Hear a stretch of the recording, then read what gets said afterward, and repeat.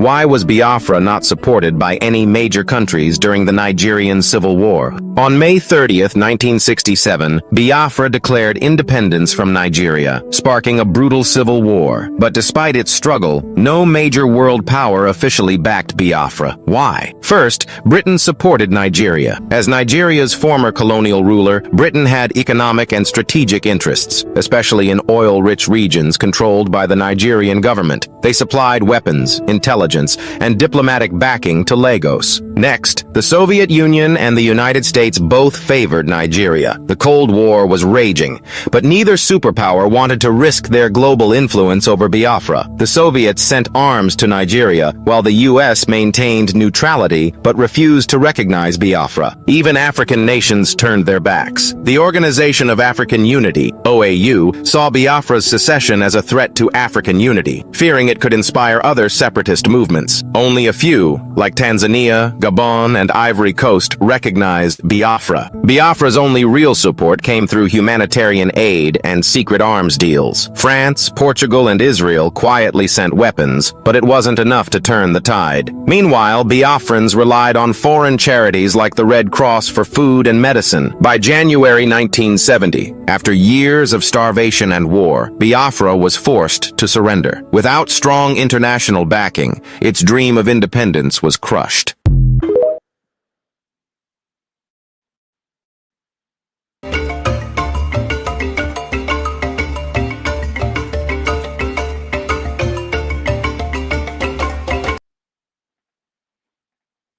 The South African government has said it will not participate in President Trump's counterproductive megaphone diplomacy.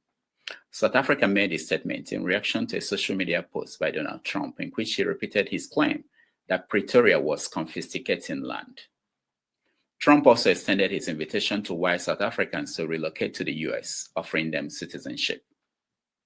South Africa had previously said that Trump misunderstood the country's new Land Expropriation Act. The US government has frozen financial aid to South Africa because of the land policy. The government of the Democratic Republic of Congo, DRC, has offered a reward of $5 million for help arresting 3 M23 rebel group leaders. The group has seized much of the east of the country this year. The DRC government tried the 3 men in absentia last year and sentenced them to death for treason. It is 5:30 p.m. in Accra, Ghana, 6:30 p.m. in Lagos, Nigeria, and 1:30 p.m. in New York City. Wherever in the world you are joining us, welcome to another episode of 90 Minutes Africa. My name is Rudolph Okonkwo. My co-host, Chido Onoma, is on assignment. Our guest today is Professor Philip Effiong Jr. He's the son of General Philip Effiong, the deputy to General Chukwuemeka Ojukwu, the leader of Biafra during the Nigerian Biafran Civil War. Effiong Jr. is a distinguished scholar and educator, currently teaching drama at Michigan State University, with a PhD in drama from the University of Wisconsin-Madison. His academic journey spans teaching positions in Nigeria, Ghana, and the United States, where he has made significant contributions in areas such as drama, fiction, nonfiction, oral tradition, and writing. In his critically acclaimed memoir, Nigeria's Own Civil War, Memories of a Biafran Child, Professor Effiong Jr. reflects on the enduring scars of the war, offering a deeply personal perspective on its trauma and complex narratives that continue to shape post-war identities.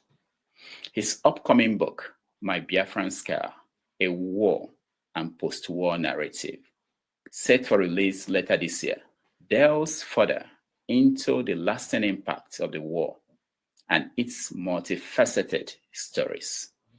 Please join me in welcoming to the show Professor Philip Effiong. Welcome to the show, Prof. Thank you. Can you hear me? Yeah, we can hear you very well. Thank you so much. It's an honor to have you today on the show. Thank you very much. It's an honor to be here as well. There's so many people you could invite, but you've invited me, so I don't take this for granted. Thank you so much. Yeah, thanks so much. Let's begin with the stories in the news. We talked about leading in the stories in Africa is the ongoing issue with South Africa and the Trump administration. I wanted to know if you can weigh in on that. What do you think is going on? Why is Trump picking on South Africa?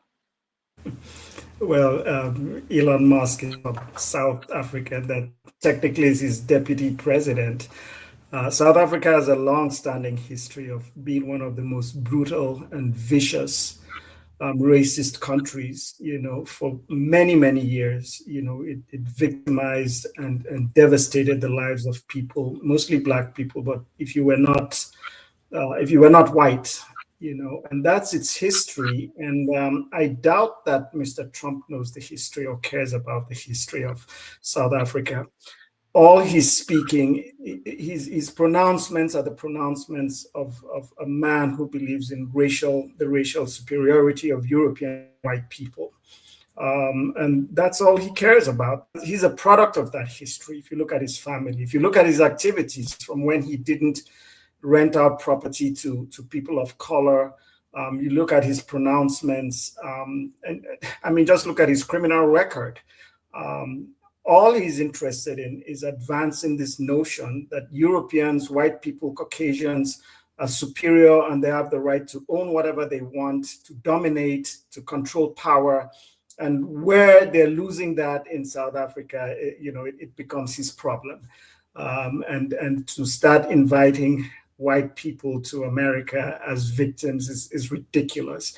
The people who are really being victimized around the world and who need safety in places like America, he's denying them entry to America. So I don't think this needs to be overflogged. We know what he's all about. He's a racist and supporting a racist enterprise, which is South Africa, even though changes have taken place over the years.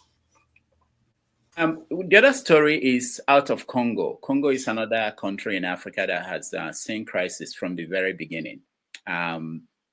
I know that your father fought in Congo. I have a distant cousin who died in Congo in the 60s. So when you look at the story of Congo, what is your take on why it continues to be the way it is? Well, like you've rightly pointed out, my father and a number of other African and Nigerian officers served as part of the peacekeeping force in the Congo in the 60s. The Congo is one of the richest resource countries in the world. And if we don't get to the root of the problem, we'll never resolve the problem. The problem, we focus on the rebel groups, militants, and stuff like that. But there's a greater history that has not been addressed, and one that is rooted in not just the colonial history, but the neo-colonial history of the Congo.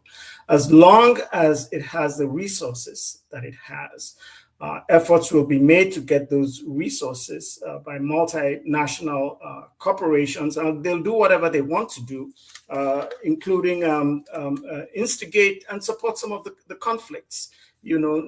Companies like Nokia and other phone companies, they have no problem with the conflict, because as long as the conflict takes place, then they're able to get coltan at cheap prices, and other minerals that they need for their industries. And except we get to the root of the problem, we'll just be, the problem will be ongoing. It's not going to be resolved by arresting or killing or fighting or whatever.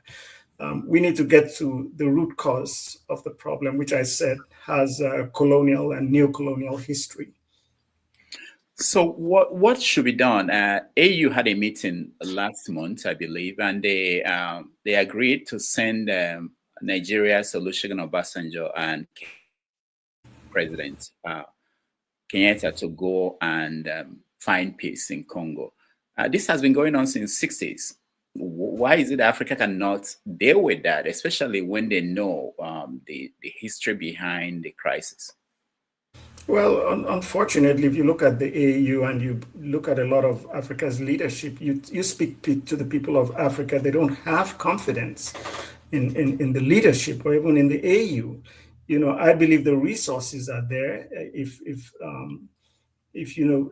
the continent can come together, we have the resources, the human resources, we have the means, we have the intelligence, even the military resources, I believe, as well, to address these problems.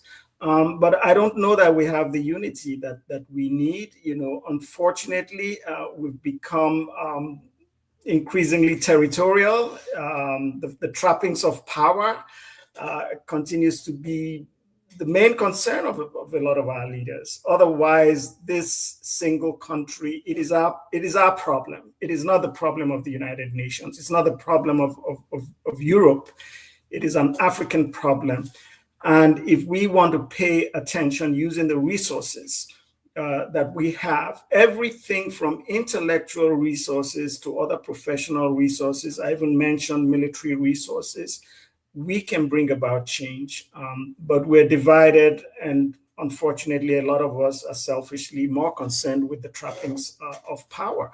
But the solution is definitely not going to come from the West. The West has never solved any of our problems on the African continent. We have the intelligence, we have the people, and we can't continue to do things the same way and expect a different result. It's time to now operate differently with a stronger sense of unity that we've exhibited over the years, and really do something about the Congo, and not just about the Congo. There are other parts of the continent where we have a crisis. They may not be as deep-seated, but they're there as well.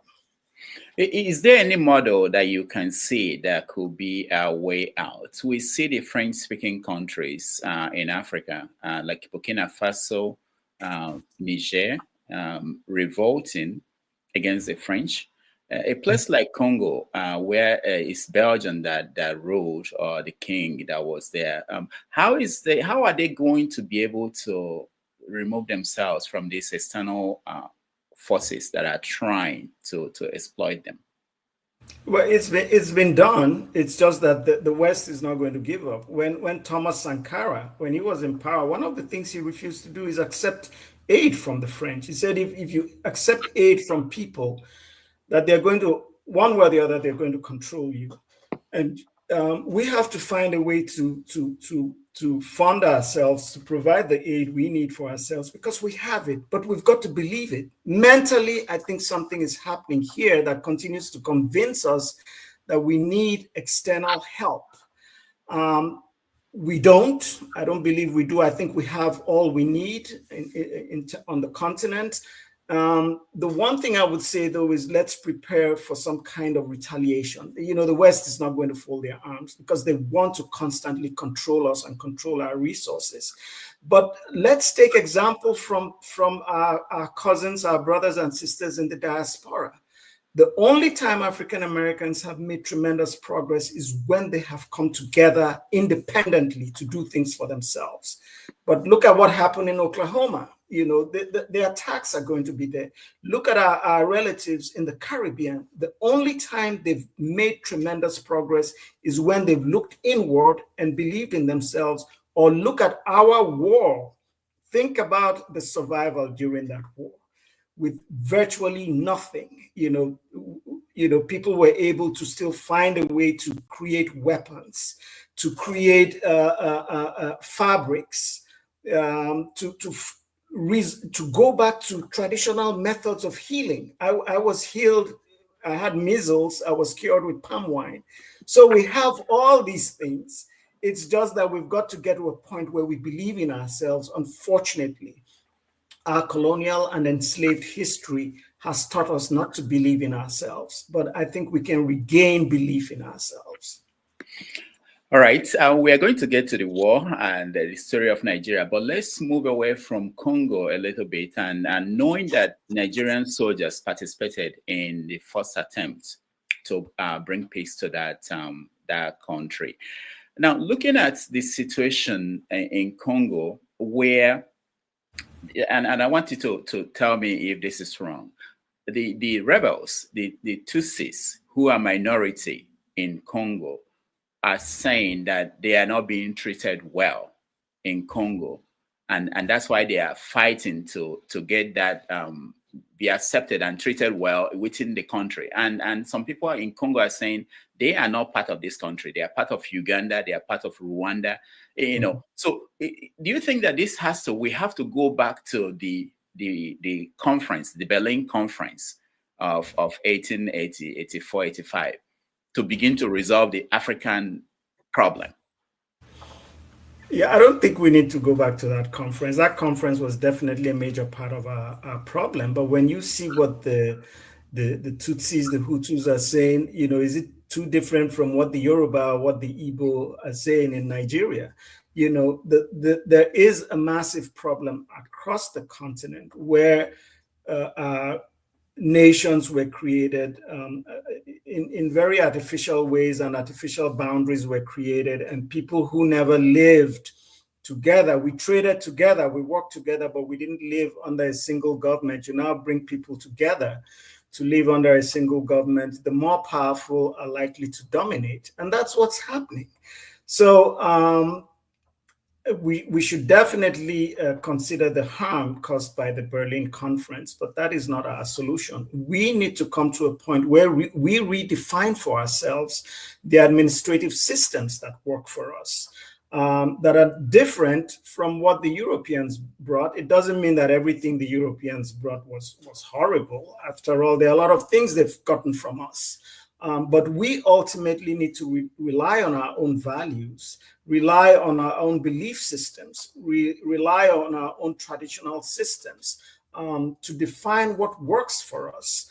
The issue of breaking away and having separate countries is not really a new thing. You know, it's happened. If you look across the Soviet Union, it happened.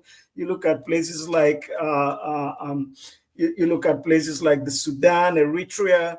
You look at a lot of countries across the world, they've come to that point where people have decided this geographical space is not good for me. I need to step out and redefine myself and achieve self-determination in a new space. So I'm not discarding that option.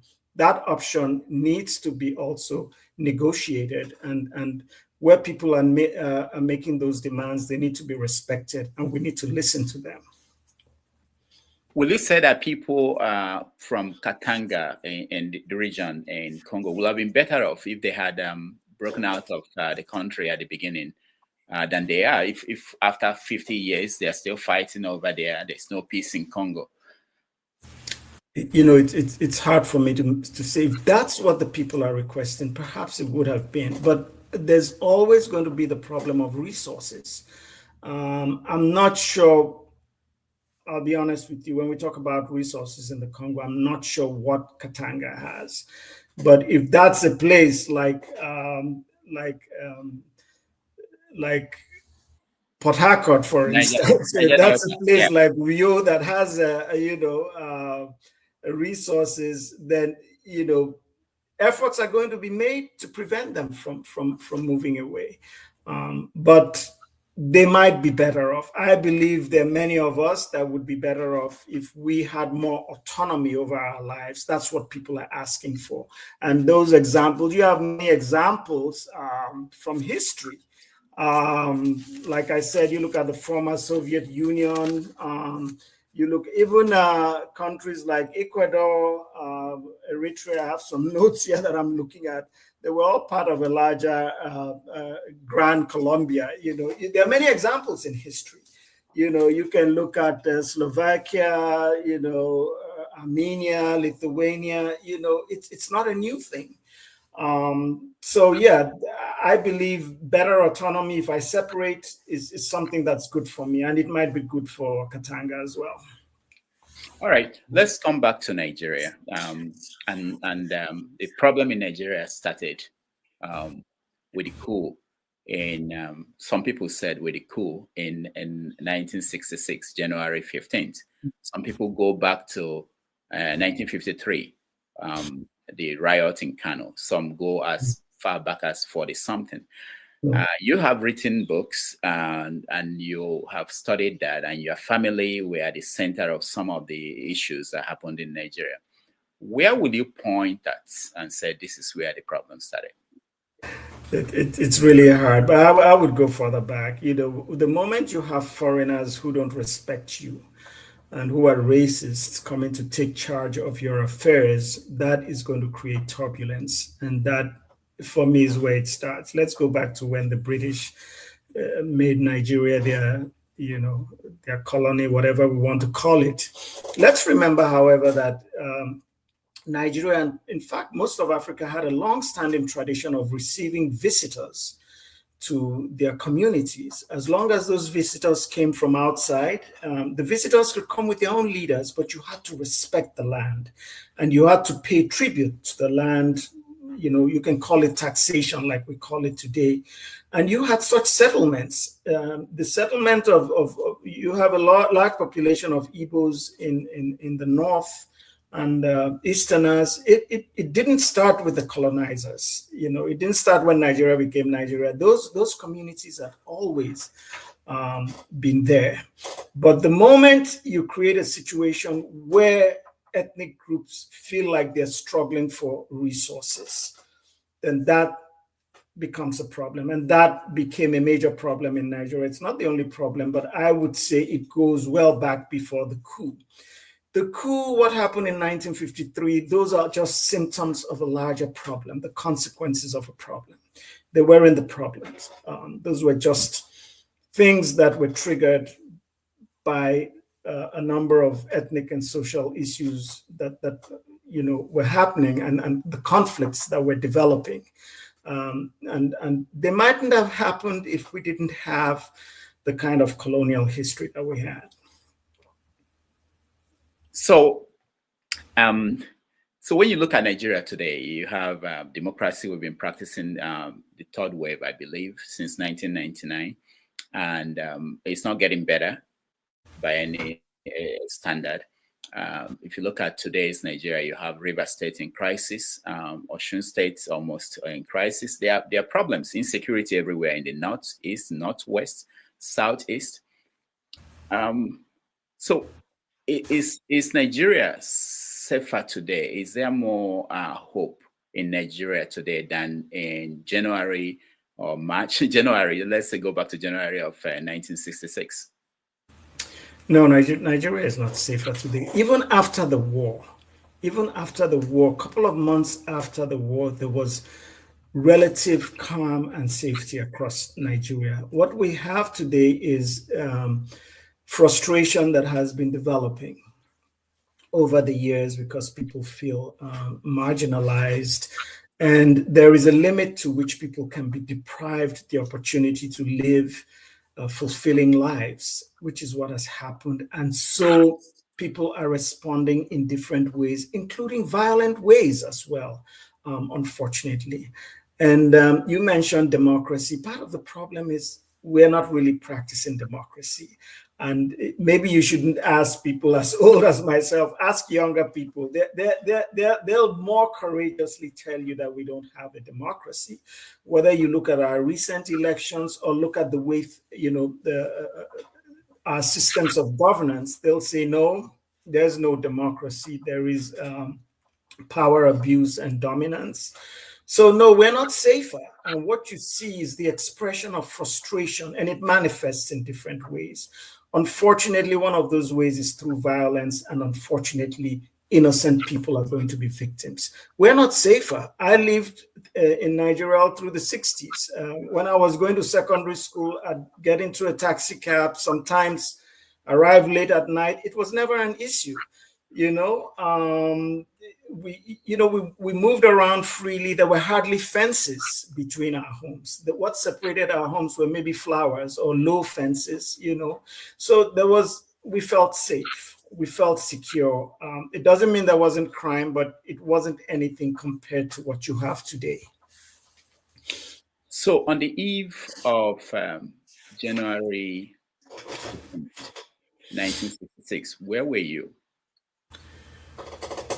January 1966, I was in Lagos. I was a little boy, and we lived in a place called Ann Barracks, AN. That's where I was, in answer to your question. What was that? I wanted some more than that, but I know you get it. You got the answer. What was the environment like? I mean, what I mean by that is, what was the mood like? Did you have any sense as a little boy that something was about to happen?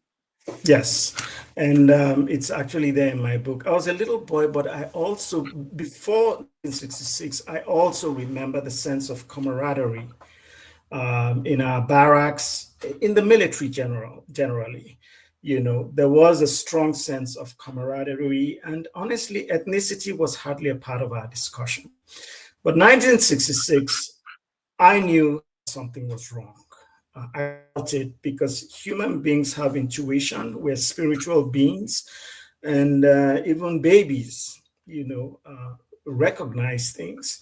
So I knew something was wrong because generally there was just this atmosphere of gloom, and my father was out of the house more than he usually was, and people seemed to be whispering a little bit more. I knew that something was wrong, and every once in a while we had military officers visit our home, but for the first time they would come, and they would come with rifles. And even though this was really long ago, these images have stayed with me. So yeah, I knew something was wrong. I felt it, and I think a lot of people felt it, regardless of age. Now, what about your father and the role he played during that period, especially that coup period? Yeah, my father was the director of ordnance in the Nigerian army before the coup. He was actually the first indigenous director of ordnance, and his story is that at some point, the second coup, not the first coup was really a disappointment to professional soldiers like him, who were more interested in securing the safety of our people and protecting the land. But when the second coup was being planned, it became an open secret. And at that point, he had been posted to the State House and was the principal staff officer under Ironsi. So he let Ironsi know. Unfortunately, Ironsi now informed people who turned out to be the coup plotters that this is what Effiong had told him. And so my father became a marked man. Unfortunately, he was in Kaduna. He had just been posted to Kaduna before that coup took place. And thanks to friends, the Catholic Church, I think the American consulate, he managed to escape in disguise out of Kaduna and return to Lagos, where he remained in hiding because the coup plotters who knew that he had informed Ironsi about their plot were after him. Yeah. Mm. And what about you? How did you move around during that period? Well, did you move your dad to Kaduna? How was the movement that period? Yeah, I'm sorry, I didn't mean to interrupt you when you were asking your question. We hadn't yet relocated to Kaduna. Okay. My father was only there for about a month. So we were still in Ann Barracks, but we had to evacuate Ann Barracks.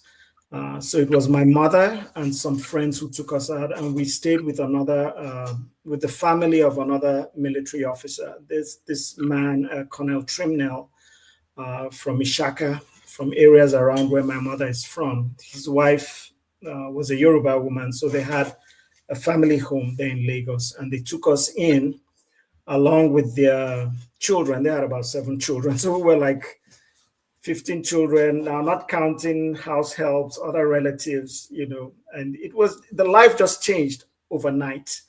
But we were grateful to the Trimnells, because if they hadn't taken us in, who knows what would have happened. But all the time we were there, we couldn't see my father. He was still in Lagos, but he was in hiding, and he managed to eventually escape Lagos to the east.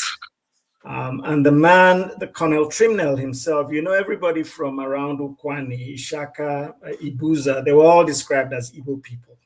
So his life was also in danger. So he was also in hiding as well. But eventually I don't know how my father did it, but with the help of friends, we were then removed from Lagos to return to the east, to Enugu specifically. Mm. So the crisis, the second coup happened, and the country went down the drain from that point. So your father, what was he when he went back to the east? Did he become an associate of Ojukwu? How did he now become close to Ojukwu? What was he? Well, remember that there was an official announcement by Gowan that officers should return to their regions of origin. So what my father did, even though he had to do it in hiding, in disguise, he was actually obeying the directives of Gowan. But when he went to the east, he of course he had served in the military with General Ojukwu, who was the governor then. So he knew him. So naturally, he would connect with the governor and find out what was happening. And there were still disagreements and negotiations and discussions between the eastern region and the rest of Nigeria. And you know about the Aburi and all of that. You know, all of that was ongoing. So for the most part, you know, as a senior officer, my father was a part of a lot of the conversations, a lot of the meetings. The issue of secession had not come up. It came up later. It came up precisely after, not just after the agreements in Abuja were reneged, but after the creation of states. And that is when officially Biafra was created. And my father was not initially the second in command. For instance, he had been the head of the militia. He had served in other positions before he became the second in command. Okay. So I'm thinking, I'm just trying to put myself in your shoes, a small kid, young person watching the country and knowing, probably, I don't know if you met Agi Ronsi before he died, knowing that he was killed.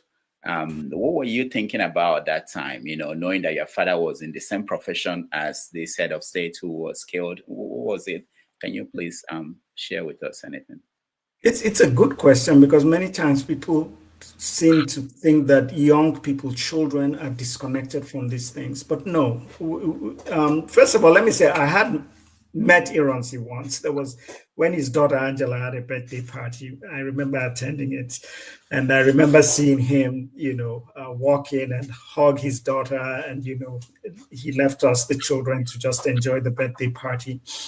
But in Enugu, when eventually all those things happened and we returned to Enugu and we heard about his murder, it hurt me, because this was Uncle. This was Uncle Ironsi. These people were intimate part of our lives, even though they were grown-ups, they were adults, because they were my parents' friends. They were also like family to us. So we heard about it and it was sad. And I knew as a child that there was danger. I just felt this aura of danger everywhere. And then at the time, a lot of people were returning from the north, those who had escaped, and some of them would stop by at my parents' home and tell them stories of the program, of the killings.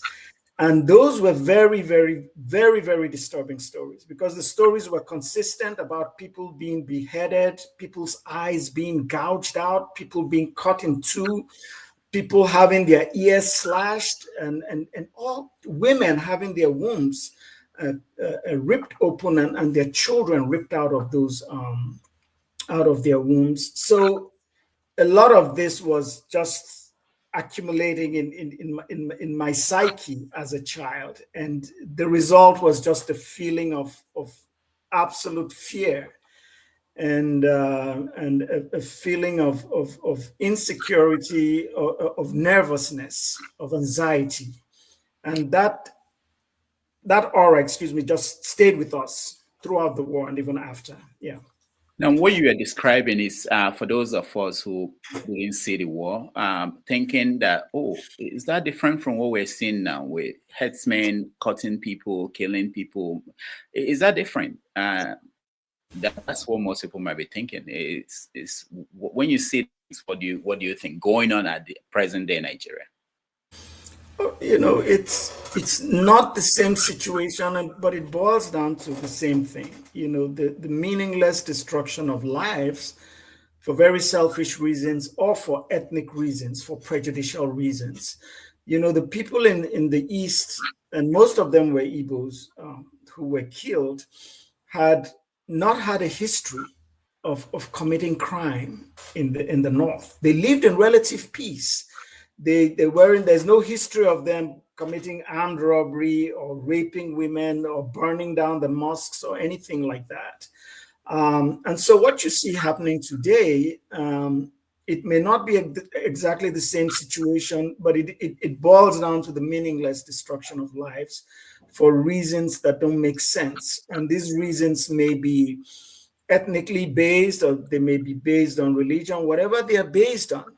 The fact that they're still happening and happening without any measures in place to stop them from happening is disturbing. For me, it's like a continuation of what happened in the past. It's just that it's taken on a new form, a new shape, a new face, whatever you want to call it. But, you know, it's part of this history of insecurity, of ethnic bigotry, of hatred, and this history of wanting to get power through any means, especially through aggressive means. I just see that continuing today, even though it may be a different situation.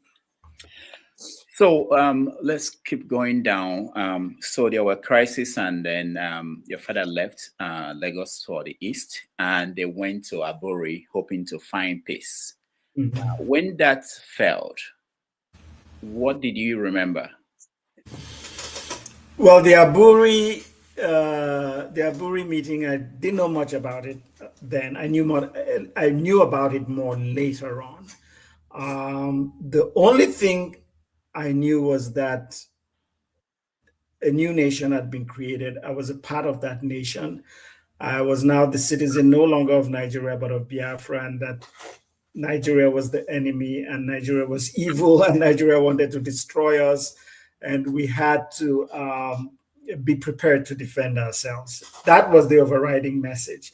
Aburi, I would learn more and read more and study more about Aburi later on. I know that Aburi had something to do with that, but the creation of states as well was a major part of the reason for secession. Secession was never the priority of the Eastern region, contrary to what people may think. I think it was just due to circumstances, and it became what it became, and unfortunately led to the more genocidal attacks rather than reducing the genocidal attacks. Rather than making us more secure, it actually endangered our lives more. So interesting. Looking at the sequence of things. So at the point when Ojukwu now decided to declare, let me go back to the coup, the first coup. This book published by Ibrahim Babangida, a lot of people have talked about it. One of the things that came out of it was this idea he presented in the book that the Igbo coup concept is not what it is, something like that it wasn't an Igbo coup. At that point, when that happened, what was the feeling? What did you understand about the coup plotters and who they were, and what was the general feeling of people who were there at that time? You know, what Babangida is saying now, did he not know this before? Other leaders on the Nigerian side who called it an Igbo coup and who justified the massacre of Igbos in the north, didn't they know? Are they just knowing? What's the point mentioning this now when you knew it all along, and when people like you could have taken a stand so that Igbos wouldn't have been victimized the way they were victimized? You know, of course it was not an Igbo coup. If you look at that coup, the major participants, the person whose idea it was Effiong Jr. Then he brought in Nzogo and then Ademoyega, a Yoruba man. Those were the principal leaders of that coup. Nzogo has been, if you don't mind my using, Igborized more than he needs to be Igborized. The man was from Asaba, but was more of a northerner than anything else. In fact, he was such a northerner that people attributed to him a tradition that's common in the north, which is to give you the name of your place of birth. And so he was called Kaduna. And Chinua Achebe mentions him in his book, There Was a Country. Chinua Achebe says that the man could hardly make a sentence in his Saba language, which is very much like Igbo. But he could speak Hausa like a native. You know, so if you look at these three people, the only real Igbo person there was Ifa Juna. And then nobody's talking about the non-commissioned officers, the sergeants, the staff sergeants, many of whom were not Igbos. Many are not talking about young officers like Atompera, who later became the governor of the Benue Plateau. So Babangida has said that that's good, that's wonderful, except that it is too late, if you don't mind my saying it. I guess it's not too late to correct history, but if people like him and people who, he was a relatively junior officer, but there were top officers who knew that that was not the truth. They could have taken a stand, and it might have gone a long way in preventing a lot of those unnecessary killings. But I assure you that even though Babangida has said this, there's still many people that are still going to tout that coup as an Igbo coup, which is absolute nonsense. Excuse my English or French. Yeah. So let me go back to killing of Aguiyi. Did you, at that point, I know that the time had passed, know any details about things like people that killed him and why they killed him? Was it known to people who were around at that time? Major, what is his name? I'm trying to remember this man. I think it's a common name that's affiliated with his killing. Danjuma. Yeah. Danjuma has never denied it. Nobody has denied it. He was a major, he wasn't the only one who led that coup. Someone like Murtala Mohammed was a key participant in that coup. I don't know what General Gowon's role was, but for General Gowon to be accepted by the coup plotters and eventually made head of state, he must have at least given them his loyalty. Coup plotters are not going to put people who they don't trust into power after they succeed in their coups. But I would say Danjuma was, as far as going to State House and taking him out of State House, it was Danjuma. And the night that he was taken away, a few hours before, he had actually spoken to my father in Kaduna. Because at this point, there was chaos, turbulence. He had lost his command. My father was trying to escape from Kaduna, but they had one more phone call. And in the phone call, it didn't achieve anything. Ironsi just called to tell him, hey, there are problems. And my father felt like telling him, I told you so. But of course, my father wouldn't do that.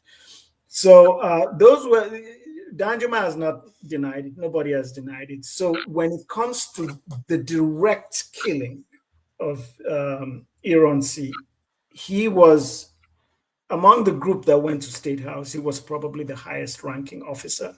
So he needs to be held responsible for that. But of course, he wasn't the only one who took part in that coup. In the end, it was just a waste of life. Ironsi had about 7 children. Can you imagine what it meant to those children? And Ironsi had not done anything wrong. He had actually played a key role in ensuring that the first coup was not a success. Okay, he played a key role, and all the people who were involved in that coup were in detention at the time, waiting trial. And some would argue that one of his mistakes was to put Northerners in key positions of power. I don't know whether that is true or not, but he wasn't a politician. He was a soldier. And for the most part, he was a gentleman as well. And he just did what he thought he needed to do. But unfortunately, it all worked against him and he lost his life. Most people who were not there, when they look at it, the history, they say that Ojukwu led the Igbo people to a war that they were sure they would not win. What is your understanding of the sequence of events after the failure of the Aburi Accord and the decision to go to war? Well, where people want to fault General Ojukwu, they can do that. Where they need to give him credit, they also need to do that. He was in a situation where thousands of his people were being slaughtered and were returning to the region where he was governor. I mean, what was he expected to do? Let's make him an Effiong officer, and he was right there in the capital of of whatever the state is, Calabar, and Effiong people are being killed in the thousands and returned to Calabar. What do you expect him to do? To just embrace the new government that has, in one way or the other, been given the audacity to massacre people in the north? The audacity came from that government because that government didn't do anything about it. They didn't step in. So how could you trust this government that had demonstrated that it doesn't value the sacredness of your people's lives? Having said that, he did go on into negotiations, and at Aburi accepted Gowon as the new head of state. So you can't just, we shouldn't ignore the damage done when the parts of the agreement, the federal side reneged on parts of the agreement. Of course, that's going to only cause more concern, more suspicion. And then you go ahead and create new states and basically render Ojukwu as a non-entity at that point. So there's a lot of bitterness, a lot of distrust, and they create this new nation because they don't feel secure in the other nation. But remember that the creation of Biafra was not a declaration of war. Biafra didn't as much as throw a stone at the Nigerian side. So to say that he led people into war when he didn't declare war is really, it sounds really ridiculous to me. War was declared on the Nigerian side. They called it police action, but it was a full-scale war. And I know because I was there and I witnessed it. So no, he didn't lead the people. The people had a right to defend themselves. And for the most part, that's what happened in Biafra, even if we may have made some mistakes in the process. Now, in your book, you talked about life in Biafra as a kid. Can you, for those who are yet to read the book, and I'm hoping that they will all go and get the book and read after this, can you give us a little idea of how life was in Biafra for you? Yeah, I was the son of a general who became second in command. So obviously I had access to certain things that many people didn't have access to. Let me just make that very clear. I didn't starve. However, we were all victims. People like to use the word privilege, but I don't use the word privilege. From when we left Lagos, each time we ran away from one community, one town, one city, we lost property. I didn't go to school throughout the war. Occasionally I had some homeschooling. I lost relatives, I lost my grandfather, I lost one of my aunties, I lost my younger cousin. Our entire family compound, what we call compound in Nigeria, it's not just one house. It was completely razed, completely destroyed. And then after the war, of course, we were practically destitute, virtually homeless, and my parents just had to find a way to survive and raise their 7, then 8 children. So life in Biafra, yes, I compared to a lot of people, I was more secure, but I was equally vulnerable in many instances. For instance, when the planes came and bombed, the planes didn't just bomb on certain homes or certain communities. A plane wouldn't come in and say, well, that's General Effiong's house, let's not bomb it.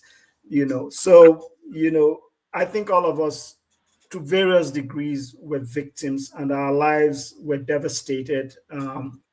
And the psychological, mental effects continue to be felt to this day. I don't wish it on anybody. I don't wish the war experience on anybody. When your father became Ojukwu's deputy, how did you receive the news? What changed? It really didn't come as a surprise. I don't know if I remember an instance where my father was declared second in command. I always knew my father was a senior officer because he was among the first generation of military officers in Nigeria. So I'd always seen him as someone who held a key position in the army. So when I eventually knew, maybe it wasn't on the day, but when I eventually knew that it was General Ojukwu's deputy, it really, I don't think I was extra excited or anything like that. I just saw him as still holding a key position in the military. Yeah. Of course, I was happy about his success generally in his career, which of course started before the war. But his being second in command, I think, was purely based on experience and nothing else. He was probably, in Biafra, he was probably the first officer to be commissioned. I'm talking of pre-Biafra, among the officers in Biafra. So it didn't excite me extra, but it did come with some benefits. I have to admit that.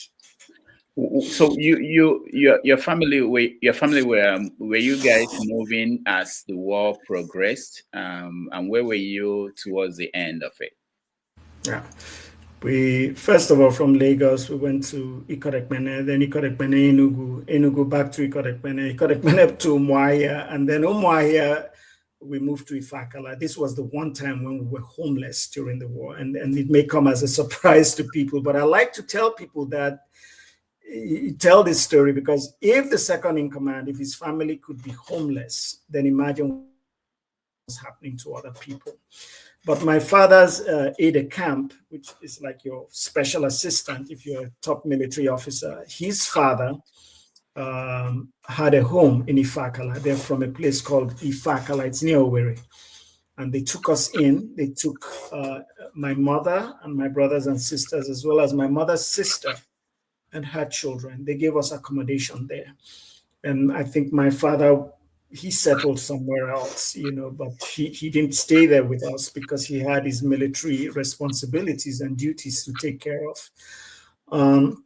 So yeah, we moved to Ifakala, and we were still in Ifakala, and that's where I saw firsthand the sad refugee and starvation problems, which I'm not going to go into here because I don't think we have time. But those images of starving and dying children, we saw a lot of death in Ifakala too. Those images are still with me. But we were still in Ifakala when Biafra, regained control of Owerri. It was one of the greatest victories in Biafra, because looking back at what I know about Biafra, it's nothing short of a miracle that they were able to eventually recapture Owerri. And so we moved to Owerri. But Biafra at this point had shrunk in size. Most of Biafra had been overtaken, had been overrun. Most of Biafra was starving. There was little or no infrastructure. The morale of the soldiers was very low. Biafra was in its worst state, so to speak. So eventually, Owerri was to be recaptured. And just before it was recaptured, I'm not going into details. We escaped again from Owerri, but this time there was no place to go to. So we actually ended up in Nnewi. Later on, I would learn about arrangements between my father and Ojukwu. Ojukwu had told my father he was leaving in search of peace. And my father said, well, I'm going to stay, but can you take my wife and my children? She's pregnant. So eventually we left about 3 days before the war ended. We left on a cargo plane. It didn't have seats. When I fly today and they say fasten your seatbelts, I just shake my head. I say, you guys don't understand. But we left on that plane, and it took me, my mother, my cousin, my older and younger brother. We left. Our first destination was Sao Tome, and then we went to other places. I'm not going to go into those details. I don't think there's time, but all of that is in my book. We have time, but you can't say all the stories. There are so many ways you can go with the conversation. And for those who want to know more, of course, the book is available on Amazon and anywhere else you buy books. So, so your family left 3 days before the end of the war, and Ojukwu also left. Was there any agreement with Ojukwu and your father that he should hand over to should surrender? No, there was no agreement, but I think we understand, looking back, what was going on. I think at this point there was this agreement, unofficial agreement, that Biafra couldn't continue to defend itself. So there was no agreement, but my father, after Ojukwu left, my father now consulted with the few Biafran leaders that were still there, including people like Justice Mbanefo. And they decided that it would be the best thing to negotiate some kind of peace and an end to the war. The one thing my father did, the one decision he made, I think he knew he was going to go that route. So at first, General Madiebo, the head of the Biafran army, was not supposed to leave with Ojukwu, but my father told Ojukwu he would prefer if he left. And I didn't understand why my father made that request until later on. My father anticipated that there might be a clash, a power clash. He might decide we need to go this route. And if Madiebo made a different decision, there might have been a problem, because Madiebo was the head of the army. So who would the people obey? So that is the one conscious request I know my father made. And I know that it was based on his decision that he would find a way to end this sad, tragic situation, which fortunately he was able to do, but not by himself. I think it is important to recognize those others who participated in bringing an end to the situation. But there was no agreement that he would go to Lagos and do what he did. That was not part of his agreement with General Ojukwu, no. All right. We have a lot of people who are interested in joining us in this conversation. We will talk more about your experience and then bring them in a few minutes. But at this point, I think let's take a break, 3 minutes or 4. When we come back, we will continue our conversation with Professor Philip Effiong. Thank you so much.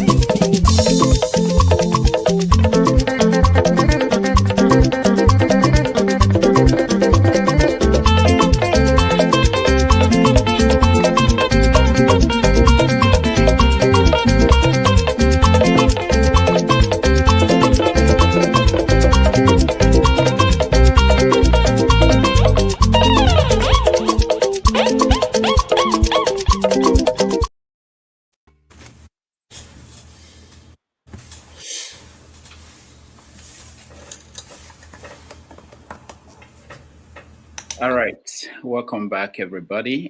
Thank you so much. We've been having an interesting conversation with Professor Philip Effiong, the son of General Effiong, who was Ojukwu's deputy during the Nigerian Civil War. He's been talking about his recollections in the book, Nigeria's on Civil War. He has another book coming up about identity and the narratives of that war. So let me ask you, why did you choose on Civil War? You know, there are many. There's a lot of things that are thrown out there, you know, phrases and words, and many times we adopt them without thinking about them. There's nothing civil about a war. Civility involves harmony and friendship and kindness. That war was not civil, not just because of what I've read about it, but because of what I experienced. I call it uncivil. You know, the civil is deceptive. It was horrible. It wasn't civil.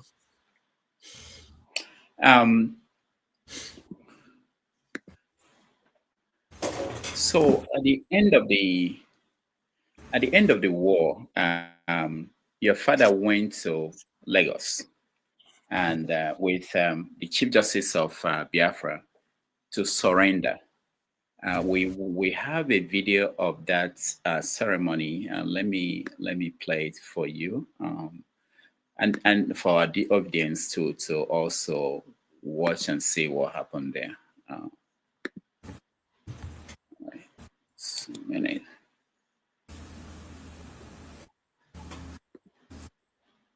All right, so let's see. General, go on. All right, so let's see. And we have with us today Colonel Obasanjo, and unfortunately the other field commanders are not able to be with us at this moment.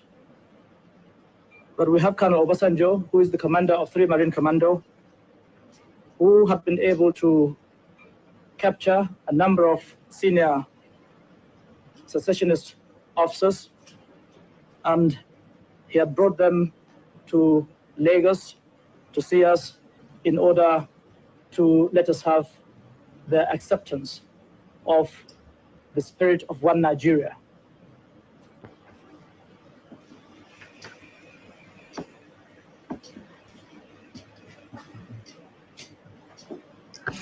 Formally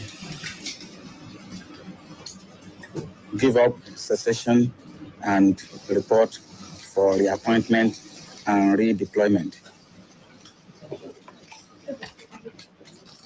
Philip Effiong. Your Excellency. Glad to see you again. My pleasure. How are you? Very well indeed. Glad to see you again. Thank you. Patrick Amadi. How are you? Excellency. Glad to see you again. Thank you very much. Glad to see you again. It's an experience. Honestly, glad to see you again. And I would like, therefore, to take this opportunity to say that I, Major General Philip Effiong, officer administering the government of the Republic of Biafra, now wish to make the following declaration. That we affirm we are loyal Nigerian citizens and accept the authority of the Federal Military Government of Nigeria. That we accept the existing administrative and political structure of the Federation of Nigeria. That any future constitutional arrangement will be worked out by representatives of the people of Nigeria. That the Republic of Biafra hereby ceases to exist. Why is Amazon paying me $63,000? Okay, Amazon. Okay. All right. So that was sorry about. Let me. I'm sorry. Say that again. I didn't hear you well. Yeah, sorry. When you play this from YouTube, sometimes this happens. So that was the handover events that happened in Lagos. there was first time they met, and the one said, "I'm happy that we're able to do this on our own." That he was speaking to your dad, and your dad said, "I'm glad to be back, Jack." Now tell me, that process when he came back home, what was the feeling? What did he say to the family? How did you guys take that period, that move to surrender? You know, this it's not an easy thing to talk about. I don't know if we really went into any in-depth conversation. I knew he had done it, and as I grew older, I talked to him about aspects of the conflict. But it was very traumatic, regardless of what you see on that screen. I'm my father's son. I know what that situation, what emotionally and psychologically, what it was like. It wasn't as easy as it might look on screen, and so I can talk about my feelings more now than back then. To be honest with you, it was over, and I think there was just everybody was just relieved that it was over. But the war had only just started for many of us. He talks about Gowan says, and when you win, you can say whatever you like. He says Obasanjo, for instance, captured them. Did you hear those words? Never happened.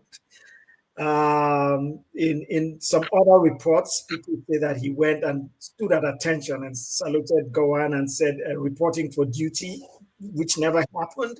So you have all these stories, like they say, the hunter, when, as long as they control the hunt, they'll try to control the narrative.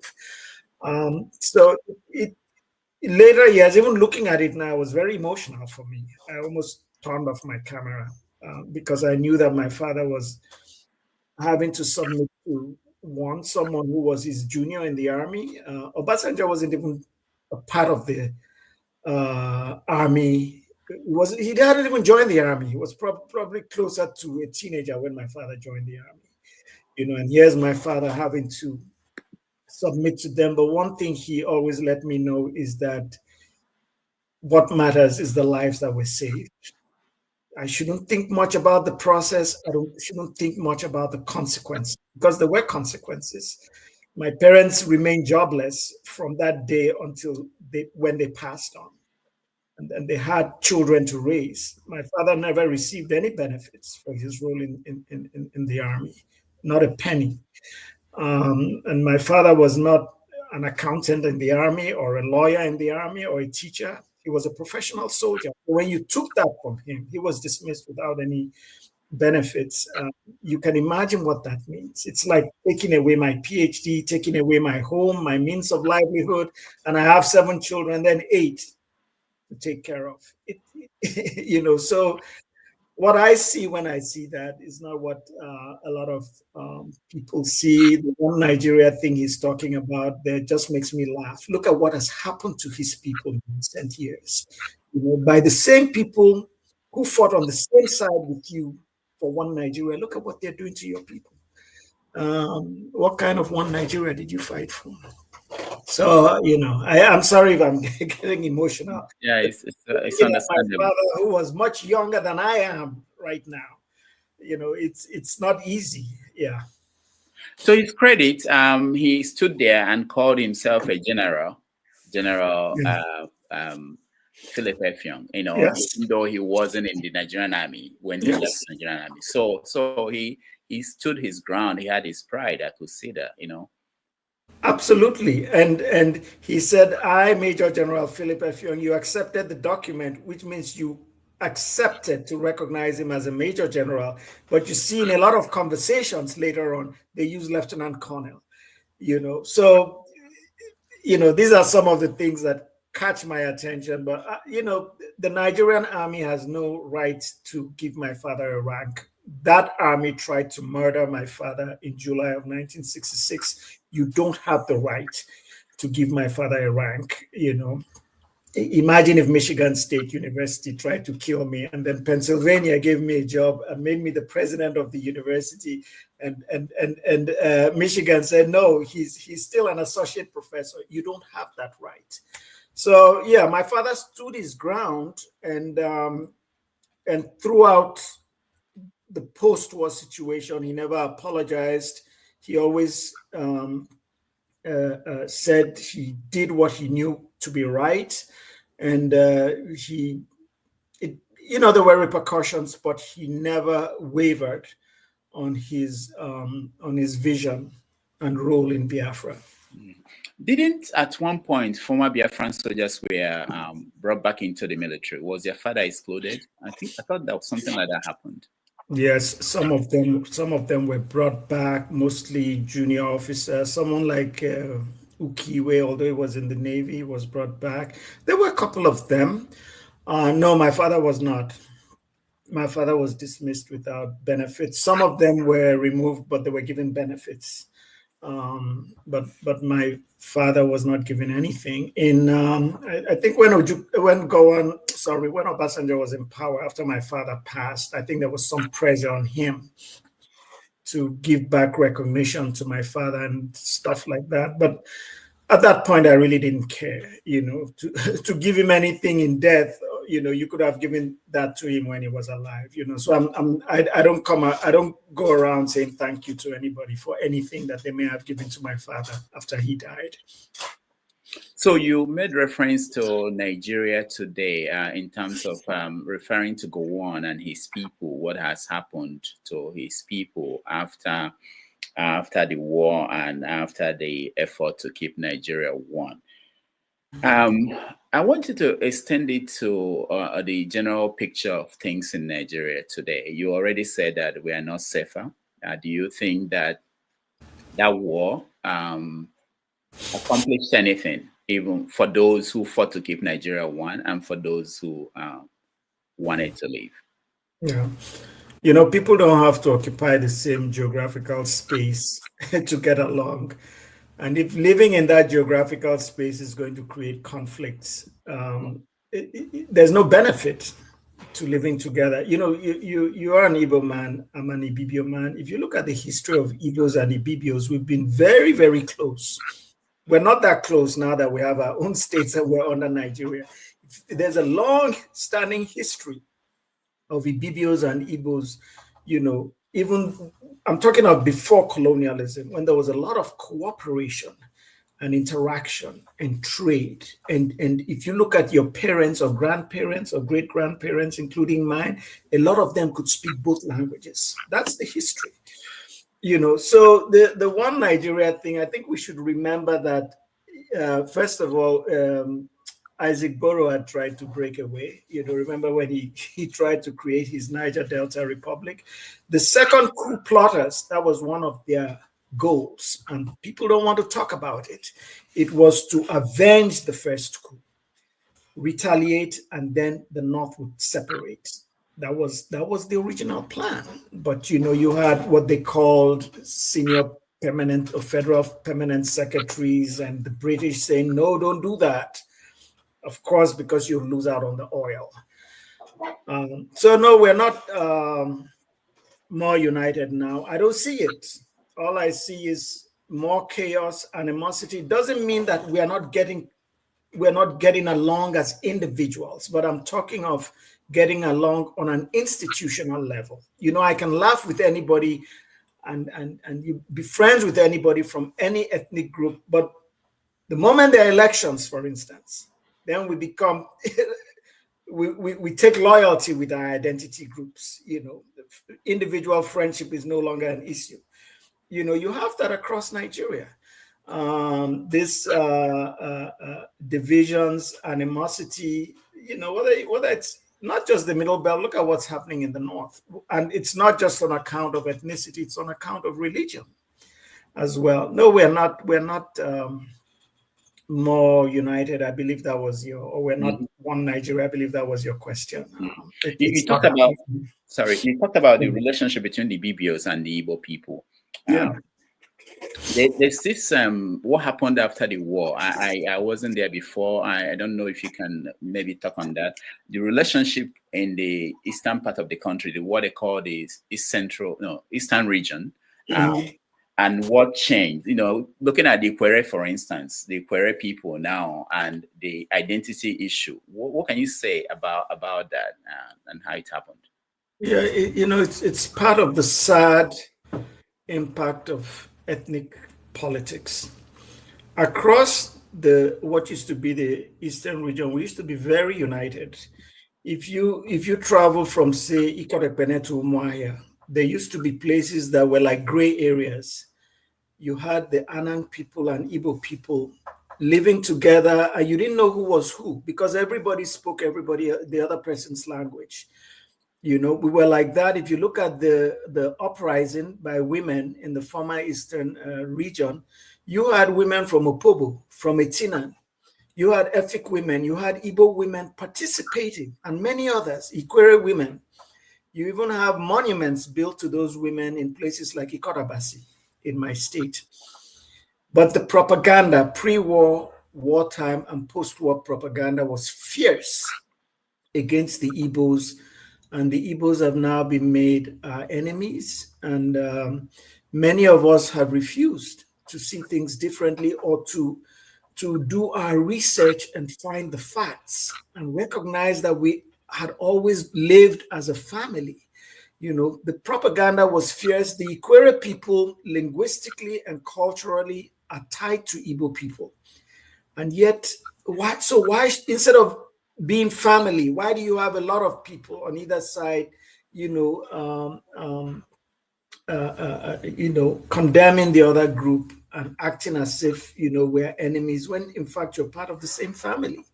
You look at Opobo. Opobo was even founded by an Igbo person. You go to Cross River State in Calabar, there's a place called Ikot-Ishi. When you say Ikot in my area, it means literally bush, but it means the land of Ishi. I believe in one variation of the Igbo language, Ishi means 6. Ikot-Ishi in Calabar is made up of descendants of Igbos. In fact, descendants of Igbos that were used in the plantation slave industry, unfortunately. But it has never created chaos. It has never created conflict. We've always lived in harmony. And if you look at the history of Igbos generally, of course you have Igbos that may be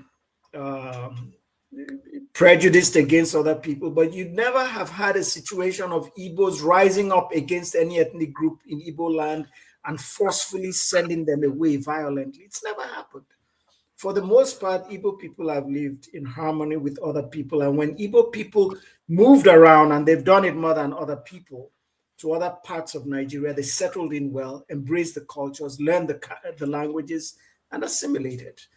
So it's unfortunate what's happening now across the eastern region. It really is. One thing I missed was the surrender papers. Some scholars are saying that there were conditions when your father surrendered and announced that Biafra has ceased to exist. What does that mean? What do you understand about the conditions for that surrender? Okay, I'm actually looking at a copy of the document which I have. I'm looking at an original copy. And I'm going to read, there's A, B, C, D. I'm going to read from C, that any future constitutional arrangement will be worked out by representatives of the people of Nigeria. That's not surrender. And there's no part of the document that's titled surrender. This is a document that basically says, fine, we're not fighting anymore, but we have to come together and give everybody the constitutional opportunity and right to determine what's best for all of us. Not one group of people controlling the narrative, or certain oligarchs controlling the narrative, or certain politicians, or certain powerful or large ethnic groups. So no, it was not. It was conditional. It was not unconditional. And in another interview, which is not a part of this document, my father had said, if you don't treat former Biafrans right, they will rise up again. They will rise up in agitation and demand their rights, which is what's happening today. Yes, I actually wanted you to weigh in on the new agitation for return to Biafra. It's been going on for a while now. We had Wazulike-led movement for the restoration of the sovereign state of Biafra. We moved on to people like Nnamdi Kanu, Simon Eba. When you watch this, what does that say to you, and how do you see this new movement towards Biafra? Yeah, I think when we look at these demands, agitations, even though the word Biafra is used, what these people, and most of them are young people, are saying is that we are marginalized and we need to be included. We're marginalized and we don't have a place in this country. Nobody's investing in our education. People are not investing in our talents and skills. And if, as long as we continue to feel marginalized, we're not going to go anywhere. And so we are demanding our own space, which is what Biafra was about. The situation is slightly different. And so I think it's best, first of all, to recognize that this is not just about Biafra. This is about self-determination. And this is what people are asking for. You may put certain phrases on it, like Biafra, IPOB, Oduduwa movement. It boils down to the same thing. The one thing, there are a couple of things that I'm not happy about. One is when, for instance, in IPOB, when I hear about their conflicts with Ohanese, it doesn't go well. It doesn't sit well with me. We should understand that disagreements will always be there where you have human beings, but you must take Ohanese seriously, because a lot of people in Ohanese were like me, young people during the war, and some of them are old enough that they fought during the war. So they may not be completely in agreement with you, but don't dismiss them. So I don't like those conflicts. And I also don't like conflicts, and some of them are not documented. I can't say that they're happening. I've heard about people talk about a young man, I think he's in Finland, Simon Ekpa, and some other groups. I've heard things about money being misused. I don't have facts, but when you begin to hear about some of these things, conflicts, disagreements, they're not inspirational, because you ask yourself, if we're like this now, where we haven't gotten our country, how would we manage that country? So these are some of the things that bother me. And unfortunately, because the ethnic politics and the propaganda was played out so effectively, what used to be the original Biafra has been lost. And that is a Biafra that involved people from various ethnicities. Now people associate Biafra and IPOB with the Igbo people. So that in itself, that lack of unity that used to exist is a problem. And so I will always still be supportive of these young people. I will speak with them, and I've been invited to.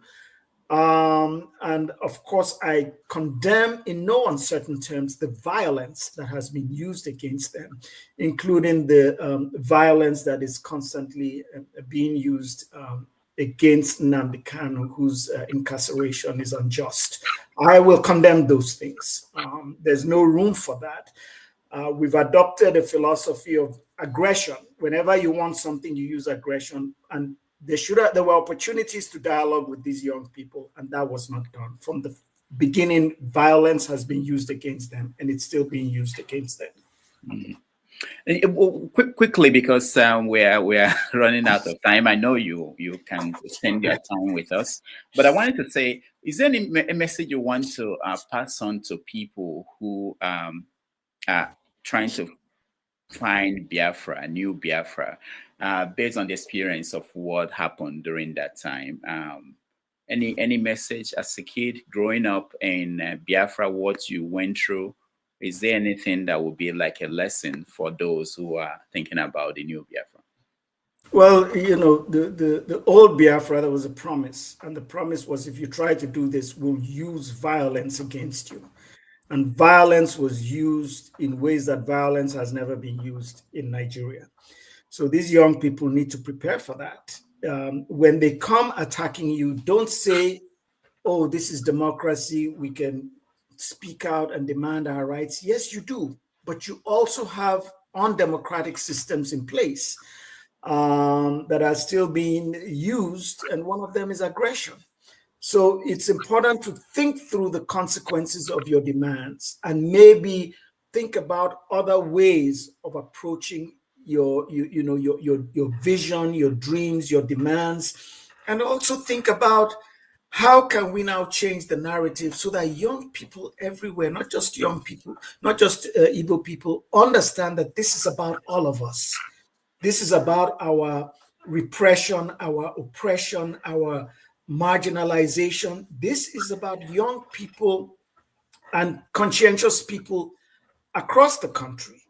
How can you bring them in? Because right now, isolating just any ethnic group, I don't think is helping. It's helping the vision or the process. A friend of mine wrote a book called "We Are All Biafrans." When you hear something like that, is that what you are referring to? I mean, we can use that. We can say we're all Biafrans, but if people choose to use a different designation, respect them.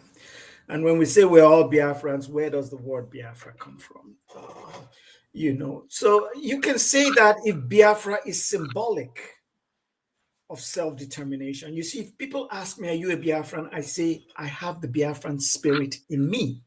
That's different from saying I'm a Biafran. I have the Biafran spirit in me means I have in me, or at least I embrace the Biafran spirit of creativity, of standing up for justice, of surviving, of speaking truth to power, of being strong. Those were all attributes of Biafra. And that's what I tell people all the time. I don't necessarily say I'm a Biafran. I did have a Biafran passport, and if you call me Biafran, I won't be offended. But more importantly, I prefer to be called a person who has the Biafran spirit in me, which I will always, always have, and nothing will stop me from having it. You still have the passport? No. It would have been nice, right? Yes. Now, one last question from me. We get our people in. I know next time we will talk about your teaching experiences, and we're over 90 minutes and we've not talked to the people waiting. But let me say, your father, towards the end of his life, what was his feeling about Nigeria and the role he played in the country's history? My father believed when he joined the army, that he was there to participate in a key part of nation building, which is protecting the people, providing security. He was very disillusioned with the coups, and increasingly we became more corrupt. I'm sorry to say, more divided. He still had hope, but he was also very disappointed. And as at the time he passed on, I think he would have lived much longer. I think mentally he was completely, I don't know the word to use, he was completely deflated. And seeing all the things that were going on, abuse of power, mismanagement of resources, he remained hopeful, but that's all I can say. He remained hopeful, but he wasn't happy. He was really, really traumatized by not just his life, but what was happening nationally. Did you reconnect with Ojukwu? Before the war, during the war, they were always part of the same profession. I don't know that there was the personal friendship. Yes, he did connect, but when you say connect, I'm not sure on what levels. I think I think my mother's sister, for instance, was probably closer to Ojukwu than my father, because ironically, my mother's sister had known him when they were young people. But he remained cordial, and he was part of the process of Ojukwu's eventual pardon. I know he visited him in the Ivory Coast and was instrumental in that process. So there were no ill feelings, and I would say, yes, they were connected, but I don't know the extent of intimacy that existed between them. All right. Thank you so much. We will bring you back when your new book comes out. But in the meantime, let's get our people who have been waiting patiently. This is the longest I've talked to a guest before bringing them in. Oji, Mr. Oji, Dr. Oji, welcome to the show. Yeah, thank you. I hope my mic is on. Do you hear me? Yes, we can hear you. Okay, thank you so much. Nice to see you, Professor Effiong. I really don't know where to start. Because Dr. Damages is laughing because, he knows I was of that era. Okay, I'm probably a little older than you. Yeah, I was a class 3 student at Comprehensive School, Port Harcourt, when this was all happening. But even before I go, let me tell you that we hold our father, we hold his memory in the highest regard. Wherever that man is, he will be at peace. He was a great man. May God bless him. We will never forget him. On a second level, there's a lot between you and I. I'm from Arochukwu. I'm from our movie. From my house to Akwa I can walk 10 minutes in one direction. I am in Akwa State. Yes. So there's a lot between us. For example, look at my name. My Igbo name is Obasi. Obasi is from, so there, just to say that there's just a lot between our peoples. And I know that there are so many people here, so I haven't come to give a lecture or say anything. Maybe at a good time, I will get your address and I will send you my copy of my own recollections about the war. First is last. I just released it last year. But I know that many people, almost everybody here probably may have the Biafran side or so, whatever. But I want to take a little bit of, am I lost? No, you're here. Okay, maybe then my screen just kind of went blank. Okay, but that's okay.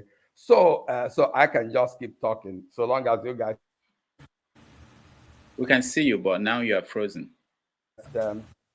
Recently, former Nigeria Foreign Minister, Dr. Akiyemi, he said something on Arise TV, which had to do with how the British, wouldn't really, after the Indians, they wouldn't allow anybody to have independence unless they controlled those people. So that by the time Nigeria had independence, they didn't really hand over Nigeria to the Azikiwes, the Awolowos, or Okparas. They knew who they could control.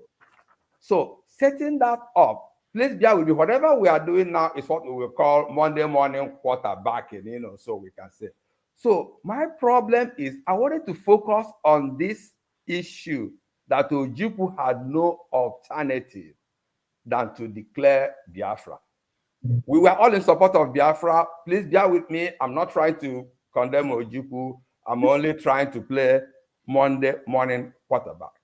Today, if you look at what happens in the world, power speaks. Was there any way? In other words, I keep asking myself, what I know today, thinking back, didn't we have anybody who knew then what I know now? Because what I know now, if I were to use it to advise Ojukwu, secession was not an option. Whatever the Igbos could have gotten without the war could have been better than where we are now. So with that in mind, and again, just one more aspect of it before I stop, because I know I'm talking too long. One more aspect of it was this question that it wasn't an Igbo coup, and whatever IBB is saying now or so, I really don't care. But look at it this way. Suppose you were a Hausa man, and you woke up the morning of January 17th or 16th, the day following the coup. Aguiron's, what is his name? Tafawa Balewa was gone. Sardauna was gone. There are two gods. And no Igbo man. What would you think? I'm not saying that made it an Igbo coup. I'm only just trying to play the devil's advocate. So thank you so much. If you can address those 2 points, the second one being this question of Igbo coup or no Igbo coup, and my previous point being whether there was no other alternative. That's right. Because right now, I probably belong to those who think, maybe we couldn't have gone to war. We could have. I knew we were mistreated. I was a class 3 student then in government college, so I think I knew a little bit. Thank you so much. Thank you so much. In hindsight, a lot of these things, make sense. And, General Ojukwu could have accepted appointment to be the governor of his central state. And the Aburi Accord was reneged, but not every section of it. So I spoke with this man before he died, Colonel Achuzie, and he told me that, if they had known, they would have gone with at least some aspects of the Aburi Accord. So absolutely, you're right. There is no doubt that may have been an option, and it probably would have saved lives in hindsight. While I agree with you, I'm still not going to fault anyone, because as you're looking at people who were like in their early 30s, and how did they see the world? What did they really understand? So yes, that may have been a better option, and people like Nzogu, who was in Biafra, did not agree with it. And prior to my father arriving in the eastern region, they had spoken about secession and agreed that it was not going to be an option. So why it eventually became an option, I think, is a conversation that would take too long right now. But I am agreeing with you, especially with your knowledge and experience, Dr. Orji. The other thing about the Igbo coup, there's no doubt that was the impression. And if I was a northerner, I may have reacted the same way. It's not only the prime minister and the northern premier that were killed. Every top northern officer was killed in that coup. 4 of them. Mai Malari, Pam, Lagema, and there's another name I'm not remembering. So absolutely, you're right. So when people say that, we can't fault them as human beings. I think most human beings would react the same way. Yeah. So that's my response. Thank you. All right. Thank you, Dr. G. Let's go to Michael. Michael, you're next. Thank you, Dr. Damages. Thank you so much for having me. Professor Philip, I'm glad to have you and see you on this platform. It's a pleasure meeting you. First of all, before I go further, I want to recognize yesterday was the International Women's Day, and this month of March is Women. So we give grace to our mothers for what they've been doing. Yes. So, Professor Oji, I mean, it's a lot, and I know I wasn't in that part of Nigeria when they happened. I was in Lagos, but we can see the effect of what happened at that time. So there's no doubt about it, because every time we hear the plane flying, they tell us, turn off the light, hide under the bed. And you know, that time there was no bomb bunker in Nigeria at that time. You use your house as your bunker. So that's over. So my question to you is this, and looking back at the past of Nigerian disputes and contention and tribal conflict, when we look at that and we see this agitation coming from different parts of Nigeria, how, I know you've answered some of this question, how do we go forward to see how we can unite as a nation? I know the fragmentation of Nigeria has been created by the outsiders. I don't want to name them. They know what they did. They know what they did just to make sure when we are sleeping, fighting, they'll be digging the resources. That's what their main target and goal. When you guys are sleeping, fighting each other, we're going to be taking your. So that was their main. That's right. But yes, but now we come to this point, because as old I am, I hope that Nigeria will become a nation where my children born here can go back or look forward to it and say, yes, I want to go back to my father country and contribute. But I don't see it happening because of the political situation. And all I'm hearing is this agitation from people because people are being marginalized because of who they belong to, that tribe, because Yoruba nation. And I told them, I said, before you guys asking a clamor from Yoruba nation, what are your target unity among yourself first? Yes. You Yeah. will have to unify yourself with a force in order to say, I want to be on my own. Because at the end of the day, you become state, you get the nation. The Ijabu will say, why are you Ijabuma? The Jeshama will say, oh, I want. So you need to have a what we call a fundamental, a concrete point where the unity can stay. Because I see too among the Igbo that are not saying Igbo this, and I find this fragmentation is a dispute, is creating. Okay, how do you get over it? So that's my question to you, and please just explain further to that, and then let's see how. Because to me, when I come to this one, Dr. Uda, I always want solution, rather than going back to the history. We already know the history. Moving forward, we need solution.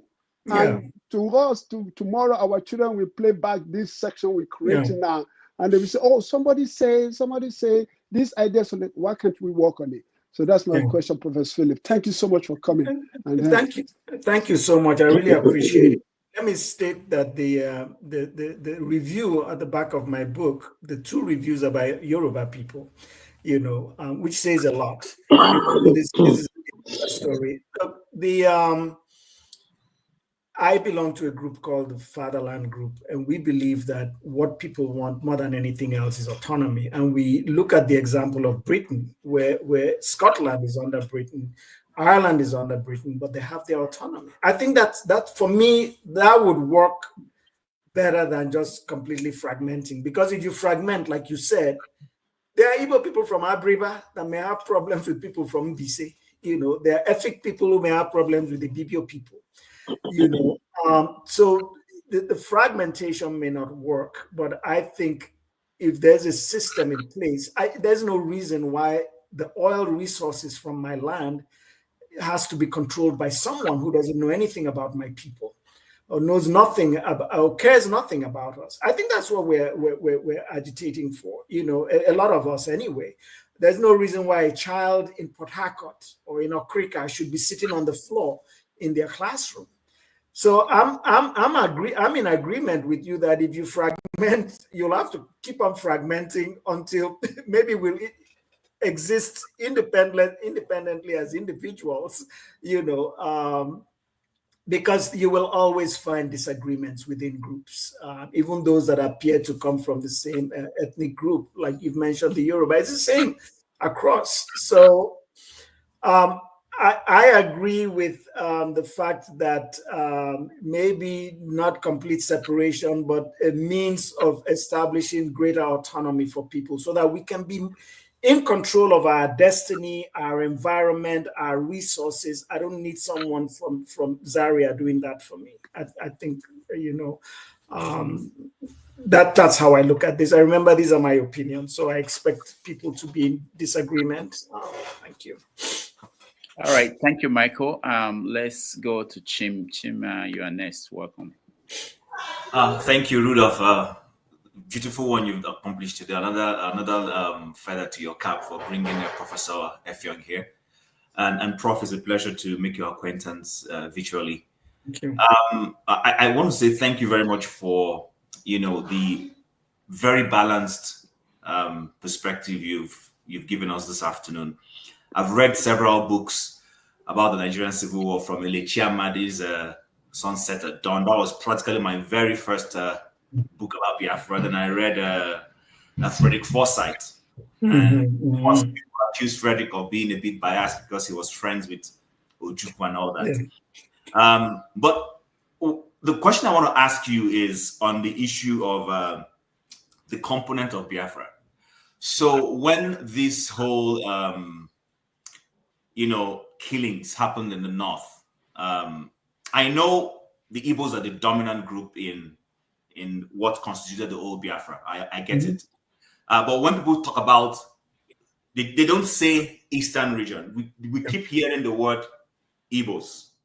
But I know that there were Ibibios like you and your father and other Ibibios and, Anangs, Efiks, even the Ikweres, people who were also not, who were being killed. So I want to have a sense, in that Biafra, was there a feeling that the Igbos were too domineering?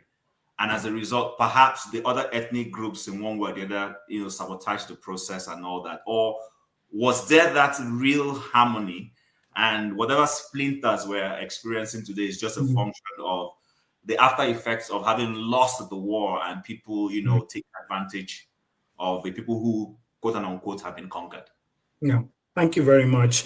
In the North, you're absolutely right. The massacre by Northerners, they didn't know who was Igbo. If you were from the East, they just called you, was it Nyamiri or whatever? About a third of the people killed were not Igbos, actually. And if you look at the coup itself, among the military officers, there were people like Major Isong, Major Ekanem, who were killed. And of course, Effiong would have been one of them. What eventually happened, the creation of states was the first step towards marginalizing Igbos and saying, these people have been controlling you, but here's your own state. Now you can be autonomous, which never happened, because coming from whether it's Southeastern or Akwa Ibom state, I'm not in control.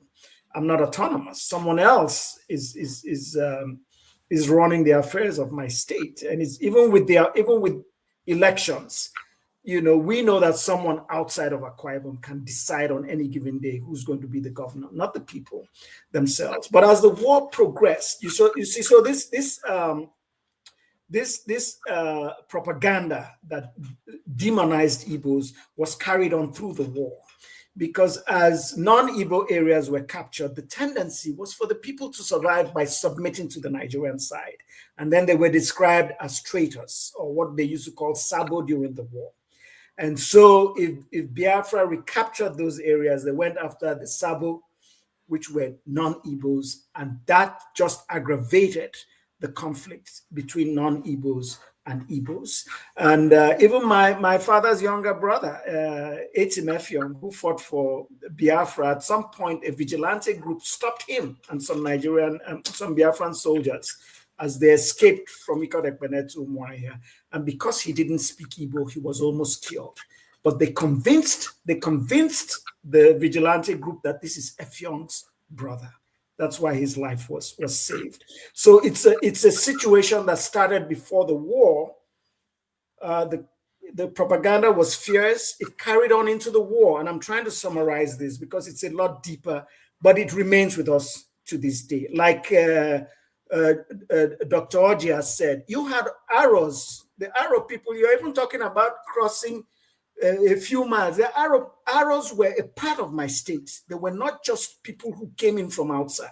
If you look at Igbo people, you have Igbo society. You have Igbo society among our people. You have names like Obasi, Abasi. That's the history, but the history and what obtains today are completely different, unfortunately.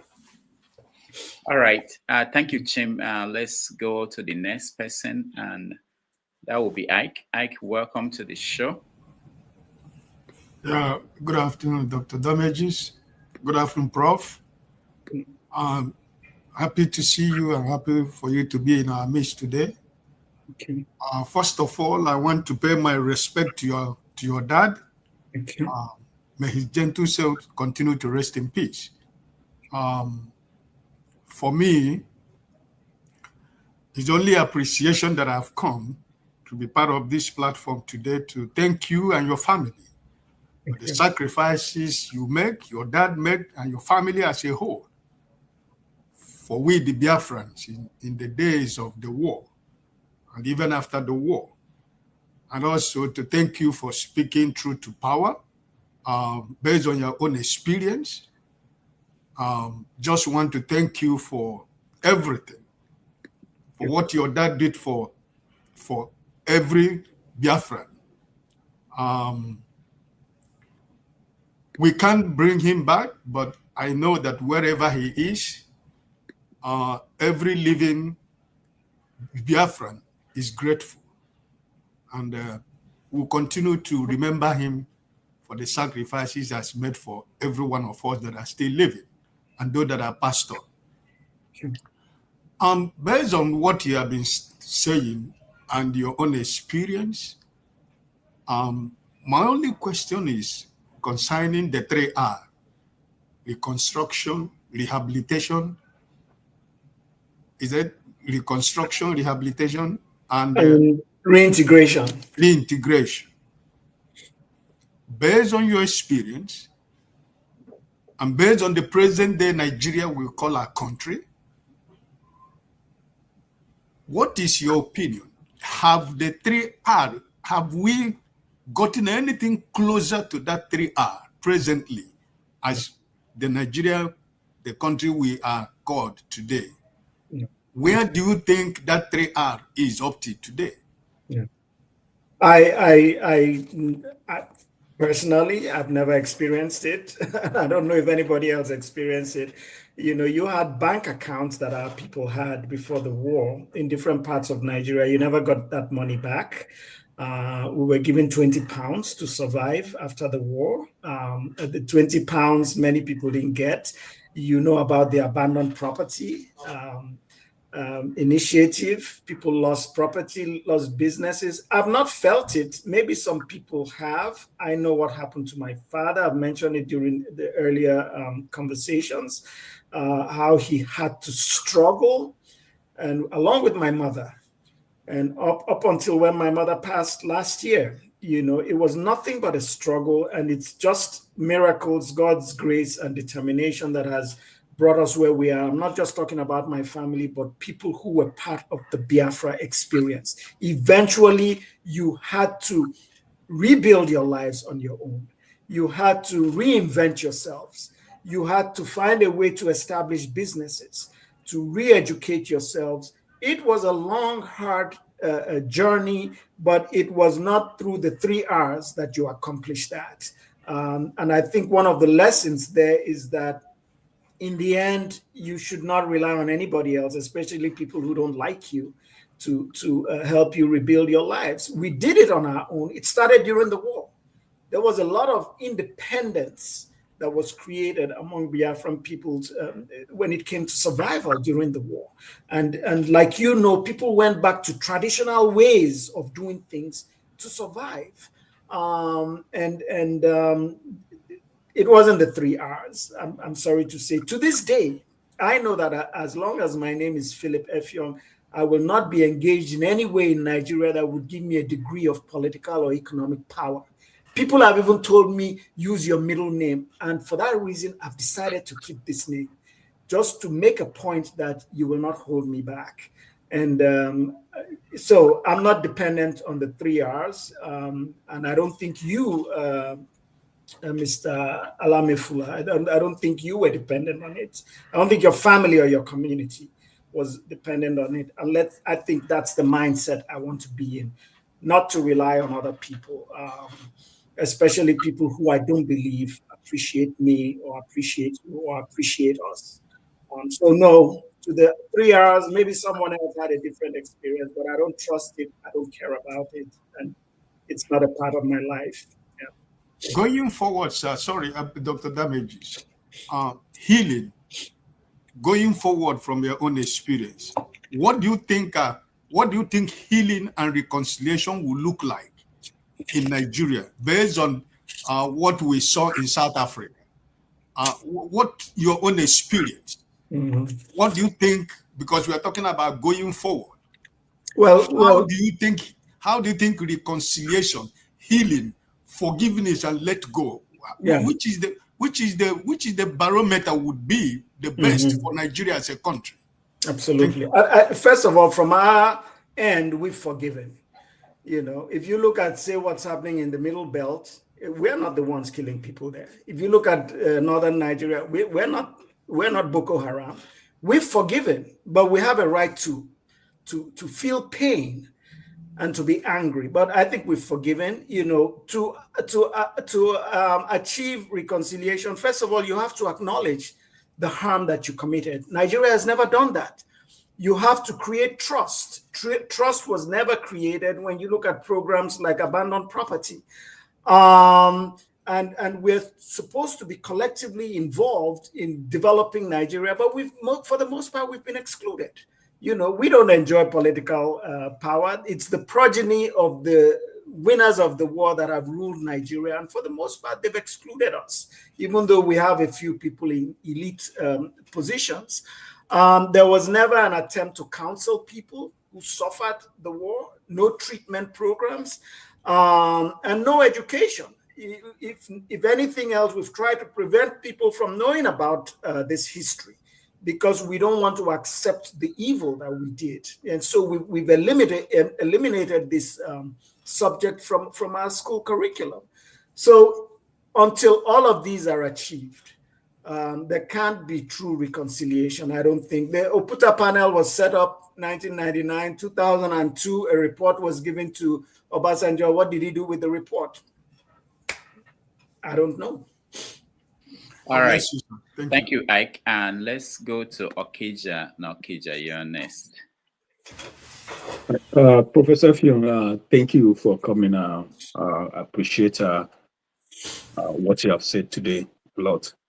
And to be honest with you, I was born years after the Civil War, but somehow, you know, I've been I had a lot of conversation with you know, older people, and somehow I have the trauma because certain things they told me, you know, sometimes in my life you know, they come. I remember, you know, when you were talking about, you know, being airlifted, you know, there was like a grand cousin, you know, my mother's cousin that was airlifted, and because due to, you know, Kwashoko, and eventually after the war, they were still looking for her to bring her back from Gabon, whatever. And someone that was helping with the operation died in 1979. Road accident, you know, in the process trying to get, you know, the girl back, and they stopped, you know. And then there were so many issues. You know, I remember, you know, I saw some grave, you know, in my community, and I asked who died. They said that, oh no, he died during the war. I said they brought back his body. They said no. They said they had to, you know, they've had to figure out where he died, and then they had to use palm frond, go there, you know, put it on the ground, then bring back and bury it, you know, the palm frond. So a lot of, you know, trauma, you know, talk about. I remember I was talking. These people, they were older people. They were trying to catch this thing that looked like a rat. So I was like, you know, why would you eat this? They said, no, this is not rat. And then they started laughing at me. I was like, you know, why are you laughing at me? They said, oh, they ate was this. They didn't know that this rat was still be in Igbo land after the war because they ate. They said they ate everything. So I mean, just to picture me eating lizard, I just, you know, can't imagine me eating lizard. But these people ate. They said they ate all the lizard. There was no more lizard. Mm.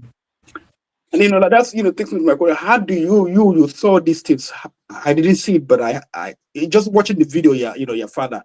How do you deal with the trauma you yourself when you saw this, you know? And you mentioned something about you know, no help for people to go through, you know, emotional healing, you know, psychological healing.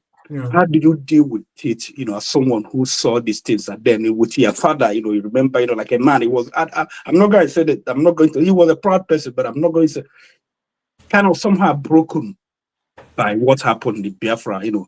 How do you, you know, deal with all these things yourself? Yeah. And also, sorry, you know, second question.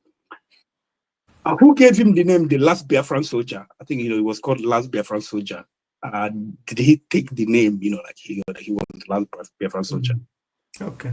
The last Biafran soldier. I don't know. I'm just hearing that actually. But the one thing I can tell you is that my father never apologized or regrets his role in Biafra, because it was all about self. It was all about protect. It was a trained military officer. So when the enemy came with their bombs and guns, he had a responsibility to protect the people, especially civilians. I don't know if he was the last Biafran soldier, because there were many that were there with him. As far as trauma, yes, it's transgenerational. Even if you were not born then, you will feel the trauma whether you like it or not. As far as surviving the trauma, what has helped me the most is writing. You've got to let it out. And I appreciate what Rudolph has done today, because these conversations also helped me. The other thing is community. We never really had access to facilities. You know, in America, you hear about healthcare, counseling. What we had was community. And we had a strong sense of community. I hope it still exists. And through community, we encouraged and supported one another. But the trauma will never go away. It can only be handled. And that's what I do with that trauma. I handle it, but the images are still there. And the pains, not just of the war, people forget post-war, that the pains are just as much.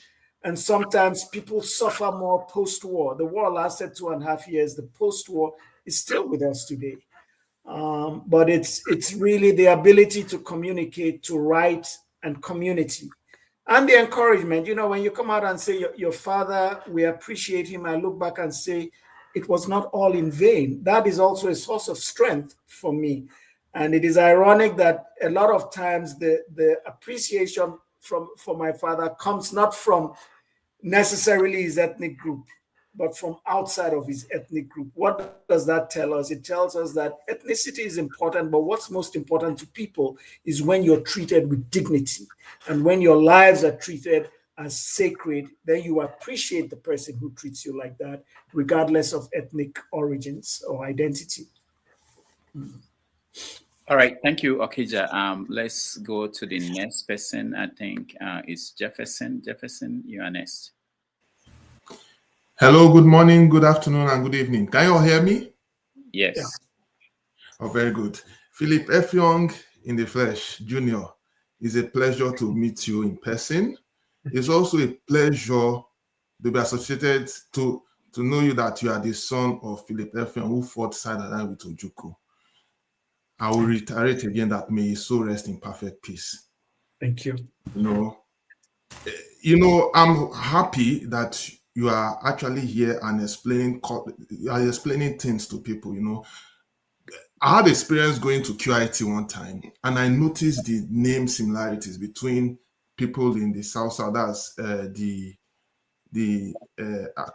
people from Akwa Ibom. The names, I noticed some Igbo relationship between our culture and that of the Southeast. Sometimes I even confront people who are from your state, Akwa Ibom, and they will tell you, oh, they are not associated with us, all because of misunderstanding. At a point, even people from Rivers State and Bayelsa, they will feel that, oh, they have nothing to do with the Southeast. We don't have anything. That when they did the Biafra thing, that they just forced us in. And I'm like, wow. Even me, I never understood that Biafra was beyond Igbo until recently. I started doing my own personal research, and I'm proud I did it. You know, before our very eyes, I can remember even on this platform, people will say there's no relationship with the Southeast and some South states. What do you mean? Are you trying to force people inside and all of that? But now the truth is evolving by itself. Even people, because it has been discovered now that even from those states, that people are actually finding out that their fathers lied to them. Fathers lied. Yes, fathers lied to them, literally, just because of morsel of bread. Yeah. And it's unfortunate. It's extremely unfortunate. So I want to just move to some very critical questions. We all know how the state of the country is. Sorry, Rudolph, I'll soon be done. Yeah, just make it one, please, so that we can get to other people. Don't worry, I'll make it a very big jumbo pack of a question. I'll ask it and put it together. So, what is your take regarding the current state of the Nigerian situation, considering in fact that up till now we have still not recovered from the trauma, and some people feel that the Igbos can never have any political relevance, even the South in the Nigerian state? What is your take? Because why I'm asking these questions, because even on this commentary just now, just look at the commentary, you see that people are still acting immature, and we are still exchanging this banter, which is to say we didn't learn anything. And also, what is your take regarding the statement that Babangida made, because it was obvious that when he made those statements regarding that it was not an Igbo coup, yet some people are still living in denial. But the truth has actually been left out. So I want you to expatiate on what your take is regarding the state of the union and what will it do for we within the Biafra, let me say the eastern region, for us to recover and have a progressive front. I want to stop there for now because of the question situation. All right, thank you. Yeah, thank you. I think the question of Igbo coup, I think we already talked about that quite extensively. Yeah, you know, there may be that impression initially, and we can't deny that. But the truth is that it wasn't. But you know, so I'll just move on to the whole thing about the union, and you know, I don't think Igbo people care that much about relying on government for anything. I think Igbo people have gone past that. Igbo people have a right to to benefit from governance as citizens of that country, as tax-paying citizens. But I think Igbo people also have a level of autonomy, which basically means whether you give it to us or not, whether you recognize us or not, we are going to move forward and develop, which has happened. You can't talk about the arts, music, science, healthcare, sports without seeing the tremendous achievements of Igbos, and I should add other Easterners who were victims of that conflict. As far as whether Igbo person will become president and all of that, you know, you mentioned the disunity, which we mentioned before, across the former Eastern region. It's there. And I've seen people even from my state who said they will absolutely not vote for an Igbo person, you know, because of what we've already talked about. And yet, you know, I don't know if any of you traveled to the Calabar, passed through Margaret Ekpo airport. Margaret Ekpo, where is she from? She's an Igbo woman. She's an Igbo woman. I've talked about the uprising in 1929. You know, my father was born in Aba. His father could speak quite a bit of Igbo. You know, all these things we need to, you said, how do we get back to recovering that sense of harmony, education? I'm not talking of classroom education. I'm talking of knowledge, which may have to be achieved outside of the classroom. But I have Igbo cousins. You know, my cousins are from Amobia. You know, and that's who we really are. All this fragmentation is not who we are. And when you mention parents lying to their children, absolutely, just to reinforce the fact that these are not our people, they are enemies. But how low can you get, and what is that doing for us? Our disunity is part of our problem. Our self-hatred. Who's taking advantage? We talk about the Fulani. When you compare the Fulani, I'm not dismissing them. When you look at their achievements, their resourcefulness, can they compare with us? Are they better than us? So how come they continue to rule over us? That's a question for everybody to answer. All right. Yeah. Thank you. Thank you, Jefferson. Thank you so much. Oh, you're welcome. All right. So the next person is Bob Chisco. Welcome. Yeah, thank you so much, Dr. Rudolph. Prof, I say you're highly welcome to the show. In fact, I have keenly listened to you like I was in the classroom. You are a true son of your father, a chief from an old block. Your dad forever remains a hero in the annals of Biafran history. It's unfortunate that today history has been removed from the curriculum of Nigerian secondary school education. God knows what the government is hiding, that the people should not know what happened and what led to what happened. To me, Nigeria is the way it is today because since after the war, no successive government had deemed it fit to designate, even if it's just a day, to talk about the war and apologize to the Igbos about the needless invasion of our land. My question goes this way. Wouldn't you think that today, Gowon, seeing how the country he fought so hard to keep as one, had degenerated worse than he so desired? If your answer is in the affirmative, wouldn't you think Gowon should have been bold enough to apologize to the Igbos and Nigeria at large about the war? Thank you. Yeah, thank you. That's part of the process of healing. I don't know if you watched the Truth, what was it, the Truth Commission in South Africa. De Klerk came out and said he didn't know what was happening, during apartheid. He didn't know all the killings and the tortures. That's not going to create healing. And I watched a little bit of the Oputa panel, but I didn't care about a lot of it, because you had people come in and justifying their actions during the war. I don't think they're going to apologize. It's too much pride to apologize. And for you to come out and say, I was part of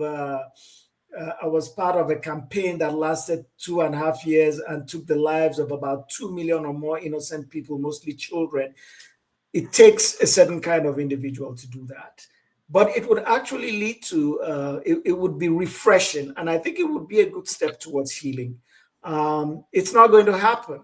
And for the most part, Gowon is silent on what's happening in his area right now for good reason. He can't talk about what's happening in the Middle Belt without talking about the war. So I think that's why he's avoiding that conversation, because he has to admit that one, Nigeria was not the real goal. We failed and we destroyed too much during that period, both property and lives. So yes, to your question, yes, healing, apologies and accepting that you caused harm would go a long way in bringing about healing, but I don't expect it and I'm not relying on it. As a matter of fact, let me just say that me personally, and I'm not speaking for all Nigerians, I'm not putting my fate, my destiny in the hands of Nigeria. From when I was a teenager, I gave up. I'm sorry to say, I'm not giving up on Nigeria or Nigerians. I'm giving up on giving my fate, putting my fate, my destiny in the hands of Nigeria. All right. Thank you, Bob. Let's go to Omori. You're next. Prof, we're about to round up. I have one more person. I know this has lasted longer than we agreed. Go ahead, Comrade Omori. Yeah, good afternoon, Prof. It's good to have you. Last time we met was in Sugarland, somewhere in Texas, close to Houston. Oh, okay. And I was the one that picked you from the airport to the venue. Yeah. I remember. Yeah. Good to see you again, man. Good to see you. It's always a pleasure having you. One of the things you hammered on that, my takeaway from your lecture on that day was the need for us to close ranks and build the unity among the people, But considering what is going on something happened recently. Babangida came up with his lies in form of a book launch. And people were donating billions of naira, and they were applauding him for his evil and crime against humanity. And after the launch, people will be I want to assume that we, the victims of their crime, were busy fighting among ourselves. Do you think we have learned anything from the mistake that were made that led to the Civil War and the first coup and the counter coup and all that? Instead of we the people, for example, I'm from somewhere in Nigeria. I see myself as a victim of a war I was never part and parcel of. I didn't know what happened during the war. I have a guy here that was very close to me. We were very close. Sometimes I go there to repair, just to while away time, hang out with them. Because of something, a role that was played by somebody from my ethnic group, who does not even know whether I exist or not, he sees me as as an enemy. Do you think our healing, our healing and genuine reconciliation can come from people who profiteer from our disunity, because their tactics is divide and rule brought by the colonial, by the colonialists, and take it to another, consolidated by our oppressors. Do you think genuine reconciliation and healing can come from those that profited from our disunity? They want to divide us. They want to do everything to divide us. And is it a good thing for us to be fighting among us instead of learning from the mistakes of the past and closing ranks so that we will not make another mistake among us? I see all of us as victims of a war we're never part of. No. So my another question is, after the war, after the war, Ojukwu was already in charge. I mean, before the war, he was already in charge of the eastern region. Do you think it was necessary for Ojukwu? Do you think it would be better for Ojukwu to, defend his eastern territory instead of heading to Lagos? Do you think that was an error? Crossing Edo towards or even advancing towards Ogun State, if not for the compromise along the line. Do you think that was a mistake? Instead of blowing up the Niger Bridge and thinking of defending the Eastern Territory? Thank you. Yeah, it's a lot of questions. My first response is we can't rely on people who have sought to divide us to bring about a restoration. No, we can't. I've talked about disunity. We need to go through a process of renewed education and practical education to regain what we had in terms of unity and harmony. And we have a lot more in common across the eastern, or what used to be the eastern region, than differences. When you talk about, someone doing something from your ethnic group and it's being held against everybody from your ethnic group, I understand that, because in Uwe Makman's book, New York, My Village, he talks about atrocities committed in Biafra in non-Igbo areas by Biafrans. But you can't fault Biafra or all Igbos for those atrocities, because those were not a part of the Biafran policy. Those were individuals who were just simply criminal. And let's remember that before wars, people are criminal. Wars give criminals the audacity to do things that they might have found difficult doing during peace times, because wars endorse and normalize violence and aggression.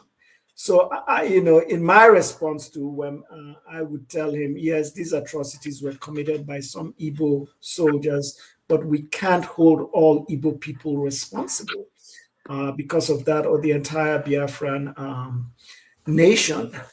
Yeah, so that would be my response to you. The lack of harmony amongst our people. It's the vicious result of ethnic politics, which has been played over the years. You look at the leadership of Biafra, second in command, one of the generals, General Okon, was not Igbo. One of the most successful field commanders, Colonel Achibon, was not Igbo. The secretary to the Biafran government, Enyo Akpan, was not Igbo. Mr. Kobara, who played a fundamental diplomatic role, was not Igbo. I mean, we can talk about what the original structure was, as opposed to what we have today, which is a lot of disunity. All right, thank you, Amori. Let's hear from Ed. Ed, you are next, and then one more. All right, thank you so much, Rudolph. And let me say another thank you to you, Rudolph, because I know, was it last 2 weeks we had a chat and I suggested you bring him on.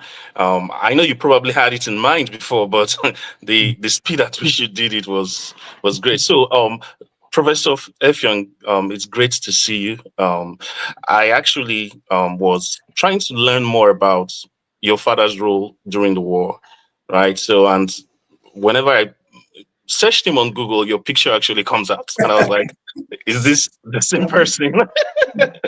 So I kind of made the connections because I looked at your work, and most of your work was on being a child during the Biafra War. So thank you so much, and by extension, we all want to thank your father through you for the great role he played during that very crucial time in Nigeria's history.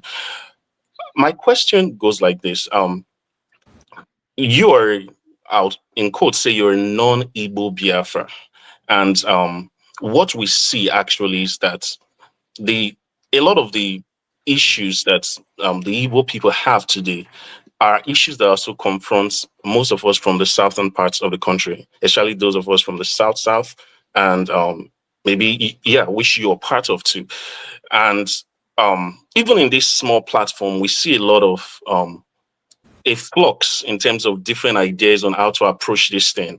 Some people are just a bit some people are not very comfortable with the Biafra way of doing it. I personally am very open to federalism or regionalism. I don't really mind that. But my question is, how do we harmonize these different sort of ideologies, because it's the same issues that we have.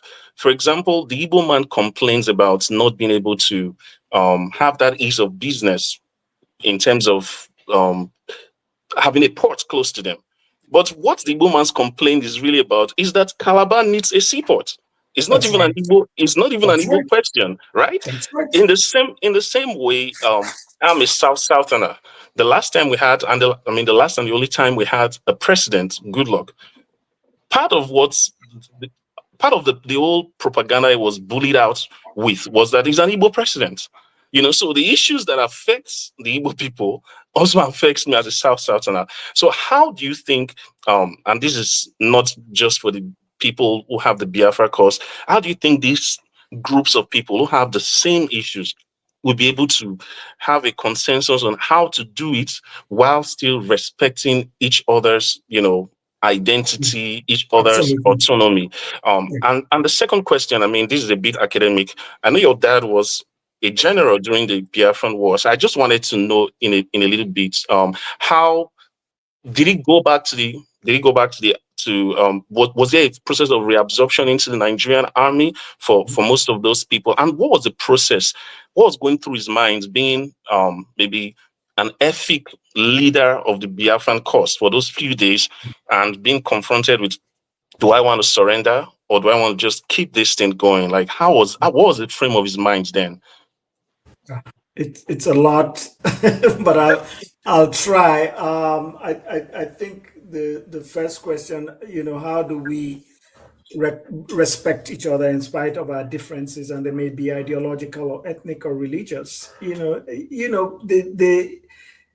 The respect would come from the fact that we are all equally victims and we're fighting for the same thing. It doesn't matter that we're using different pathways to get there, and we just need to respect that.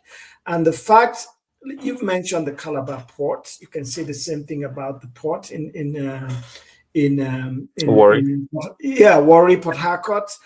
The moment we come to that realization and we accept that we're in this together, it's the same problem, but we're using different labels and different pathways to get there. That is one thing that would really help us, as opposed to dismissing completely the ideas of someone else. Our problem right now is that there's a strong center that controls everything, including our lives and our resources, and we need to dismantle that power structure. And it doesn't matter whether I call myself Biafran or whether I call myself anything else. It's the same problem that we are encountering. And if we can have a degree of greater regional autonomy where we have in our hands the control of our destinies in our hands, I think that would really help. So those differences bother me as much as they bother you. And for me, they're holding us back. Because as long as you remain divided in any situation where there's dictatorial control, disunity becomes a major weapon. It happened in South Africa, it's happened in many other places, and it's happening with us, even if we may not recognize it. The moment we put aside those differences and we can believe in collaborating as people who are pursuing the same thing, even if it's through different ways, that would be a major, it would be a major success story, I think, on several levels. We would achieve more than we're achieving now, which is nothing. I'm trying to remember, the other question about you referred to my Your father. father's state of mind. Yeah, it was an Ibibio, not Efik. We're closely related. Okay. Ibibio, a general. After the war, I think we had mentioned this in my previous conversation with Rudolph. He was not. Some people were reabsorbed, but they reabsorbed them, but started them from their pre-war ranks. So someone like Ukiwe had to go to his pre-war rank, and a number of other people who fought in Biafra. People like my father were mostly dismissed, some with benefits. My father had nothing. He did not, until he died in 2003 from the end of the war, he really didn't have a means of livelihood. But as far as identity, being an Ibibio officer in Biafra, it was really of no consequence, because Biafra was not really that divided along ethnic lines until maybe later on. Okay. All right. Thank you, Thank you Ed. so much. Let's go to the last question from KJ. KJ, go ahead. Okay. Dr. Rudolph, thank you so much for allowing me to contribute to this great man. Prof, I just want to come and thank you. If I didn't thank you, my father will wake up from the grave and come and slap me. I'm serious. On behalf of my parents, my uncles who fought in the war, my community, I want to thank you for your father's contribution and stand. I listened to you, and I've been listening from back. I wasn't going to be on this platform today, but when I saw how you started, and I just wanted to come in and say thank you so much. We appreciate what he did. We appreciate his stand.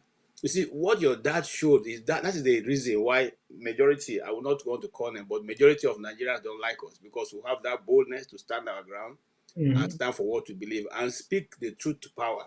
There are very few people who do that. Some of them cower the way when they have to speak to the authority what is right.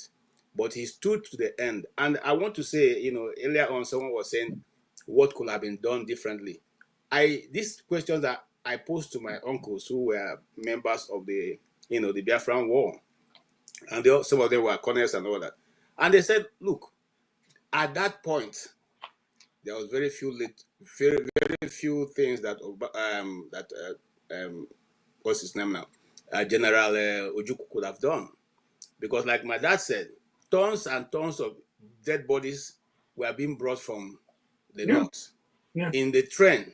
They just brought, some had headed to Enugu, some head past Enugu, and all that. Trailers were being loaded. So at that point, even they met and said, you should go to war. I mean, let us divide.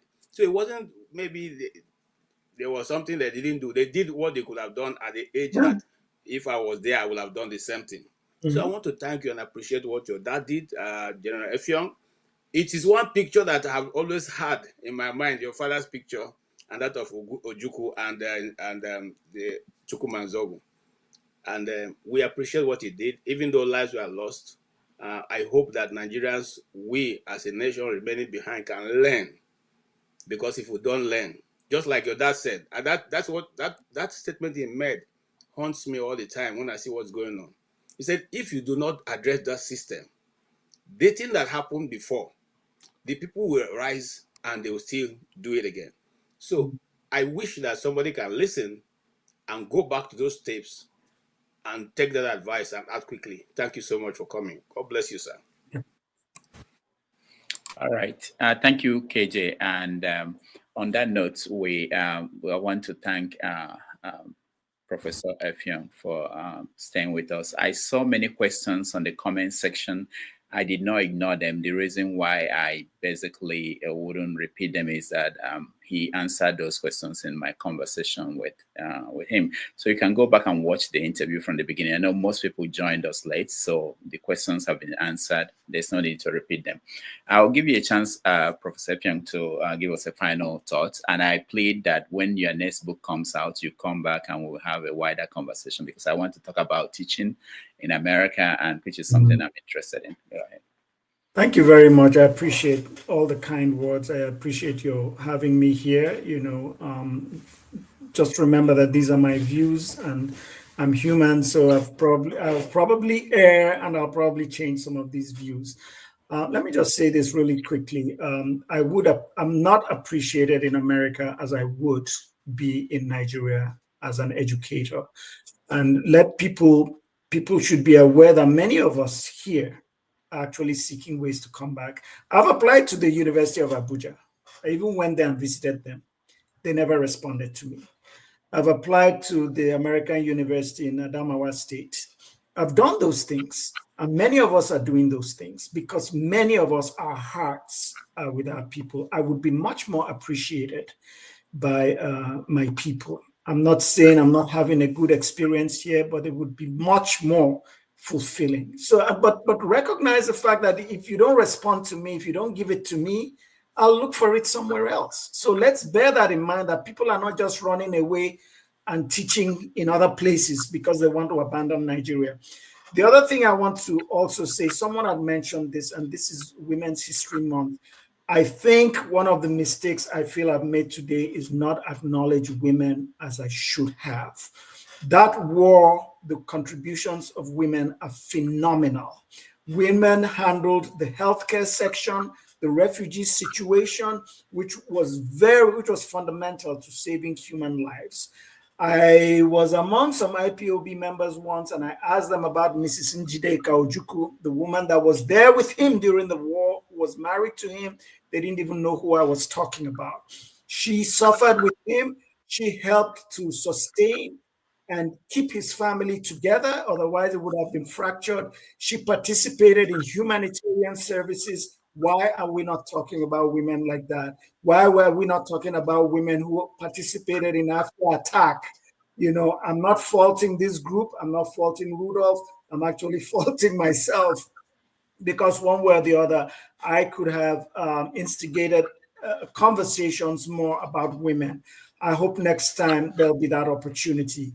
But thank you so much for having me. This is a story that we have to keep alive, because we must memorialize our people, and we cannot afford to, you know, create this impression that their lives were lost in vain. They were not lost in vain. And so we must continue to celebrate them and acknowledge the fact that these were people who unjustly were wasted, at least on the side of on the Nigerian side, but to us, they were not wasted lives, and we'll continue to celebrate them and remember them.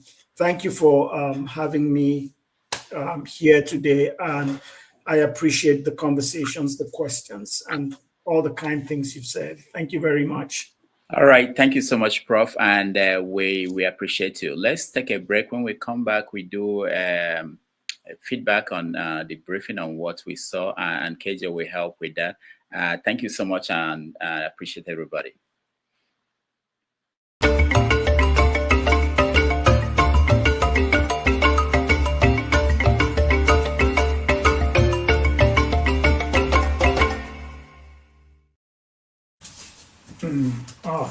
Are we away, or are we? We're done. We're done. Yeah, I'm 67, Biafra declared independence from Nigeria, sparking a brutal civil war. But despite its struggle, no major world power officially backed Biafra. Why? First, Britain supported Nigeria. As Nigeria's former colonial ruler, Britain had economic and strategic interests, especially in oil-rich regions controlled by the Nigerian government. They supplied weapons, intelligence, and diplomatic backing to Lagos. Next, the Soviet Union and the United States both favored Nigeria. The Cold War was raging, but neither superpower wanted to risk their global influence over Biafra. The Soviets sent arms to Nigeria, while the U.S. maintained neutrality but refused to recognize Biafra. Even African nations turned their backs. The Organization of African Unity, OAU, saw Biafra's secession as a threat to African unity, fearing it could inspire other separatist movements. Only a few, like Tanzania, Gabon, and Ivory Coast, recognized Biafra. Biafra's only real support came through humanitarian aid and secret arms deals. France, Portugal, and Israel quietly sent weapons, but it wasn't enough to turn the tide. Meanwhile, Biafrans relied on foreign charities like the Red Cross for food and medicine. By January 1970, after years of starvation and war, Biafra was forced to surrender. Without strong international backing, its dream of independence was crushed.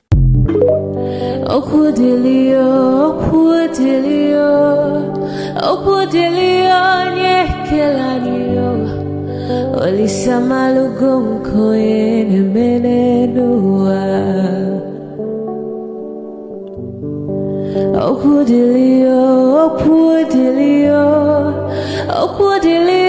nyekelanio. Chukuna malugo yobia diocha.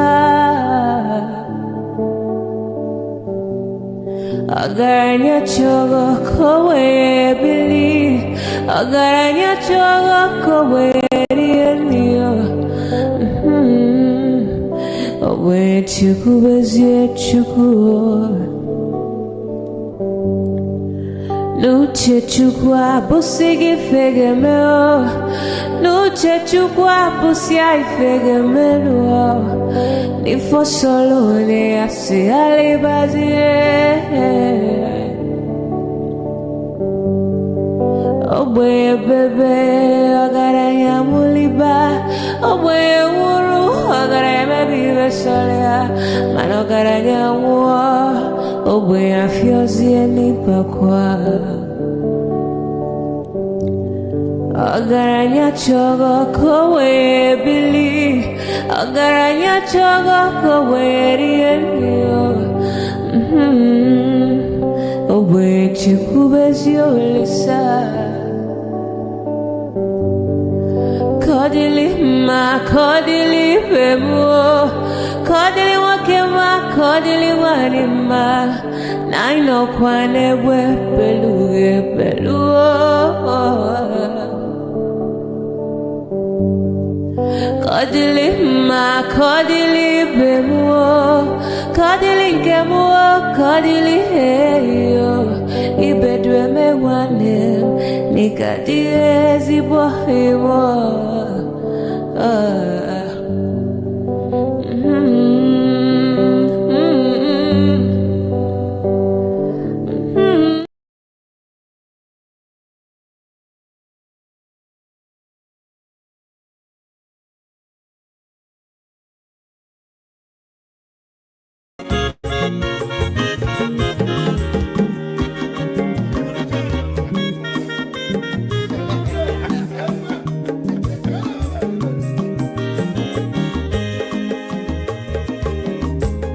Wenye mazolo bio, akwa nwa zoro bio. Max, ibia bunye go kwanu mo no fube nazo olaga ni biazugo. Mma olaga do ni biazugo. Akwa nwa wilo chio biko rapuzoro kona bazia. Onyo mazoro biko aboma wazoro dasari ibia unye nigana mo ulagado ni biazigo mo ulagado ni biazigo aboma wilo chino biko rapuzoro ona wazia. Mazi wekoma odogu no kwere zineka onyomo niga.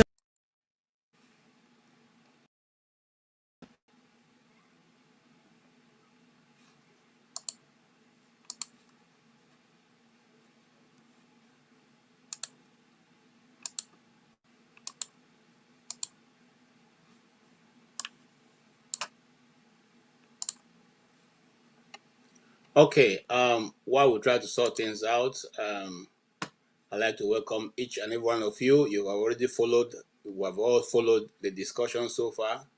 It's been very interesting. Now it's time for feedback. I'm only sitting in to bring up the feedback. So we go from here. Yes, sir. So who do we go to first? Yeah, please, can I have 1 minute just to say just 1 minute to be enough for me? Okay, Mr. Omoye. Yeah, please. Okay. Yeah, please. Omori, I don't know if Mr. Chim is still here. We had an encounter the other time. My attention was called to to what he said. He said there was something he said. He wasn't too comfortable with it. I think he got me wrong. I think I was quoted out of context. I didn't. It wasn't personal, so I had no reason to attack or to insult Mr. Chim. Chim is one of the people here. I respect his opinion. It doesn't mean we cannot disagree. We can disagree, but then I respect him so much. I never intended to insult you, and wasn't directing my. If I was any word I used that wasn't too palatable, it wasn't directed at you. It was directed at the oppressors, Babangida and his cohort. So if you feel I was insulting you, I never intended to do so. I wasn't talking to you.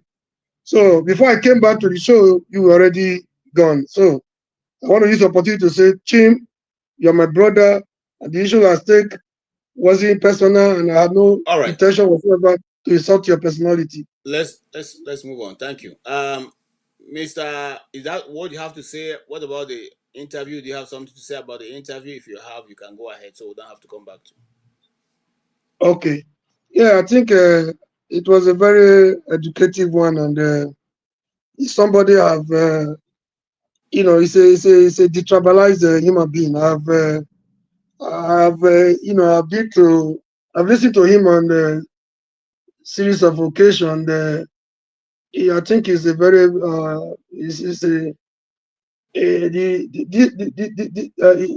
it's always a delight hearing from him. Thank you. Thank you. All right, Ike.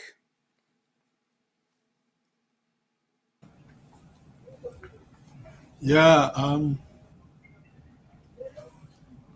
you see that when I spoke, I was only showing appreciation to his family, the father, for the sacrifices he made for during the painful season.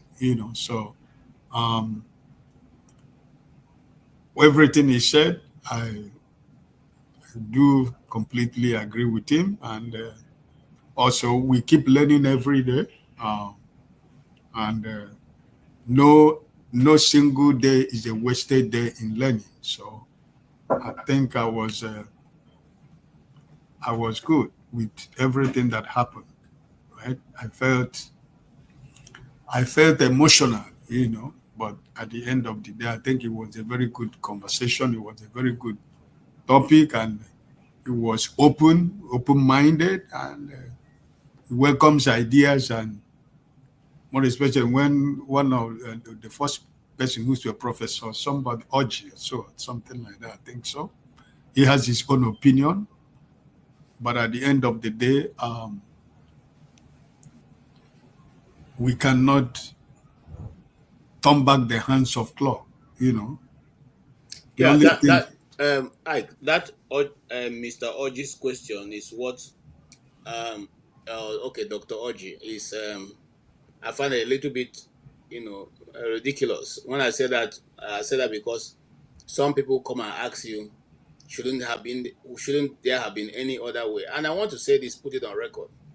It didn't start like 1 month and then these things happened. It took over 6 months before the declaration of Biafra. And the declaration of Biafra didn't start. The Igbo didn't start and go to war because there was nothing to fight with. So it wasn't like there was anything that they were putting behind. Look, I can recall what I have uncles who took part in the war. I have those who are working in government, and the thing they tell you that, I have a railway station in my community, and Chim will know that if Chim is here. It's called the Ozuakolo railway station. Bodies coming from the north of Igbos and other members of the East Central State were coming back. Okay, loads and loads of dead bodies coming back.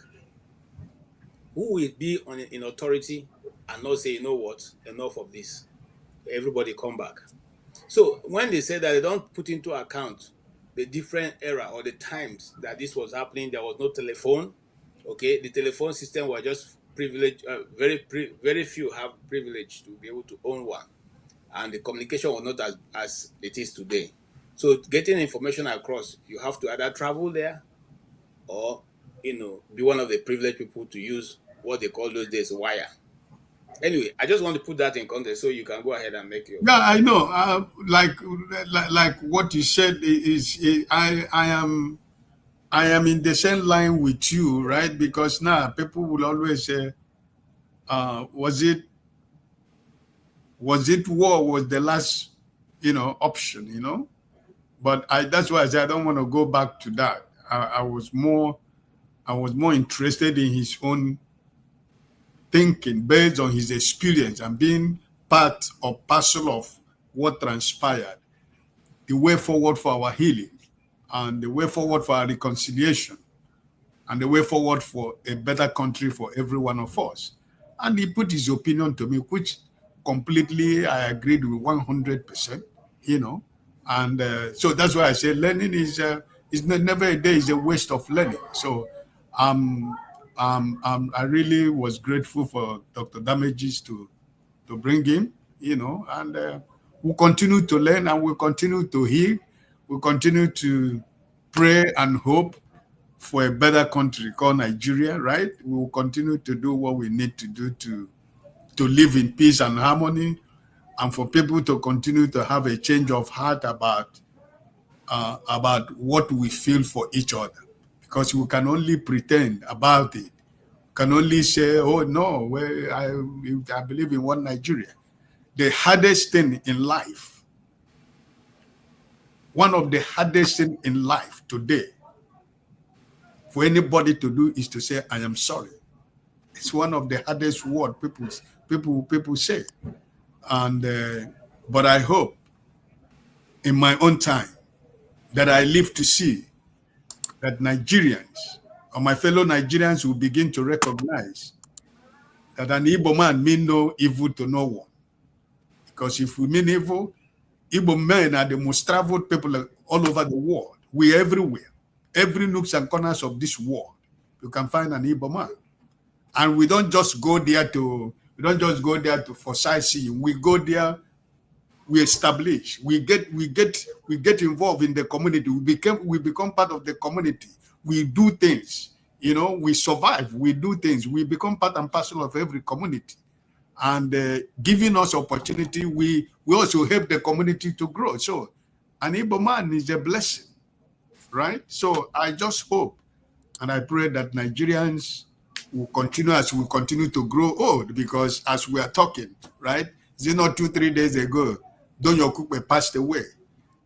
When I was talking about it, I just reminded people about what God and Hezekiah and Isaiah did in the days of Hezekiah.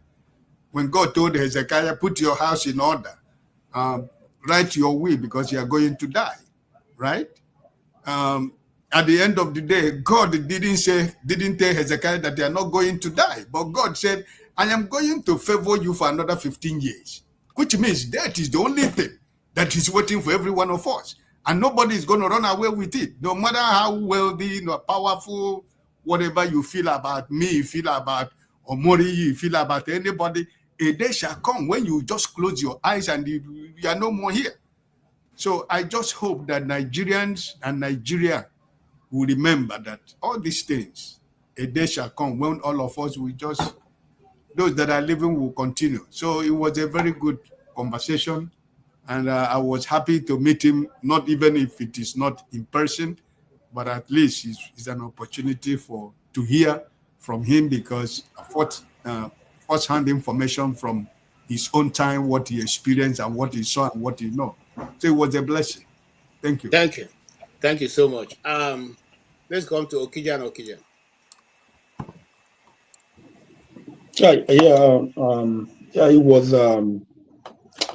It was a good show today, and just like some of it, for some of us who have a transgenerational trauma, it's something that would like to talk about more. And I'm happy that this conversation came just after Babangida told us what we knew all along. And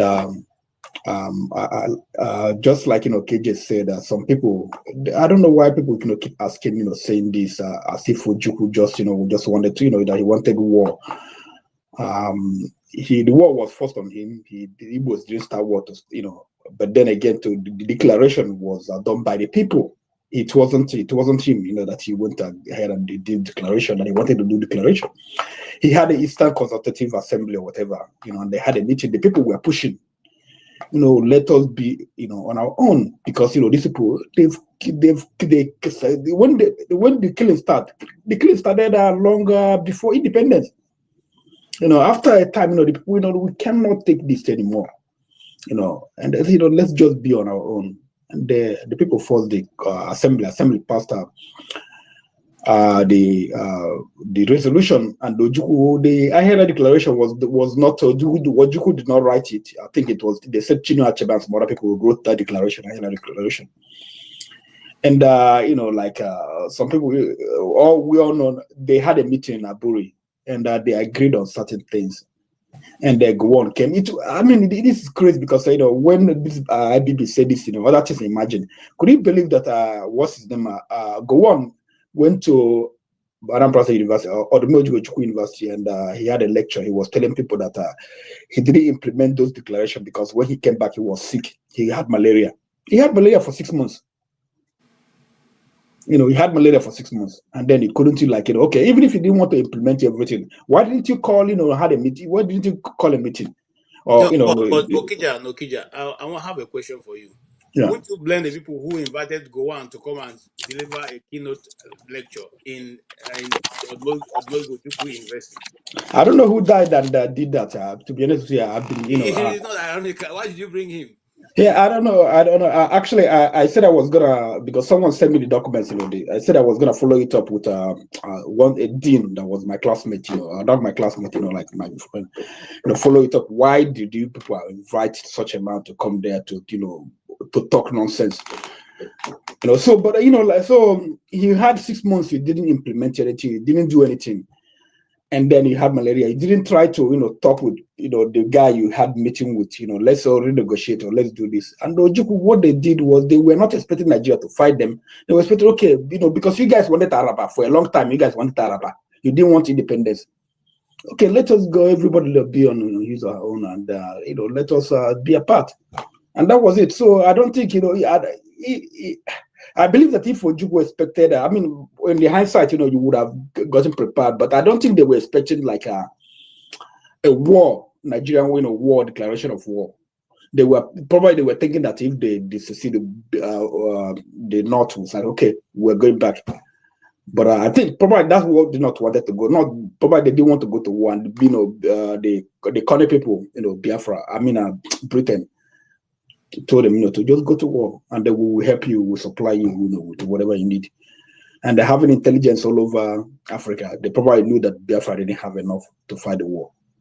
So that's the way I look at it. So anybody who's blaming Ojukwu, just shut up and just what are you doing now? What have you done? I don't know if you listen to I listened to Alex Madebo's son. Alex Madebo, he was the Biafran in the army, the chief of army or so, whatever. So I listened to his son. So he talked so many things about it, because there was a time they wanted to a queue to replace Ojukwu with Madebo, and Madebo said no, I don't want to participate. Like, let Ojukwu, if you have any differences, let's talk about it. They let there be this is a war, but people supported this war. People mandated this. This secession. We shouldn't just be fighting and be having an internal fight and topple Ojukwu and all those things. So yeah, it's I like the conversation, and I hope and we'll have more of it. And because because we have to since they use this thing to kill so many people, and then all of a sudden IBB released his book, and one thing later another issue came to Nigeria, and then we've forgotten about all this. We should talk about this until we find a resolution, because some people are still dealing with the trauma. Not even the trauma, the economic impact and so many other impacts. Okay. That followed it. Yeah. My family is one of those that are still dealing with economic impact. My father lost everything, and eventually his family had to suffer. That's a story for another day. All right, Mr. Jeff. Yes, go ahead, sir. Yeah, can you hear me? Very clear. Okay, very good. Yeah, you see, all of us, mostly from the South and South, obviously lost a lot. In fact, my own grandfather lost his house in Agri Road and was given 20 pounds too. But we thank God for the narrative. Things have changed and we're moving on. And God is blessing our family and every one of us that have those impact. Now, is what a good thing? No.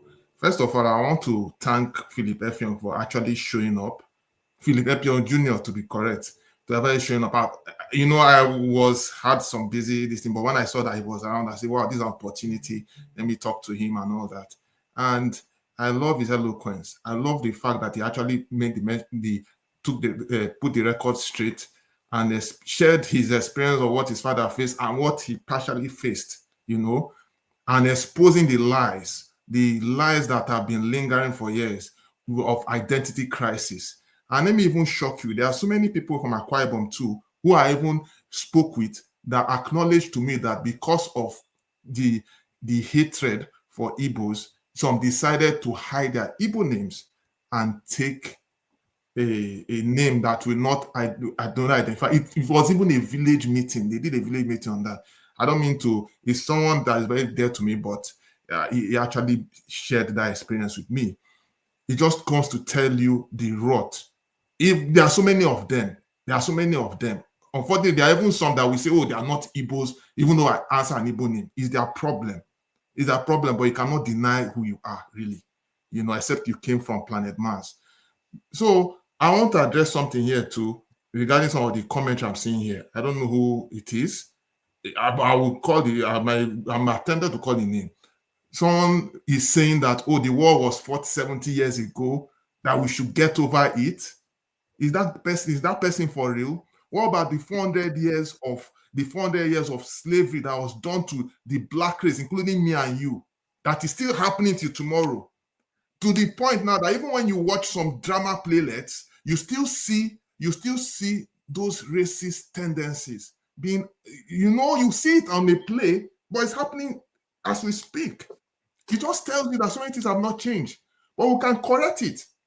As far as God, look, it's only an animal that is put in a, what they call it, in a pen or whatever, that you can say, okay, we don't have that reasoning faculty to do anything better for himself, that we can be able to control. But as far as we're all human beings, we have the opportunity to take destiny into our own hands, for crying out loud. It's kind of this. I find it in disdain that people are still talking like this up to now. Even after Bangladesh spoke, it shows that some people need a rethink. It actually says that some people seriously need a rethink, because whatever lies that people have been holding on to, it has been exposed. Now, does it mean that whatever happened then, the Igbos are entirely the best or did right? No. Look, from both sides, there were mistakes. Mistakes were made. But of course, there's chronological records of all the marginalization and the killings that have been happening. And it is just like in the national scene, even in corporations, they do Black History Month. Nigeria needs to do something regarding to our situation as far as the Southeast region is concerned.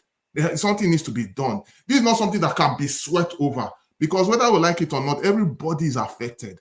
Even us. Okay, for instance, some of us that were not even there, that were just born maybe 70s, 80s or whatever, we still feel the aftermath. And sometimes you see amongst our peers, some people will be saying that, oh, an Igbo man can never be president. And they expect us to take it hook, line, and sinker. Year in, year out. Year in, year out. Look, like see this comment that is here now. If someone is still thinking like this in this day and age, I think the person's brain needs to be checked. I don't care if he puts in $1 million. If he wants to bring all that is his own business. I don't care. But we need to look, and that's one thing. Let me just say this. Let me conclude. And that's one thing I love about the Northerners in Nigeria. No matter the narrative, once anything is done that is against what their conscience, even if you give them $1 billion, they will not accept it because they feel pain that something is done against them. How much more we can do better? Everything doesn't have to be financial. You don't even need to go far. Bala Mohammed is a serving governor in Nigeria. He came to national TV and told that Fulanis all over the world are from Nigeria. So they cannot close the northern border. They can come and go as they like, and they are free. Okay. They are entitled to Nigerian passport. Anyway, I just want to tell Mr. Kolata, I'm from a place called Uzuakoli. If you go to Uzuakoli, KJ, that's not necessary. Can we just forget about all that? No, I want to address it. You see, what people don't know, some people are looking for. Some people are looking. Hold on, KJ. Hold on, Chin. No, KJ, I'm not stopping you. What I want to say is, don't advertise someone. Let's focus on the issue. Okay, I want to put it on record. If that's what you want. That person wants to be. You still have alive or whatever. You still have women college. Those days used to have a woman college, women teachers college. It was totally destroyed. It's still there. The relics is still there. The leprosaurium is destroyed. Part of it is still there. So we still have places in Igbo land that is left the way it were and moved on to find other form of development. So let's not even go there. Anyway, thank you, Chim, for that. Jefferson, I can go ahead, right? We can move on to some other person. Thank you for your contribution. Yeah. So, sorry, just so all these things have been said. So what I can conclude is we just need to move forward and be progressive about it. But we are not going to allow this hate to continue. At a point, it needs to be heavily addressed. It needs to be heavily addressed and it needs to be resolved because it's like a ticking time bomb. Unfortunately, this guy is still in prison even after all the things that has happened. Nnamdi Kanu, he may have had his approach or whatever, but the message has been passed already. So it's something that needs to be really.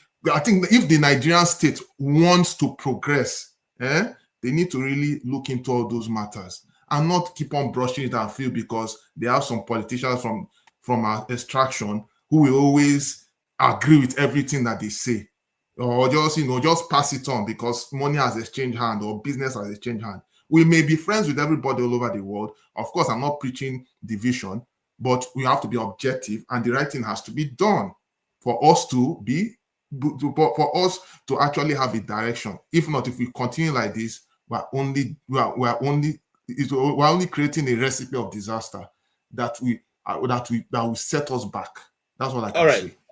Thank you so much. Ed.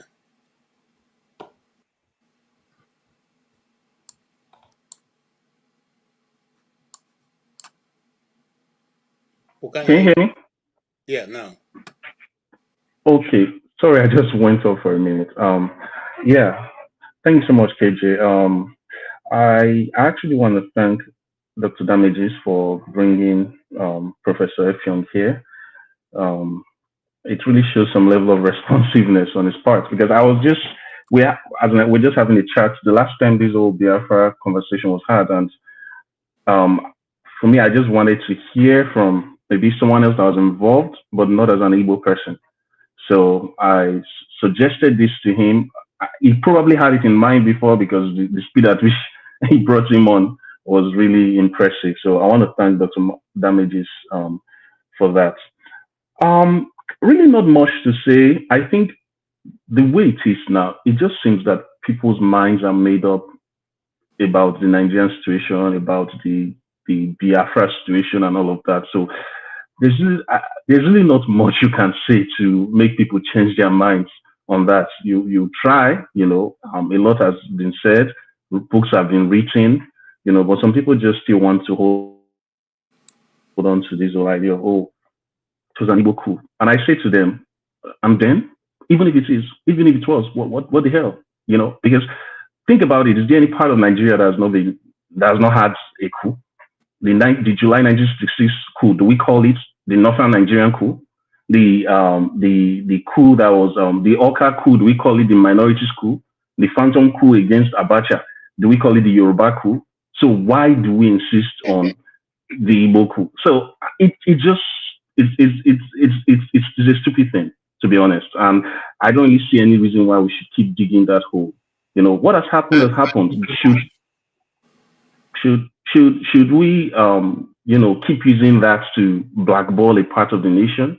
Do we see in America, for example, today that we can't have a Southern president because the South decided to secede at some point? You know, we want to be great, want to be as great as other nations of the world, but we just still stick to this old, you know, crab mentality, all in the name of it does not affect us. See, the Igbo problem actually affects me a lot. You know, we're supposed to have a Gili seaport in Edo State where I'm from, but I'm very sure that they probably think that will help the Igbo people, and that's why we don't have that. We're supposed to have maybe Goodluck Jonathan was supposed to be the president. You know, he's from South, but they tagged him an Igbo president because they felt he favored the Igbo people. Even Obasanjo, in some quarters, is still called an Igbo man. So, you know, you can't really, you know, avoid that thing. You know, in putting the Igbo man down or trying to, and I'm not trying to even be, you know, patronizing here. It really affects people. We saw what happened in Lagos in the last election, where even Yoruba people were tagged Igbo and they were attacked. You know, so how long can we keep this going? You know, we come here and say we want unity, we don't want Nigeria to break up. But how about hearing the you know, the concerns of everybody involved? You know, it doesn't, okay, even the whole idea of seceding, what's the big deal there? The northern part, actually, after they did the July 1966 coup, Murtala Mohammed wanted to lead secession, if not that the British people appealed to them. You know, was it because the Igbo people did not have that kind of, you know, arrangement with the British, and they were like literally, you know, with their backs against the wall, and they had to do that for survival?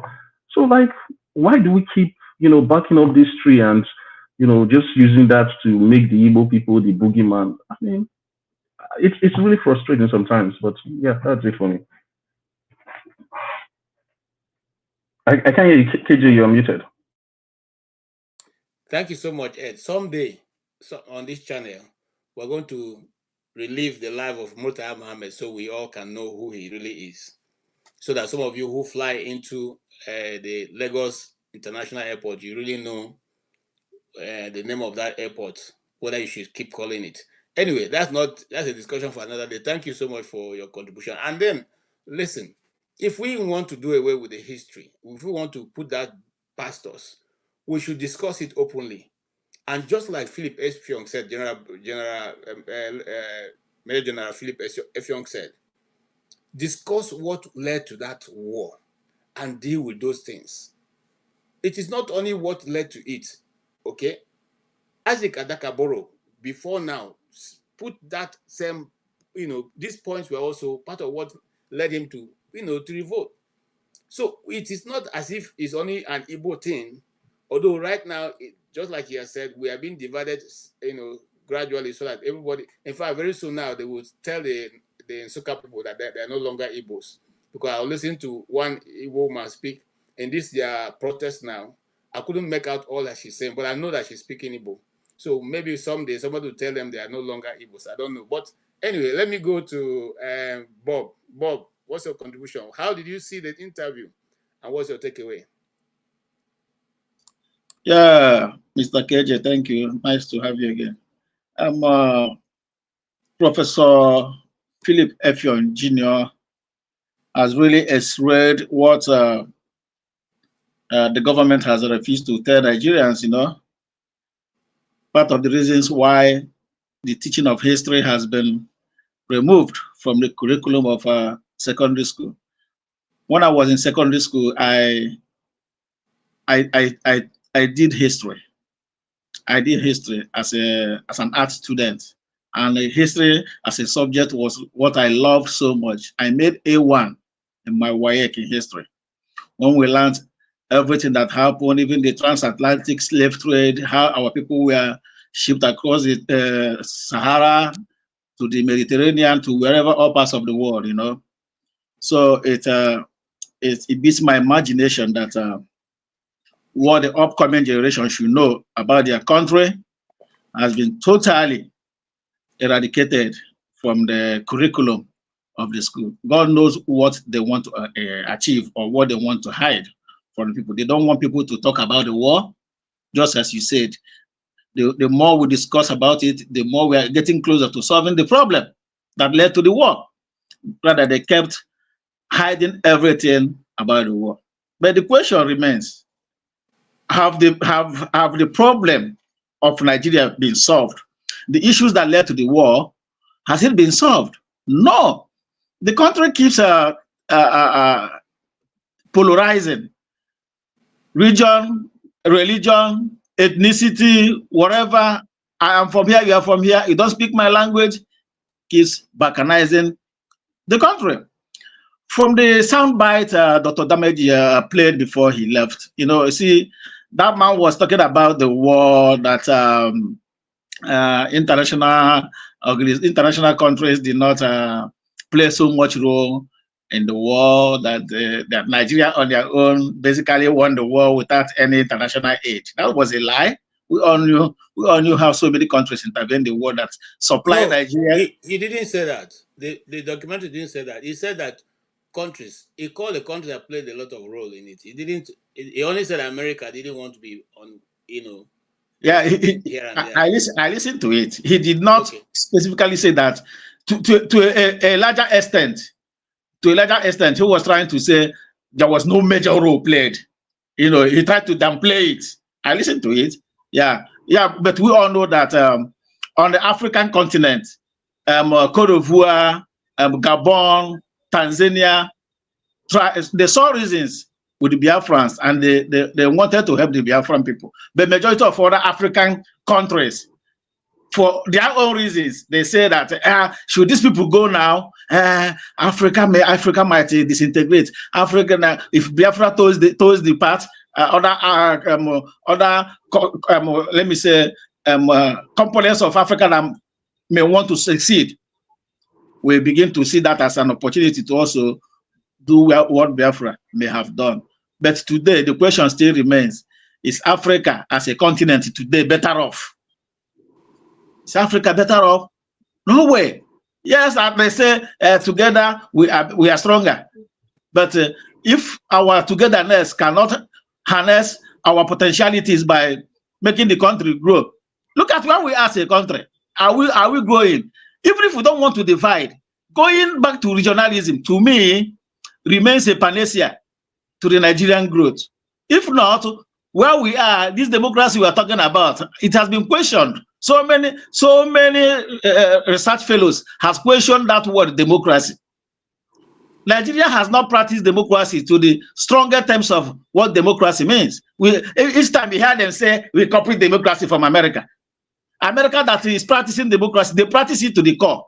We that borrowed it from there, we are not even close to what is called democracy. Well, it beats my imagination that we have continued to go within the circles. And within that circles, we will continue to grow. 64 years, Abi, a man of 64 years that is still crawling, not walking. What do you call him? He's a lame man. You are lame. Nigeria is lame. Let's call it what it is. And if care is not taken, God forbid that we will get 100 years and we will still be lame as a country. All right. Thank you so much, Bob. Thank you. I appreciate your contribution.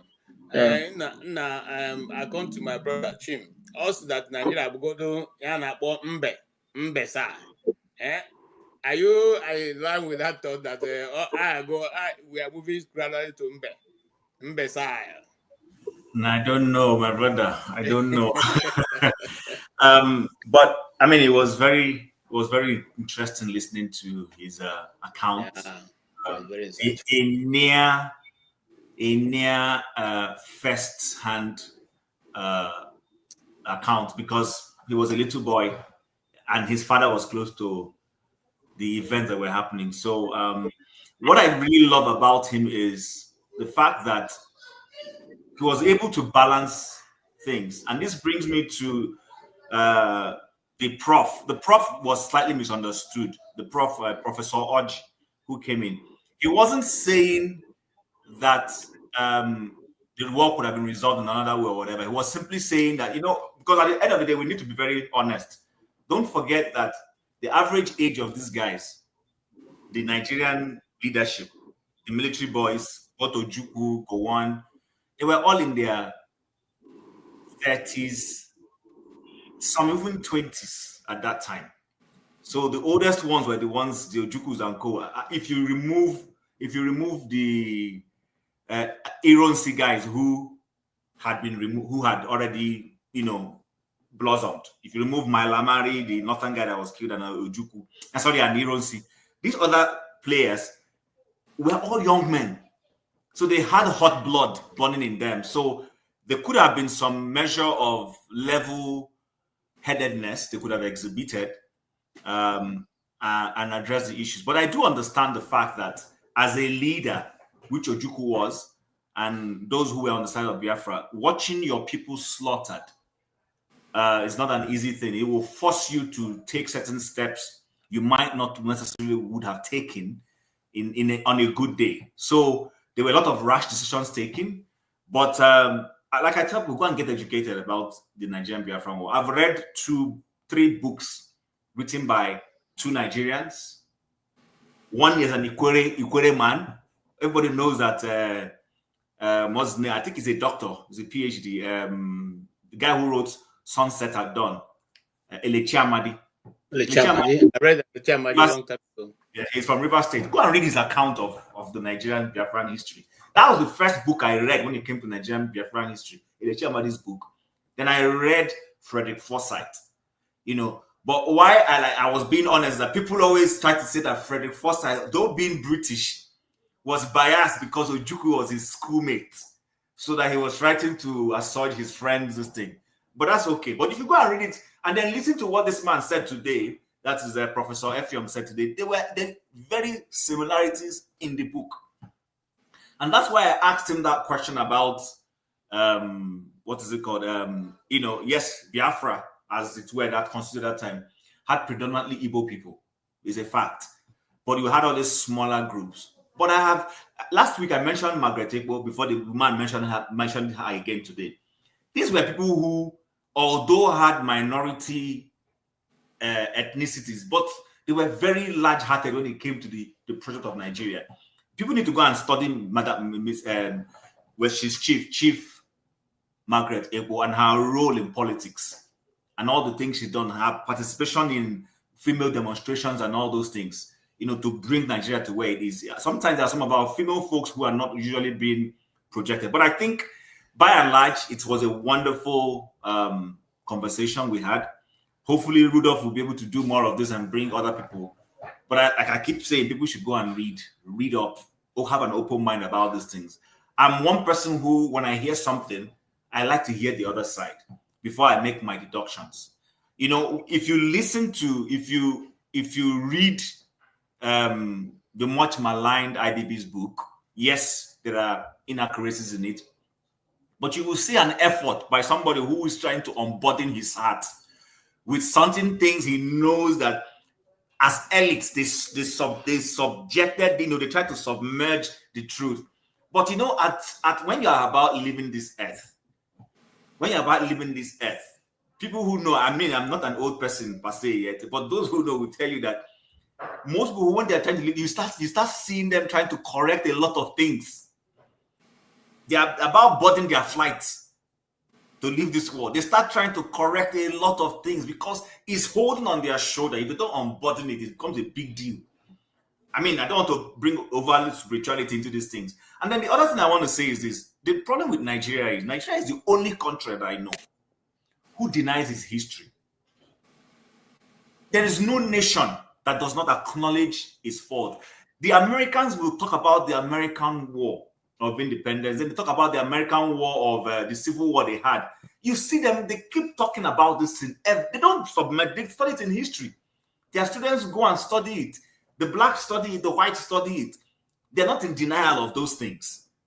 People in Europe, British people, everybody is studying their own history. Nigeria is the only country where we take our own, want to throw it away. Somebody will tell you, let's not talk about it. No.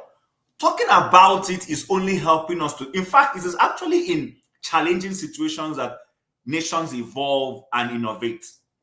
There is nothing we are using in this life that is not from problem.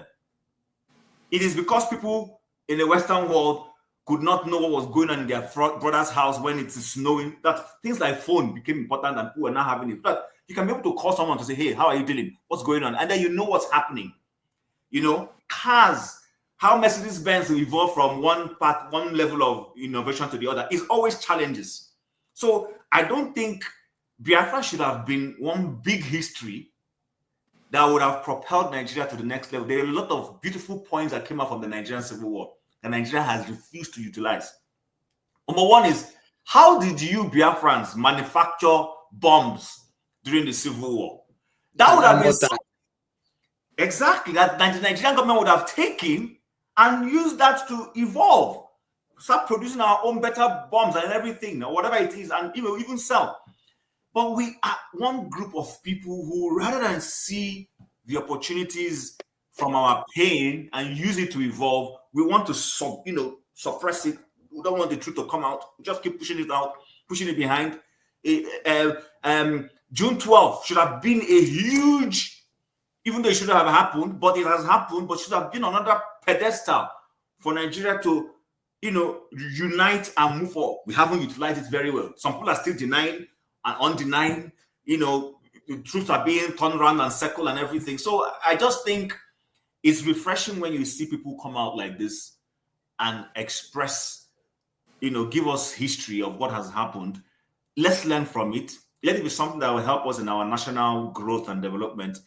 Perhaps, thank you. I don't know. So, but that's just I think I enjoyed it. And I want to say kudos to Rudolph. I wanted to acknowledge him before, but he has already left. So it was a wonderful. I enjoyed it. You can tell me. I will take it and to let him know that. Okay, I appreciate your contribution, Chim. Of course, you and I come from the same place, so we all know how terrible the war was in our locality. We know that. I mean, you can still see the things there when you go. So when people tell you not to think about it, I wonder, are they telling you not to go to your community? The bridge to my community, we have was destroyed during the Nigerian Civil War. Yes. We have not recovered from it till tomorrow. It's not built back till today. We see a makeshift bridge to go to Chim's place till tomorrow. It's still there. So now, and then someone like me, I lost uncles. I grew up to see some who sometimes they speak out of point. And my father, I said, what's happening to these guys? Like, not following the discussion. I said, no, when during the war, gun, there was a gun that hit his head. Those people were like that until they passed on recently. There are still some who that have just been left and the village is catching for them. So these are things that we cannot just wake up one day and say, okay, we'll forget about it. What about the people that are affected? Anyway, I don't want to put my own thoughts into it. I will bring forefather who also has followed and probably have a different angle that you want to come from. Forefather, you are welcome. Yeah, forefathers, I think you have heard everything by yourself. Thank you. Thank you. Philip Effiong. You heard everything by yourself. Because me and you today. Sorry, you have to interrupt, but I know why I'm talking to you. Stop with the rafa. Let's not stop. Father, I hope you're not coming to build a nuclear bomb today. The reason why I'm personally attacking him, he's one of those that will tell us that, the South is not Biafra, it's not this. Oh, look at that. I'm attacking him open. You need to see for yourself from the office mouth. This kind of... Okay, come on. Greetings, DCKJ. Thank you for having me. And greetings to everyone on the panel, the chat, and the viewers. Yeah, it's a shame I missed the professor. That said, this issue of whether it's Igbo or not Igbo, we really need to... We have to start understanding history for what it truly is. I don't know why I guess there's an element of trauma. That's why we can't understand. Some people seriously have some issue of comprehension. Because if you look at what is happening in Ukraine right now, sequence of events led to that war. It's not just one thing. From one removed leader, democratically elected leader, it led to the next thing, that the next milestone was Ukraine wanted to join NATO. That triggered it. When sequence of events happen like that, the kind of events that happened in Nigeria in 1966 will trigger a civil war in most countries. And what the professor didn't mention was before the first pogrom was about 5 days. That happened 5 days after Aguin Rossi, it kind of passed that decree 34 that made the country put all the power on himself. In other words, 5 days after that. That should tell you something. The sequence of events is not the original coup. It's what happened after that. If you want to hold somebody accountable, maybe Aguiyi Ironsi should be the person to really hold accountable because he mismanaged the events that came after that period. Because Ojukwu was landed with madness. People were being killed left and right. So you can excuse him for wanting to do what he did. Nzogo, you can say they are hot bloods. They are revolutionaries. They wanted to take over countries, and the coup happened. But how about him that had the time? He had about 5 months to say, you know what, these guys are plotting this coup. We have to finish them off. Instead, in March that year, they transferred Nzogo to the southeast. He transferred Nzogo to the southeast. Then to go and instead of him to go and put the country together in terms of getting everybody settled down, he put all the power onto himself. He started leading to bloodshed. And when his bloodshed started happening, after that, he went and passed a decree to censor some sections of the country that were mocking the Northerners. It was too late. These are the real sequence of events. I thought we have discussed this before. This account. Yeah, but why is it that we keep going back and keep talking about not an Igbo? Your account is not correct, and I'm saying that with all sense of responsibility. Okay, please tell me where I'm wrong, please. Because we have to talk about it because even Babangida himself made mention of it. He made mention that it was not an Igbo coup, even before he said it. That's why we have to talk about it. I'm sorry I have to interrupt because we he also went on to say the coup took on an Igbo distinct tinge later on. I'm going to the account. Apart from the fact that if you bother to go to Babangida's book, you'll be able to get that, But I'm going to the account given by other people because I have followed this discussion for a long time. I'm going to the account given by other people of what actually triggered whatever went on at that time was first and foremost the disturbances in the Southwest. It was the Southwest, Awolowo and the rest of people that started bringing in all this. And the intention, I still repeat again, I can send you the interviews if you don't have them. The intention of the coup plotters was not even to bring the Igbos to midstream, but to bring Awolowo to come and correct, because they believe Awolowo has the ability to correct whatever is going on. So the beneficiary of the coup at that time would have been Awolowo himself, who was in prison, put in prison by his own fellow Yoruba man, and who they were organizing to bring out. You are addressing a totally different point. The point, I never said it was an Igbo coup in any way. You are addressing a point that I didn't make. As if Nzogu was I don't know why this is hard to understand. I really don't know why. If you cannot understand this, you can see why there is blockage in the way we talk about these things. Maybe it's an aspect of the way we perceive things, our prejudices. But if you are dispassionate about this, if you look at the Awo and Nzogu coup, is not the real reason. I keep saying it. If that coup, they caught Nzogu, they caught the people that did that coup, and let's say Nzogu succeeded and put a government in place, no issue. If Nzogu was captured and executed, all the people that did it, well, no issue. What triggered the problem was the chain of events. It's not one thing. I don't know why we keep acting as if what chain of events are you talking about? Overnight. See, hold on. The coup happened in January or so. The first pogrom happened in May. It wasn't one event. They transferred Ojukwu in March. No pogrom happened during that period. You see what is going on in the country during that time. Everybody in the country is thinking, that is true history. And I don't know why we pretend as if we can't see it. That is the true history of the country. What was going on during that period, it was so bad that Aguiyi Ironsi himself had to feel the need to pass a law to stop people from laughing to other sections of the country. You that is how bad it was. Time, and we asked you to bring out this thing, and I've shown it to you. Hold on, we displayed this thing.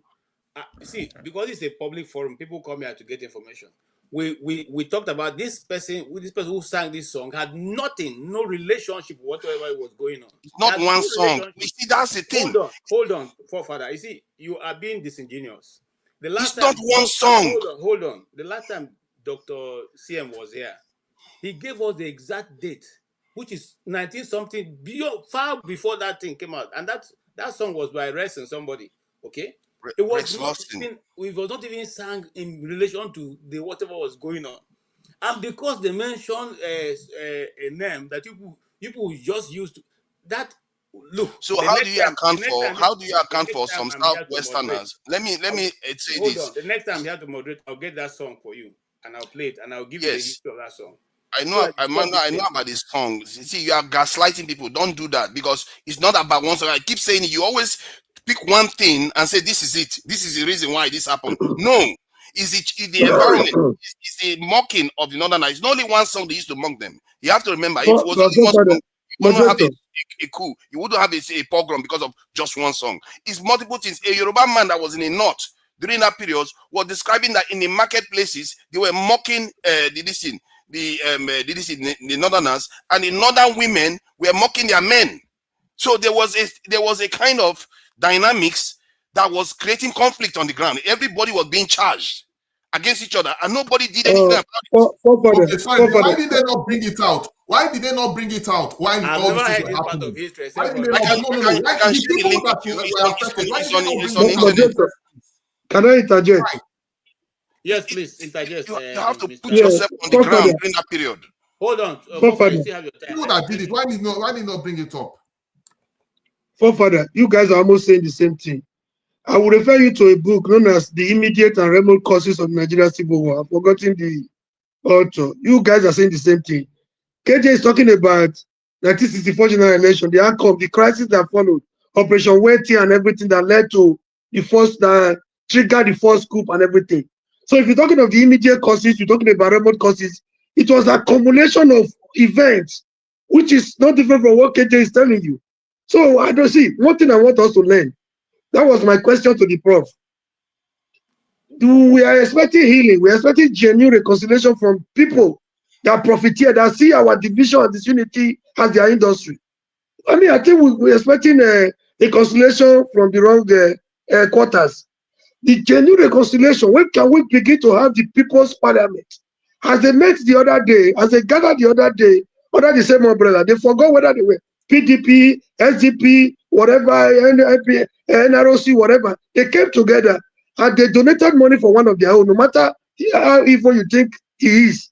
So when do we begin to have the people's parliament? When do we begin to talk to ourselves genuinely? That is the only way we can have genuine reconciliation, because those people that benefit from they profiteer from our division, we never want us to reconcile. Until we begin to see these issues from this angle, we are not ready for genuine reconciliation and genuine healing. Because look at what happened in Lagos. As soon as he discovered that he was losing the election, the table was turning against him. What did he do? He turned it to try Yoruba versus Igbo. And that was not the issue. And that is the same card we are playing today. What lesson have we learned?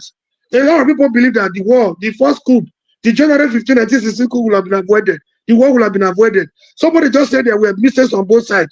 But this is, we are not far from the truth. But if you look at what they did in Oputapane, a lot of revelations were made in Oputapane. But of what use was it? It's because they never had genuine intention for us to reconcile. If we reconcile, they are threatened. Until we sit down as a people to begin to, talk to ourselves, not, minding where we come from. I made a mention of somebody here that almost wanted to kill me because he feels I'm from Edo State. According to him, he said one prince from Edo, was the person that made Gowon not to agreed on Aburi agreement. Me, even the prince is talking about does not even know if I exist somewhere. Now you want to kill me because of what one prince did. So all these things will not help us. Let's stop all this argument and unnecessary who did this and who did that, and continue to see ourselves as all victims, so that we can have a genuine healing and reconciliation and the way forward. Let conclude. I think where we tend to get mocked, confused, is when we look for one specific event that triggered everything, and that is a mistake. The idea that is a southeastern coup is wrong. It's not a southeastern coup. It's a coup. That's period. Other coups that are happening in Nigeria is also a coup. But if the sequence of events that happened after the coup, we even remove Awolowo. If Awolowo wasn't there, and the sequence of events occurred, you will still have a situation on your hand. After all, Azikataka Boro didn't need Awolowo to do what he did, because the sequence of events were leading to, Nigerians were very divided and they were trying to dominate each other. Instead of them to be focusing, these people, they saw Igbo people around, and our people are still doing it today. Where we see bigger danger, we ignore it and want to tie each other and tear each other to pieces. That's what we do best.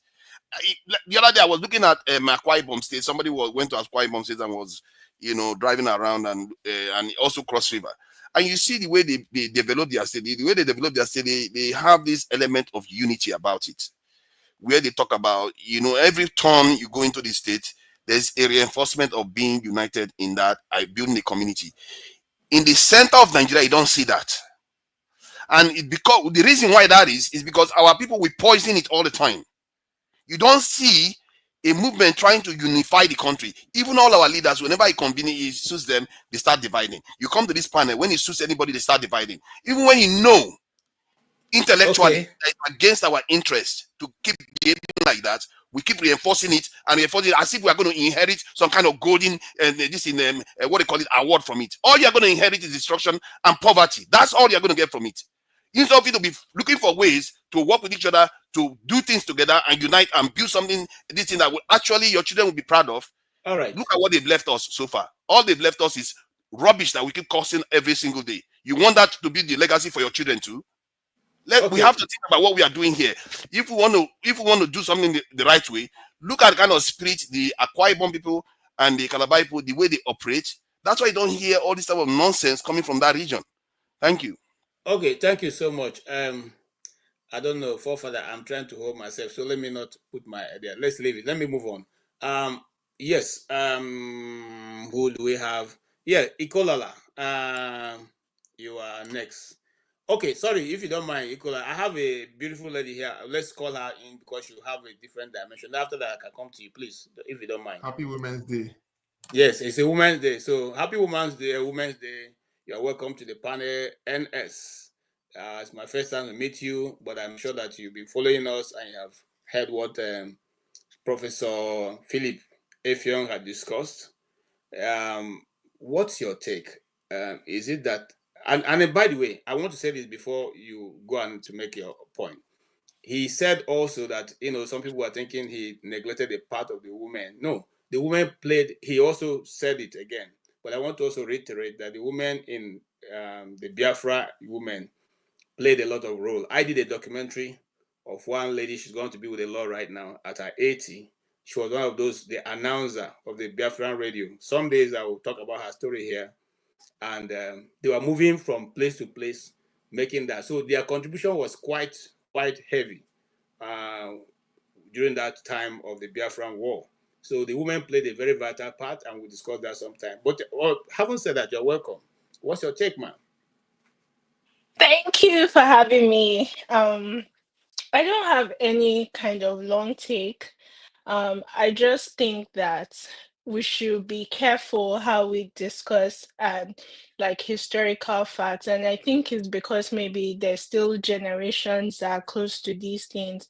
But there's this thing we do in Nigeria that when one person does something bad to us, we generalize the issue and make it a group issue. And I think that's like the genesis of this war. When one perceived Igbo man does something, it becomes the whole Igbo people doing it. When one Fulani person does something, it becomes the whole Fulani group doing it. And even when we talk, we fall into those habits. Like, what I just want to encourage is for us to resist that as much as possible, even though it feels like second nature to us. And then another thing I wanted to say, obviously, we know that history is a collection of interviews, journalistic work, first-hand accounts of people. But what we should try to do when we're studying history is at least go to like historians, because there's a reason why there's a training called history. They have this way of collating all these stories, putting it in the proper context, and putting it into the world, right? So, and I will say, like, when we start finding ourselves arguing about is this an Igbo? Is this not an Igbo? At least let's go to the experts. Obviously, I know that different experts will have different school of thought, and I was glad when I heard Dr. Damiji say that he's bringing Max Yolo to the show, because I think he's one good person that everyone should read.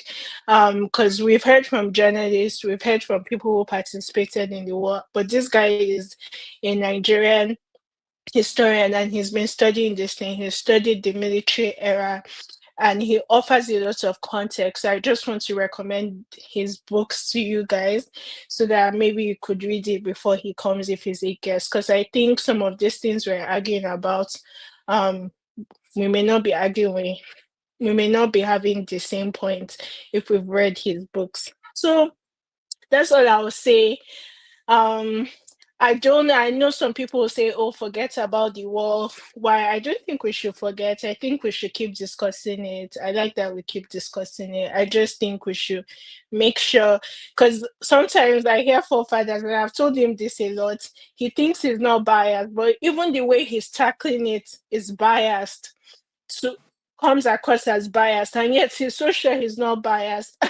So it's very, we all fall into the temptation, but I'm just saying there are people that have done scholarly work on these things. There are people, there's propaganda. When there's war, there's propaganda. There's all these kind of emotions also in playing.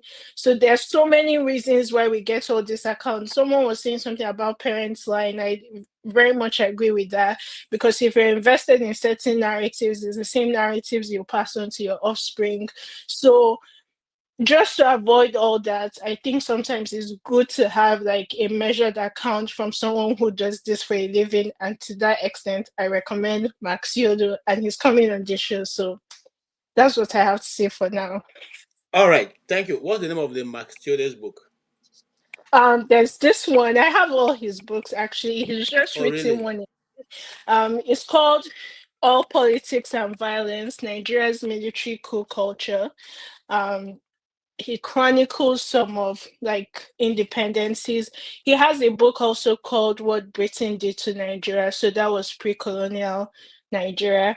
He has it. Then his famous books are the ones called Soldiers of Fortune, the Buhari years to the Obasanjo years, and he's someone that, you know, he's a scholar in history, and he's been taking his time to write this thing. So I think we should all just read him. I think, to me, he doesn't present a biased view, and he comes at it from all the sides.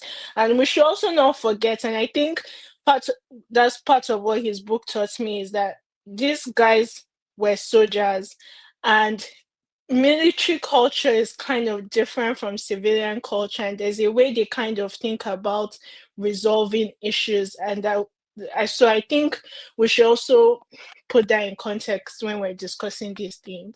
Anyway, that's what I have to say for now. I'll just be here. You said something about, you did mention me about Thank you so something that much. I'm being biased. And Can you tell me what is biased by what I am implying and the points that I'm making? Okay, so when I said that, if you recall, I said that I've mentioned it to you before, and it's in reference not particularly today, but even how you approach topics. And even though you may not think it's biased, to like someone else who's like an untrained ear or whatever, like, there's clearly, because we all have bias, obviously, but there's clearly an angle that you're coming from. And okay, typically I'll measure lack of bias, or I don't know how to explain this. So if you're in a discourse, you should have enough room to be able to be challenged. And if you're presented with information that is credible, then you should be able to take that information and reevaluate what you're saying. But when that doesn't happen, even when from all, like, then it calls to question why you holding on this particular view. So that's typically when I see it. Obviously, I didn't cram it, I would have written it down, but is something like it's not an accusation. It's funny, I isn't have it? it for You some can't pin issues. anything down. You can't pin anything down. This is No. where people struggle. No, it's like, Pin it down. Tell me what I said okay, that I'll was give you an biased. example, and I don't know if this is Please. how you said it. You said after the coup, there are people in the market, maybe singing songs in honor of whatever has happened. And you say that like it's standard is understood very well, and that implies, oh my, like people can interpret that as an Igbo call, whatever. I don't even want to get anyway, but let me try and explain what I'm trying to say, please. I may not be as eloquent as possible. What in that at that point, if how I interpret how someone is singing is already a reflection of how I see the person. So for example, if I slap somebody on the streets and you don't know what's going on and you say, oh, that Igbo girl slapped one person on the street, they always misbehave. My point is that those by itself does not anchor your point, just because like there's bias can be introduced in that thing you're saying, but you say like it's facts, is well understood. That's why I'm saying there's propaganda, there's hearsay, there are things we can't really measure, and for us to come here and start saying them like they are facts or they are concrete reason, and even if they are, that tells me that there's already a bias towards these people. Because normally if a market woman that doesn't know better acts crazy, like I'm not going to now say, oh, that all the market people from this certain ethnic group, they must all be crazy, because I assume this person is not well educated. Sorry guys, I have to interject because I want to contribute to what you just said that now. I made was about the sequence of events. Sorry, that wait. led How to even contribute to what you said? A decree. You know so the funny thing? It's not one thing. No, wait. So I don't know where the bias comes from. Sorry, KJ, please hold on. You know the funny thing? You know the funny thing? The point I'm making is a general one, and I wouldn't have said forefathers, but I've had we have a rapport, so that's why I used you. So I think we all do it, and I don't want to make it about you or your general points, but I just think like if we get to the accounts that are done by professionals, at least we can all agree on some facts and we can debate. That's all I want to say. Yeah, sorry, KJ, with due respect. So I just want to add to what she said. You know, with regards to, that hearsay, this is more than 70 years. Our northern brothers have not used that as a basis to justify where the whole fire thing started. And again, I thank God I just remember, I don't want to forget it. Let's not forget too that Amadou Bello himself did an interview on BBC, I think it's a very, very old, of how they feel threatened about the Igbos. So those are part of the fires that actually resulted into this mess, carnage that we're in today. Because some people see us, some people see some other people as threats. And then killings took place. You know? So these are the things. It's not that someone people need you all to just come in and, and do a conquest. Thank you. Hold on. I'm coming to you. Hold on. Let forefather finish what he's saying, so we can move on. Wow, that was generous. I didn't think you were. I thought I was done. See, the point that I kept making. Yes, I must be biased to an extent. And if you are trying to say where I'm biased from, I've said it here before. I'm from Port Harcourt. I used to live in the property. I was in Port Harcourt now. I grew up in Port Harcourt. He said he's from Port Harcourt. I lived in Port Harcourt. I used to live in Port Harcourt. Which one do we want to let me finish what I'm saying? I lived in the property that was taken from an Igbo man. So I was growing up then and I saw that this doesn't seem right. What happened in this country? I asked myself these questions. And it led to me discovering about all the stuff that happened in Nigeria from Zika Dakaboro. Because when you're there, it seems to be most of the stuff that happened took place in that region and all the oil politics and all the rest. So you start seeing patterns in behavior. And that's when I started realizing that, okay, this stuff, the way people talk about this stuff is a little bit all over the place. It's about this. Some people will say, "Oh, you attacked," or the other side will say the other people are bad people. They always want to cause problem in the country. But what I see is the South and the Southeast together, they are doing very badly in the country. Given that they have a significant population in the country, they are not doing very well. And the reason why that is happening is because of the dynamics they have there. And it is wrong. Personally, if I see it, I like to call it out because it's often very, very damaging to that region. When some people come here and start saying, "Oh, the South people are this." When you keep doing that, you are reinforcing the reasons why we are where we are today. I feel that if those areas, they work very well together, like even in the South, as I was growing up, there were bad-mouthing Calabar people. We grew up hearing them, they say bad things about Calabar people. Why do we do that? When we keep doing all these things, we are making ourselves worse off than any other region in the country. That is why when I hear people doing all these things, I feel passionately about it, that it's affecting us badly. Thank you so much. That's it. I grew up in the North. Let me tell you one of the things they say. That's not what we are actually arguing about here. I grew up in the North, and as an Igbo person, they used to sing for us. They used to say that Igbos eat dog. Okay. That is not, they in fact, there's even an they coin Ibadan, Igbo boys are dangerous at night, something like that. So all these things are things that children joke about. It's not something you take seriously. The one we're talking about is a pure hatred that is thrown out to people there. And you know that you are doing this thing because you want to achieve a certain result at a very high level of policy, level of economy and politics. That is, and power. That's where we're talking about. Not whether my picking go out, somebody cuts up, say, "Hey, you be Igbo, you the chop dog," or "You be Calabar, you the chop dog." That is nothing. Okay, that we can. It's an insult. Come on, man. It's an insult. If they call you that, you won't be happy. Listen. Even among the developed world, all of them have certain things they say about their people. That is the human nature. Forefather, if you and I enter into a hall where you have white people and black people, if they sit around where the black person is, that's the first place of your attraction. You're not necessarily going to be attracted to go and sit by a white person. I have tested this myself. I've used myself as an example. I enter a hall where there's a meeting going on. Most times, it's only when the person who is there, who is not my color, is my friend, that I probably want to go and see. If not, I normally would gravitate towards the person that looks closest to me. That is human nature. We can't take it away. What we are simply saying that when it goes from this point to a level of now seeing that the other person should not have what is due to the person, that's where the problem comes. But I don't want to put my idea here. And thank you also. KJ, please. 30 seconds, please. Nigerially speaking, you've made a very vital point. But don't go away, because I think Eddie has something to add to what you have said. So hang on. Oh, thank you.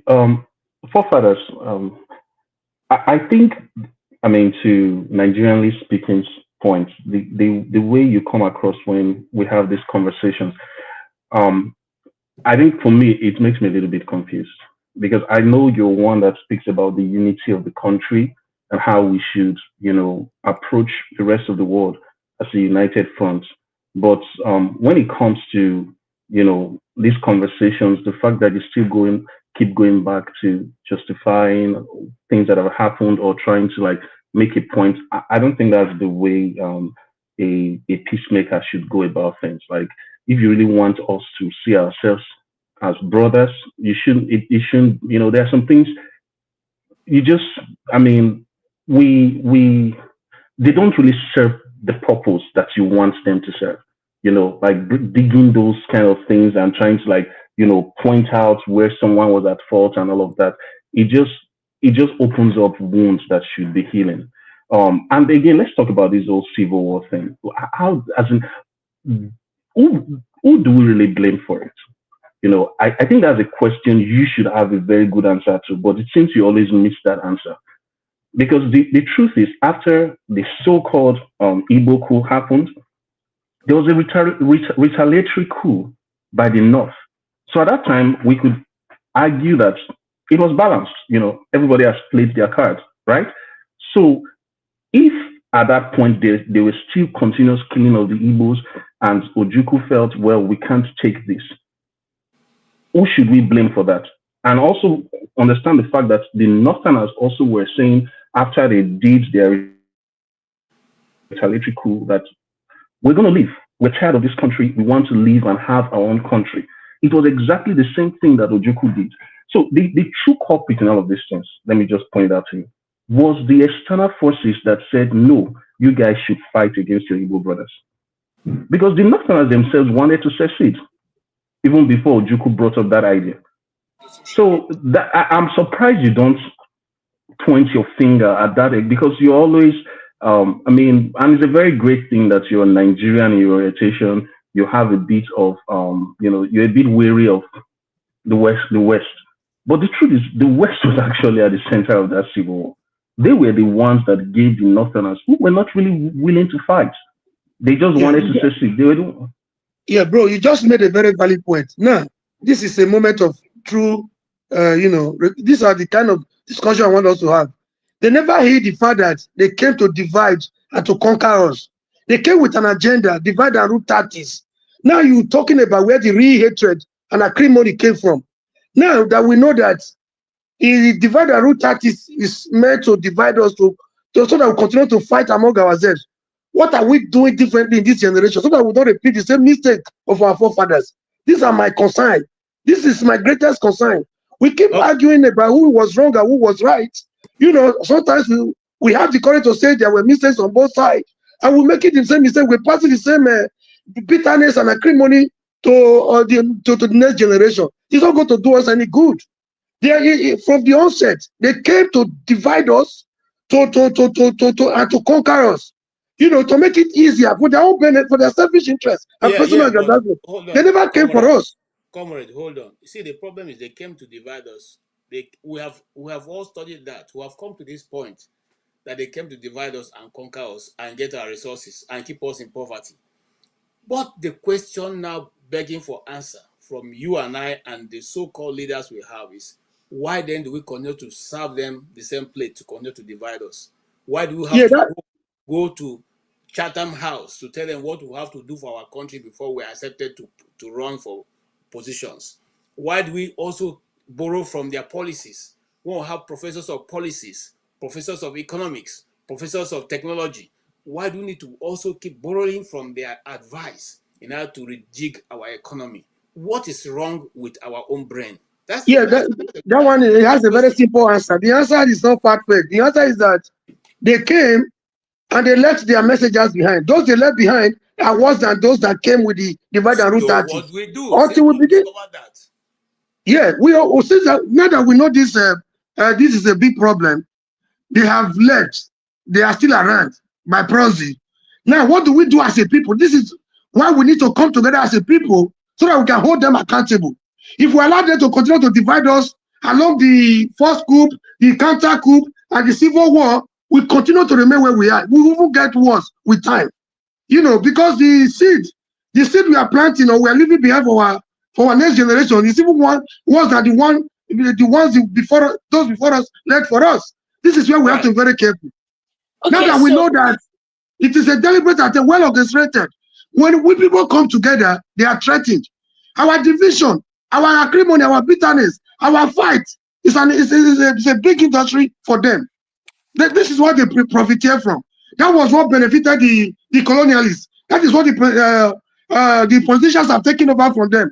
And they want to consolidate that at all costs. Either they come through religion or through ethnicity, through tribalism. They can do anything to divide us. This is where we have to be very careful. Thank you. If we continue to discuss like this, we'll be talking of the way forward, not who was wrong and who was right.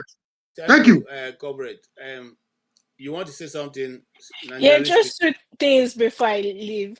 I think to your question about economics and why we keep using policies borrowed from elsewhere, I think that wherever you see something that is good and innovative, I think you should be able to learn from that and add to your own. The West is not made solely by Europeans. It's made from the best ideas from everywhere. So I think if you're going to build any kind of future that makes sense, you should always work with the best ideas from everywhere. I know that people don't like to hear that, but that's my view. Then the second thing I was going to say, I think I lost my train of thought. Well, yeah, there was something I was going to say now going forward, now that we're in solution mode, and I think that to me, the younger generation is not as divided along ethnic lines as people seem to believe. I think, which is why I've always felt that when you go and take leaders that were born pre-independence, and we're in 2025 and they are leaders, they come up with outdated economic ideas. Nobody's using that one anymore. They come up with their ethnic baggage. And I think we underestimate how united younger generations of Nigeria are. And I know, some of the politics of recent suggest otherwise, but I think they're not as divided as the older people. So I have to say, and I keep saying, that we shouldn't let all those things, our view, make us not see that, because we're growing. And then, yes, in the spirit of solutions, if I can change this conversation into what's the way forward. Okay, we know that a group of people feel wronged or whatever, and they think the society treated them in this way. If we're building the best Nigeria, how do we deal with this civil war? Like, what are the things we want to see? I think maybe after now, that's what you guys should discuss. How are we going to do this reconciliation process, even in this meeting that is happening now? Okay. Civil War reenactment like Americans do. Thank you. America didn't have any conversation about Civil War. They just went ahead and started doing Civil War reenactment. And can you imagine people doing Civil War reenactment in Nigeria? People would lose it. That is the thing. But Americans do it. Okay. You see them have Truth and Reconciliation Commission. They didn't have it. They just went on and built a country that is dominating. Yeah, that's what I'm saying. So let's start debating. How are we going to plan Nigeria? Because I've always said that you can see that there's a sort of post-war politics that played a role in how Nigeria today is designed. So if we were to design it without baggage, what are we designing? Where are our ports? I feel like that should be a conversation. And it's now that we've spent 4 hours or so talking about the war, who did not fight who did not. How are we going to do it? The people that are separationists, how will we help them see that this project makes sense? The people that are not, like, that's what I want to see as a youth. Okay, thank you. We'll have new power and Dakota still. Hold on. Be good. I don't know who is speaking. Hold on. Thank you, Nigerially speaking. But I want to let you know that on this panel, many times I've discussed if Nigeria wants to go for what to do. We have discussed many times. But I'll give Ikolala an opportunity because you took his place. And but don't go away. He has something. Probably when he finishes speaking, you want to hear. He want to hear from him. Yeah, please, Ikolala, go ahead. Thank you, KJ. I missed the guest. Actually came into because I've not been in for a long time. So it's good to see forefathers and you, KJ, and all the other panelists who are here, whom I don't know. But this is what I have to say to what I've listened to so far. What we're experiencing, some people have experienced before, and they've solved it. So it's not as if our problem is very unique. You see, one thing an average Nigerian lacks is discipline, and which I have just seen on this show, and I've said it many times. If you're moderating, keep the talks going and don't take over the floor as the moderator. You and forefathers have just taken over the floor as the moderators. So it's discipline. And secondly, you see, discipline brings love. We lack love. Every nation that grows comes out of people who are in charge, loving their citizens as it is and wanting them to progress. So we lack that as well, because if you look at the Chinese, when they are the Maos and the whatever, I remember his other name anyway, it was the love of the people. They saw the suffering of their people and thought, no, we cannot be at the rung of the ladder. And that China you're looking at today, the coup you're talking about in 68 or something, an average Nigerian was far better than a Chinese. But you can't talk that comparison is not there anymore today. And another thing is this: we are talking about this coup and people using it as a propaganda. You see, it still comes from love. If in developed nations, they look at their curriculum every year, at every stated period of time, to see how they change their curriculum to meet the need of the society. Does that happen with us? I mean, how can a 44-year-old man, we're talking about someone who was born in 1980, and now he's about 44 or something, and you go and tell him that a coup was an Igbo coup, and he believes you, you are practically looking at an ignoramus. Because if our curriculum in school was good, we would have taught all these things, history would be there. There are basic things you must teach, such that before you get to 17, before you get to 16, you have argued it up. There's no peace without understanding. You don't go to people and say, oh, I want you to be happy amongst each other when there's a problem in their middle. So if there was a very good curriculum whereby the history of Nigeria is taught, at least to the 1980s, whatever happened, there's a book, there are many books, most of you have brought out books. There are many books that students can read and know their history at least till 1980. By the time you are 18, you are coming out of secondary school, you would have debated these things with your mates. You would have seen all angles of it. If somebody says, oh, it's an Igbo coup, if somebody says it's no, you can point out, look, there were some Igbos that were in the coup, yes, but there were some Yorubas that were in the coup. Even in the Biafra war, there were Yorubas that fought that most people don't know, and there are over 50. So what you are dealing with is ignorance.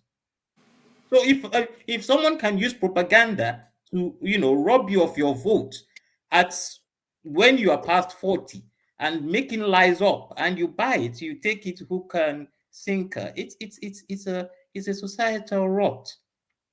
So that is my submission in the whole thing. And if that is the way forward, which the young lady has pointed out, it's education. You cannot do anything without educating the mind such that he understands what is entitled to him, what he deserves, what he should get. So when you are coming to shortchange him, he can tell you, no, what you're giving me is shortchange to what I deserve, what I have to get. This is why some people could buy votes. You see, you want to take over now. When you took over 1 hour for yourself. People could buy votes for 50 naira, and you think that's it. But I'll let you go on. You're so eager, KG. Thank you, everyone. Thank you, Mr. Ikolala. Ikolala, I'm the one moderating. So I have the yam, I have the knife. It's how much I cut for you that you take. So be patient with that. And that's exactly the attitude of our leaders. Hold on. You see, bro. you just portrayed that. I'm not angry with you, but that's it. Hold on. I want to correct you because that's a professional thing. I'm a journalist, and I think I know I have a good audience. I have practiced for more than 17 years. Okay, I am the one moderating. I may feel that your view is very, very accurate. What I'm trying to pass along to my audience, I will allow you to speak. I will feel if I feel that Forefather is not speaking to what I am asking him to speak, I can stop him. It is my prerogative. So please don't look at it that way. And by the way, Forefather is a guest here, not a moderator, so he has the right to try to butt in and say what he wants to say. So. Okay. You I have nothing against you, KJ. It's just me being. No, it's okay. It's okay. And Forefathers, he knows he's guilty as charged anyway. That's why he's saying nothing anyway. It's okay. Forefather is good. It's good to go. But Mr. I hope that Nigerian speaking, you're not going away yet. You have another person you may want to hear from. Mr. Tony, let's hear your view. You must have listened all. and heard what she also canvassed? Is it that we are not putting the cart, or we are putting the cart before the horse, discussing what was and what should be corrected before we move ahead? Or should we just forget what is there and say, okay, there's a new generation who may not understand what is going on, so let's forget what is forgettable and move on and build ahead? Are we not going to be falling into the same trap we have fallen into before? Greetings, everybody. KJ, thank you for moderating. I was on motion, so I was just coming in and out, but I know the focus of the discussion. I listened to the lady there, erudite. I like her contribution, and yesterday we also had a lady who was spot on in her discussion. So I think maybe the more we begin to have more ladies in here, the merrier. So I thank you. Well done for what you said. Now it's unfortunate because there were so many people. There's people who were casualties of the Civil War. The South, the North, and the discussion every time the conversation about the coup and the Civil War is brought up, people tend to look at it from their own lenses, from their biases, sometimes from what they were told. Sometimes, people view ethnic views, in their reading or in their understanding of what took place. But you see, I've consistently said that, all these views are okay because in history, there's nothing like the history. What you have is an account, a history. So because everybody gives a perspective, nobody can claim to be at everywhere at the same time. So some may be primary sources that you have, some will be things written, oral tradition and so on and so forth. So these are a combination of sources that you bring, and then so what the historian, and I'm talking about the professional historian, does is to put these accounts together, analyze them, and give an idea of what may have happened. Not necessarily most of the time what happened because he was not there.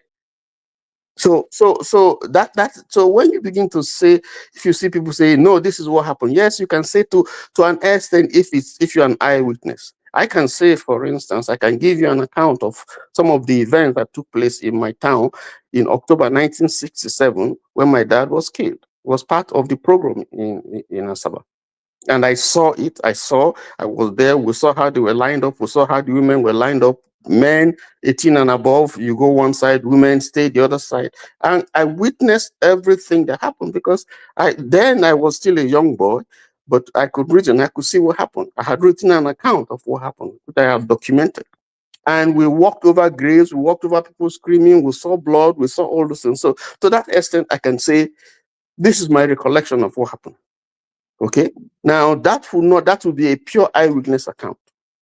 Okay, but even then, even in giving that, it could be subjective. Okay, so I think we need to understand that. Now, when we come to we talked about the first coup. Why are we discussing it? It's good because even at this platform, you will see that people are still fixated on the issues of ethnicity, religion, and so on and so forth. So there's a need for us to keep on discussing this because the platform, that's why the platform is good. That forces us the opportunity to break down this middle wall of partition that is tending to blind our reasoning and to dent, our understanding of the events that took place. Okay, so what I will say is that I don't know if they have restored history in our schools now, yes. But it's a shame. Yes, but it's a shame because we need to understand these things. Because if you don't the local proverb that we have, if you don't understand where the rain started pelting you, you probably won't know where it's going to stop. So it's good for us to discuss this, but when we do that, we have to have an open mind, to understand our past, the mistakes that we have made, and then how we can use that to forge ahead. But not to hold a discussion that will continue to complicate and to poison relations, in such a way that every time we gather here and we say things, call names, or it becomes rowdy. Now that's my view I have read so many books. I've read so many books on the Civil War because it touched me. My town was devastated. I've read so many. I heard Chin when he was talking about Lichi Amadi's. I think he probably quoted the title wrongly. Sunset in Biafra. I've read book by Maduebu. I've read book by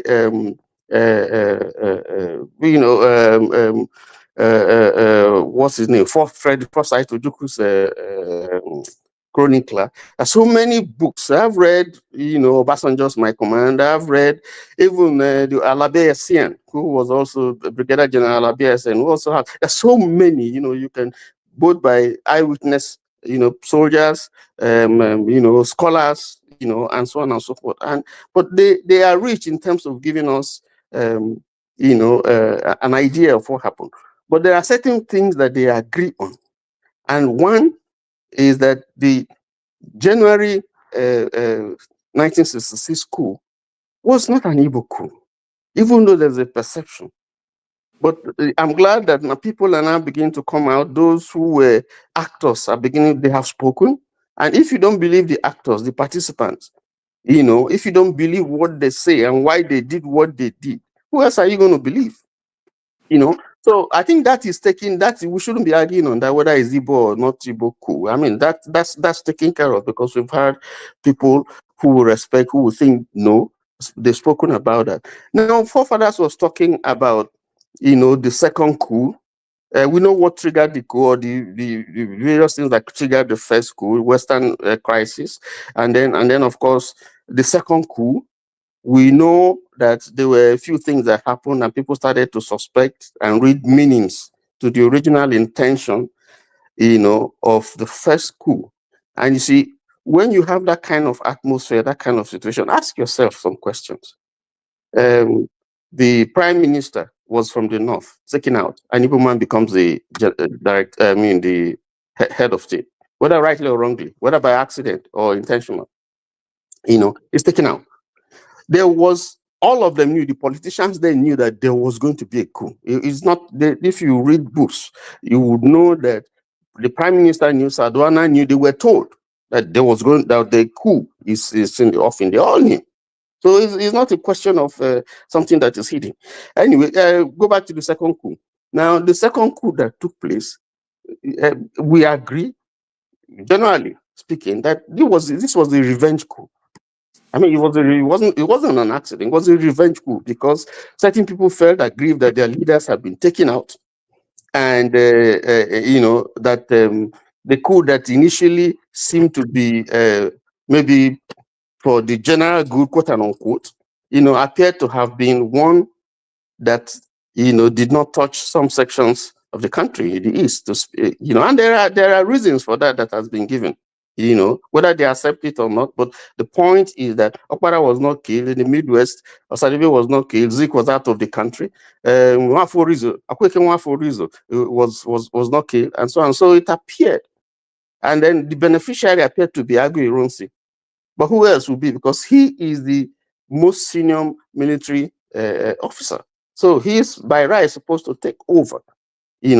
So the perception at the time, is that, the Igbos have done this to eliminate our people, and so we're going to strike back. Okay. Now, forefathers was saying that there were other issues, and I think I want to say this, and I know I'm going to get some knock for this.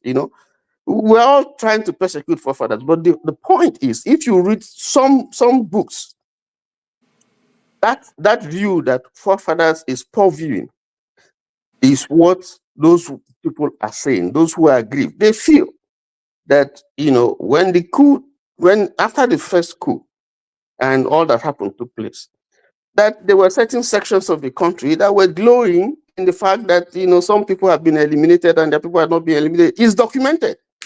It's not forefathers making. Forefather is not making it up. That's where I came in, and I felt I was talking too much.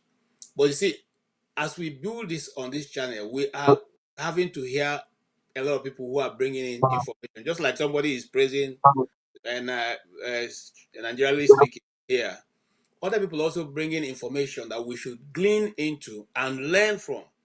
Dr. CM had done a good research on this topic, this so-called music praising other people. He even gave us the dates the music was produced far behind what was being used now for.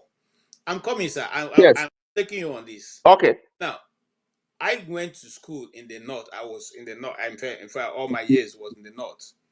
And I know that when I was in my primary school, there was a song released by Oriental Brothers International when Murtala was assassinated. Yes. But that song was it was not sung because they are kind of mocking him. But they're saying that the terrible thing that Dinka have done. Okay? But that song sparked off the killing of Igbos in the north. Do you know that? Yeah. Did anybody now come back to say, oh, look, oh, you people have wrongly killed these people because this Oriental Brothers International song was actually saying, why should this kind of thing have happened? Okay. Sorry. Let me just correct this. I get you. It's his song. I don't think it's his song. Sorry, Tony. I don't think it's his song because if you look at the sequence of events, Agui Rosie passed that Decree 34 5 days before the first pogrom. The songs were happening before that. Forefathers, I think is the way you are presenting this thing that is making you come under so much attack. The song has been. This is a Resluxing song. That was sung long. It was sung it long time ago, even before the coup took place. But so hold on. The song was not specifically a strongman argument. That is not the point. The point is that no matter what, when it was created, they were mocking one side of the country, and that song was part of what was being used. Okay, can I let me tell you something else. When the Igbos were being killed, in fact, Southerners were being killed, macheted, pregnant women had their stomach opened up in trains, they were killed, beheaded and so on. They put the picture out for people to see, and they were mocking the Igbos and mocking Southerners. Why are you not talking about that one? No, see, that's what I have to talk about. What led to that situation too? What you said happened, and that's why I'm not blaming Ojukwu for the way Ojukwu acted. Maybe he could have been a Superman, and they send them to a train. They put all those dead bodies in a train and send it to the south. This is why, if you ask me, if I want to hold one person single-handedly responsible, I will hold Agui Rosie responsible. He was one of the oldest officials at that time. He is one of the most senior military officials at that time. The way he conducted himself, what led to this problem that we had in the country during that period. Okay, let me speak. I will. Yes. I just want to say something because I almost feel like this is an attack on forefathers. That's not my point. I just used him as an example. And to forefathers' point right now, I guess what we need to be doing is observing what the leaders are doing in dynamics like this versus what's going on in the market square. Who has power? How are they moving? Maybe that's where we should fixate our eyes on. I don't know anything about this song or no song, but I don't think that's the issue. The song is going to be a justification of whatever anybody wants to do. Yeah, exactly. Anybody, you see, the atmosphere at this time was very, very charged. Now, to come to the issue of Agui Ironsi, I'm not making a defense for Agui Ironsi. This was a country that was boiling, that was under serious problem. We haven't had this type before. Now, and you are dealing with so many issues. Okay? You are dealing with so many issues. Agui Ironsi is a soldier, not a politician. And then suddenly it falls on his shoulders, to be able to handle this whole thing. Now, he cannot find friends within the soldiers from the north because a lot of them are agreed and they're looking at him with suspicion. So the man, you have to situate whatever you are saying about how Agui Ironsi handled this thing must be situated within the context of the situation, the political situation that you had in the country at that time. He's not a politician. He's a military man to the core. Okay? So these are the issues. And let me tell you something that you don't know. I mentioned one book sometime. Agui Ironsi was in in London. He served in the Congo. He was in the UK, in Nigerian High Commission. And you see, somebody talked about what the British did, and it's true, because some of these things that happened was fueled seriously by the British. First of all, the British were the ones that told them, that gave them a guideline, a template that the North is operating. I'm not talking down on the North, but the North had wanted to secede, not once, twice. But they had told them that you don't secede. They had told them, listen, build up the army. You guys have to go into the army, because if you look at, they made a projection, a prognostication, that if you look at what they see from Nigeria, the army is going to play a big role, a strategic role in the politics of Nigeria. So put your men in the army and then send your people to school. And they started Barewa College. You do 4 years and then you're out, and so on and so forth. So the British have to be blamed first and foremost. But how did our politicians handle it? They also haven't handled this thing properly. But let me just end by saying, you see, what are the lessons? I think what we should be talking about, what are the lessons from this? Not just saying ethnicity and all that. This thing happened how many years ago? And we're still talking about this issue. Now, what have we learned? Yes, what have we learned from this development? Are we just going to sit down and say, oh, Igbo quiz, Yoruba quiz, Hausa quiz, and so on? After all this that has happened, what have we learned? That's when we hear people like me, when I hear people, say some of the things that they say here, I'm grieved, because I lost my father at the age of 8. We're 5. And my mother instantly became a widow.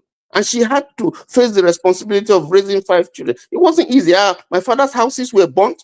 One of his houses was used as the armory for 7th Brigade in Asaba. And there are families that are totally wiped out. Totally wiped out. So for those people, when they hear you talk about the Civil War and the pogrom and all that, you are not doing them good. You are putting salt into a sore that they have tried over the years to heal. So Thank you so much. Thank you so much, Tony. Thank you. I see Ikola, I see your hand. I'm going to call you. Thank you for the contributions. Many Igbo families lost people. You see, the challenge that we're going to have here is, as you see me now, I have a son, who is 10 years old. I've already told him the story of the Civil War. Sometimes he sits here when we're talking about this. His grandfather told his son, and I will tell my son, okay, and I will show him the landmarks that are in my community. So the earlier Nigeria discusses this issue, the better for us, because we're not going to stop talking about the story until justice is gotten for those who lost their life, whether on the Nigerian side or on the Biafran side. Yes, Ikolala, let's go to you. I just wanted to say good night to all of you, and thank you, KJ, for giving me the time. And forefathers, hope to see you around. Take it easy. All right. Thank you. Forefather, maybe it's a time for you to add to what you are speaking, or you now have a change of heart. By the way, you have not commented on what the professor talked about throughout the time he spent with us. He gave a very good example, and I thought you are very academic. I thought that was where you're going to go to, where he said he read from the true certified copy of the handover note or the surrender note the father read before Gowan. And he specifically mentioned the place where he said they are agreeing that any further advancement of the Nigerian Federation people have to sit down and discuss it, which was never done. What do you think? Do you think that advice should have been held to, so that, the reason? Sometimes people think it's because we are Igbos and we're asking for that. No. We are saying if there's a federation, if the federation sits down to discuss, every minority group will now have a representation that can decide or can put forward their own idea of what they think, okay? What they think would make them feel welcome, feel Nigerianized, feel they belong. That's what we're talking about here. That's what Major General Philip Effiong said at the time of his handing over and bringing to an end the war. And he said something also I want you to capture when you're talking. If you fail to discuss these things, the next generation will arise and they will still ask this question. what do you have to say, forefathers, on what he said? If he's talking about post-war kind of settlement, I would look at it from the point of view that what we have now, if I compare it to what other nations have, we may not realize it. It's quite remarkable that we've not even slaughtered each other. And the more I look at our history, the more I realize that our people were up against forces that were outside, probably almost outside their control. It would have taken somebody with the eye of a devil or a god to be able to transform Nigeria. Because most other nations, what transforms them to what they are today are significant events. And even with that, they still need a very, very powerful, unusual leader to do remarkable things. But Nigeria wasn't subjected to that. What we were subjected to was infighting. And even with the infighting, look at how Nigeria has been governed by and large, by minorities, by different parts of the country. And most of the structure we put in place is about trying to make sure everybody participates in the country. Some part of me, when I see our elders, I want to just curse all of them. But another part of me, when I look at it, I said, could they have ever done any better based on our history, the sequence of events?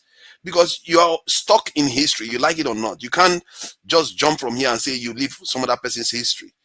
And when I look at it from that point of view, you might think that what that agreement came to, it wasn't fulfilled. But when I look at it, we've accomplished more than other nations could. Look at what Congo is going through today. Look at Somalia. Look at Sudan. Many African countries, the big ones, are going through hell. What's his name? Ethiopia, one other big country again in Africa. Look at what they are going through. Why do you compare us to the worst of the? Because when you are sitting in a class, are you comparing yourself with the person that took class, or are you comparing yourself with the person that took first? Oh, come on, guys. Like I said, you can't expect our people to be gods. We are 20 in this class. I took 19. At least somebody there behind me at 20. The person take 20, no problem. Nobody does that now. You compare yourself to the best and aim to be the best. You can aim to be the best, but the events that that honed the best didn't happen to us. There are certain things in life that you can't forge. You can try, but you can't drag people. If I tell people now, let's go for nuclear weapon, let's do all this, will you do it? You won't do it because you are not seeing what I see. Most of our people don't see what I see. Okay, so forefathers, I think you should now convince people with the art of rhetoric what you see. For example, I don't see Ajaokuta as our future. I'm just saying that to trigger some people. But words are not enough. I see that's what I'm beginning to understand is that words are not enough. You can use words as best as you can. The environment, the ecosystem you're operating in, there is an element of other external events that needs to occur, or even internal event that needs to occur to lead to a situation that can trigger people to listen to certain, ideology or different. I hope they're not trying to push further into building nuclear weapons. This is a dangerous terrain. If you go into the nuclear. Okay. Can I quickly say something, forefathers, because I know you're very concerned about defense, and I really wish you lament a lot about the homegrown technology that we lost as a result of what happened after the Civil War, because there was a lot of growth in homegrown defense technology from the Biafra side of things. What's your thoughts on that? Do you think that if the Nigerian government of that time had been more favorably disposed to actually growing that ingenuity of the Southeast, would be in a better place today? We see what the people of Aba could do in terms of industry. We see what they did in terms of creating a lot of locally made technology. Do you think, based on that, we could have been in a better place if the Igbos were better treated and integrated in a way that would see that ingenuity take us as a nation to a better place? Do you think that would have been the case? Before you respond, can I just say that I think what I'm arguing for is that history is very important. We should know it, but how much? Maybe we should compartmentalize it so that we can start designing the future, so that we don't keep saying what we lost. Okay, now that we're here, how do we need to go? I think that's what's. No, I agree with you. I agree with you, Nigerian speaking. I'm only saying this because in the first place we are talking about the history now, right? And I know Mr. Forefathers likes to talk about history, the mistakes that were made. My own point is, do you think this was also a mistake on the part of Nigeria? It was a mistake. It's still a mistake till today. If as 1967 they could manufacture Ugbonigwe bomb locally, when there was a land and air blockade, they could survive for 3 years. There is something with that brain Nigeria is supposed to take advantage of. If there was genuine reconciliation, by what they came out with the spirit of reconciliation, reconstruction, and rehabilitation, if that was genuinely followed up, by now Nigeria would have been a better place. You don't need a soothsayer to tell you that. You don't even need a forefather to tell you that. KJ, you see, he just made a very, very, very good point. You see, there is a research institute in Enugu. It's called PRODA, Project Development Institute. I once worked, when I was in Nigeria many years back, worked in a company that had something to do with PRODA. A lot of those people who fought on the Biafran side, those eggheads and all that, they worked in that research institute. And if you see the designs that they were churning out from PRODA, but you see, because it is from a particular section of the country, that's all those things were left to die. And there's a sense in saying that if Nigeria, one of the things that Nigeria missed, one of the things in that civil war, is to be able to identify how Biafra was able to resist Nigeria for 3 years. What is the secret? Now, so a lot of those people now have passed on, and Nigeria, we just lost everything. So yes, I agree that that we missed a lot, because that was an opportunity to be able to harness the technology. Let me tell you something. My first degree is in theater arts, and the research that I did, my production research was on guerrilla theater. Guerrilla theater was what was used during the Biafra War. I just want to let you know how far I've been following this Biafra thing. Now, the guy, Professor Sonny Oti, was one of the best professors that you had in Nigeria, who never paid 1 day of school fees. He never paid 1 day of school fees. Now, his in-law, Dr. Okay, I don't want to call his name because he's still alive.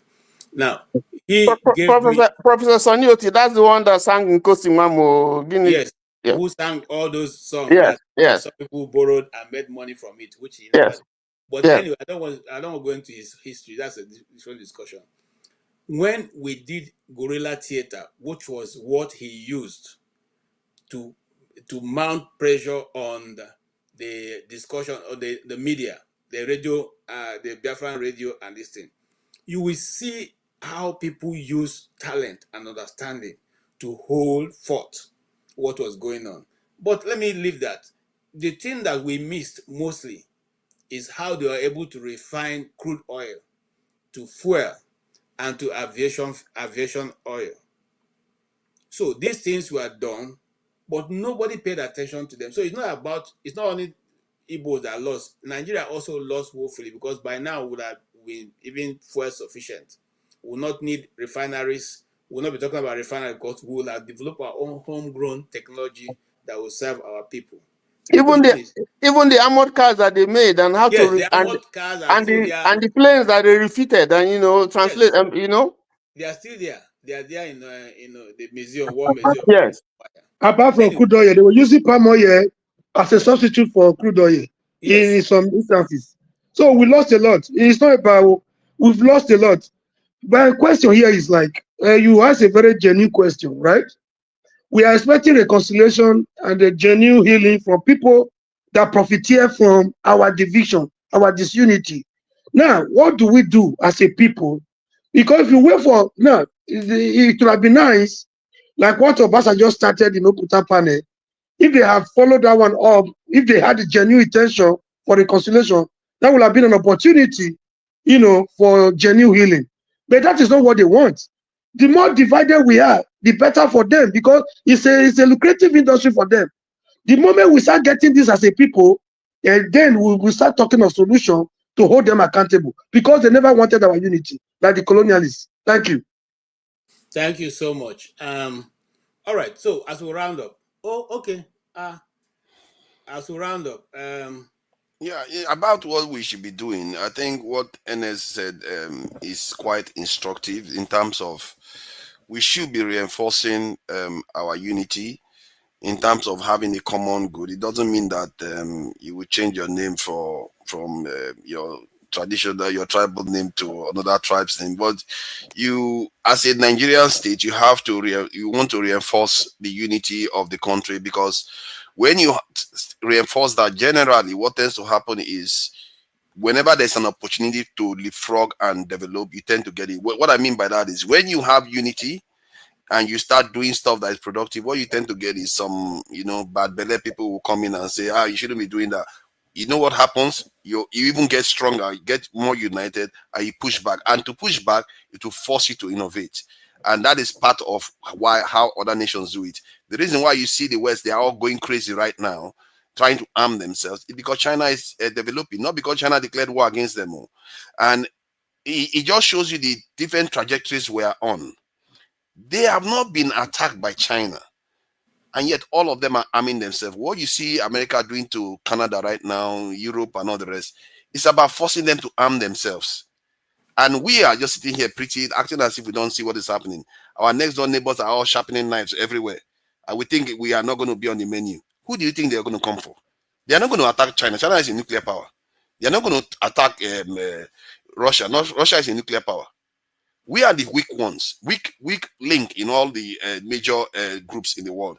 And our people are not awake to that kind of danger. Personally, I like to think of 1.4 billion people's lives as actually worth something that's worth defending. And this is why when I'm having this conversation, I focus on, because when I see Nigeria is relatively small. We can't even punch against any major power out there. India alone is 1.4 billion. That is the entire population of black people. One country alone. Then you have China, you have NATO, you have Russia. How do you make your way in this world? Are we going to be slaves forever? Are we going to die? That's why when we have conversations, you're talking of nuclear weapons for a nation that cannot even feed its people. Exactly. I mean, China wasn't feeding itself when they built their own. Okay, no, comrade, allow Fofana to round up. See, the reason why you don't have a choice, I don't know why we think this is an option. That is another illusion that has, come off my own eyes too. I've realized that it's not even an option. You have to. If your children are to survive in this world, all these things I'm saying right now, we have to do them. There is no, game it out. Where are you going? What is the options you have? Are you going to play dead for, you act as if you're not there so that your enemies will fall and die? They will never fall and die. Or people will not fall and die. Russia will not fall and die. China will not fall. They will get only stronger. And the more they get stronger, guess what? What I'm talking about, the necessity even becomes stronger. And I feel like if we keep arguing all these lower level arguments at this stage, it's endangering all of us. That's why I'm often against it. And it looks like, I'm just against. I don't want to hear the people out. I don't want to hear their feelings out. We don't have time for feelings right now. For me, I feel like we are facing an existential crisis that when the time comes, look at how quickly this America just switched. Quickly, we think things cannot change. We think this is the way the world is going to remain. We don't see how the world can just flip like that and they turn on us. They can turn on you overnight and nothing you can do about it. Look at America within how many months from against Russia to be for Russia, and they turn on Ukraine. One country just switch from one leader to another. That's all it took. And what makes you think our future is guaranteed? All it takes, and we are playing Russian roulette every single year. Every time they are changing leaders, things are changing around the world. We are playing Russian roulette. The moment one of them switches on us, we are in trouble. Okay. I take it that to be your final submission. Yeah, I will leave it like that. Thank you. Okay. But I just want to know that there was nothing like switch. All those of us who have been following the Ukraine-Russian war knew that Ukraine wasn't winning and it will come to what has come to. Okay, but then that's a discussion for another day. We'll hold that with you. Me, I think I have to have that discussion with you, me and you, so that we can exhaust all that we know. All right, thank you so much. I want to take you last, Nigerially speaking. Let me go to Eddie. Yes, your All final right. submission. All right. Thank you. Let me just quickly make a correction. So when I was speaking earlier, I said something about in quotes, Igbo coup. That's not to say I believe the coup was Igbo. I'm only just making the point that even at that extreme, should we still use that as a basis to keep blackballing them? So I'm not making the case that it was an Igbo coup. I know someone made a comment about that in the comment section. Then, secondly, I would say again to forefathers' points, it's true the world is changing, so we cannot afford to, alienate ourselves.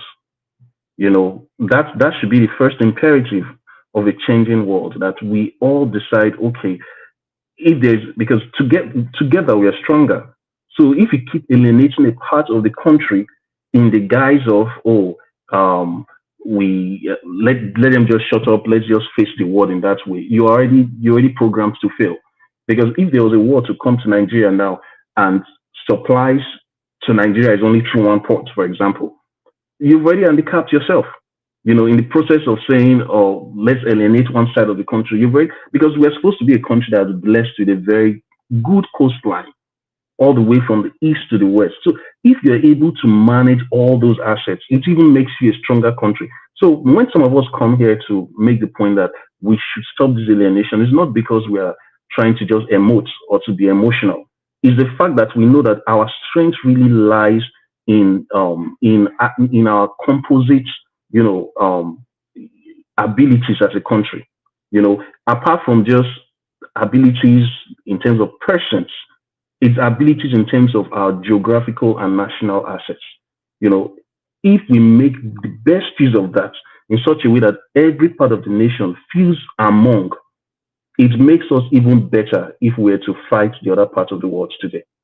That's the point I'm trying to make, forefathers, not to maybe appeal to emotions or say, let's empathize and engage in a pity party for the Igbo people. No, it's only saying that if we keep alienating this section of the country, everybody suffers for it. And to your point, if the world is going to crash tomorrow, Nigeria is already kneecapped because of that. Thank That's you the so point much. I'm trying to make. All right. Tony, you are next. What is there to say again? I think that thank God that we still have documented history. Things telling us about how well or badly we have done in the past.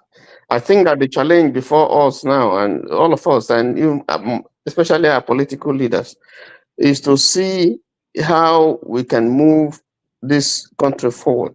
Not to heighten ethnic tension and religion and pander to religious provincialism in our politics. We saw it in 2023, and I think that's a bad way to go.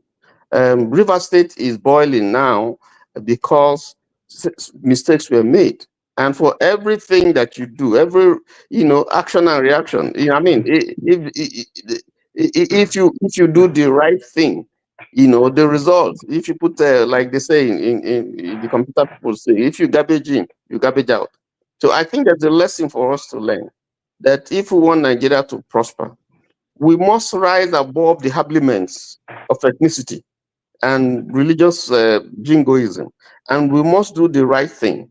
And as the scripture says, if you do the right thing, you will prosper. Thank you so much. Yes, and we have the comrade. Comrade, go ahead, please.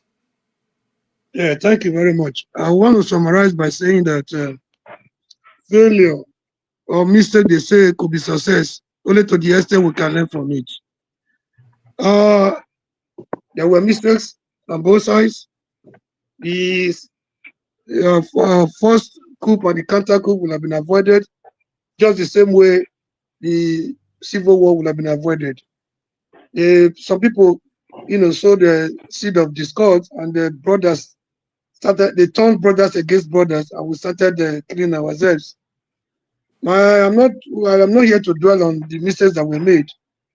What are we learning from it? The same thing the colonialists did, the same seed of discord and acrimony sold by the colonialists is what the politicians have taken to another dimension. So we are still colonized even by our own politicians. So what are we learning as a people to free ourselves and hold them accountable?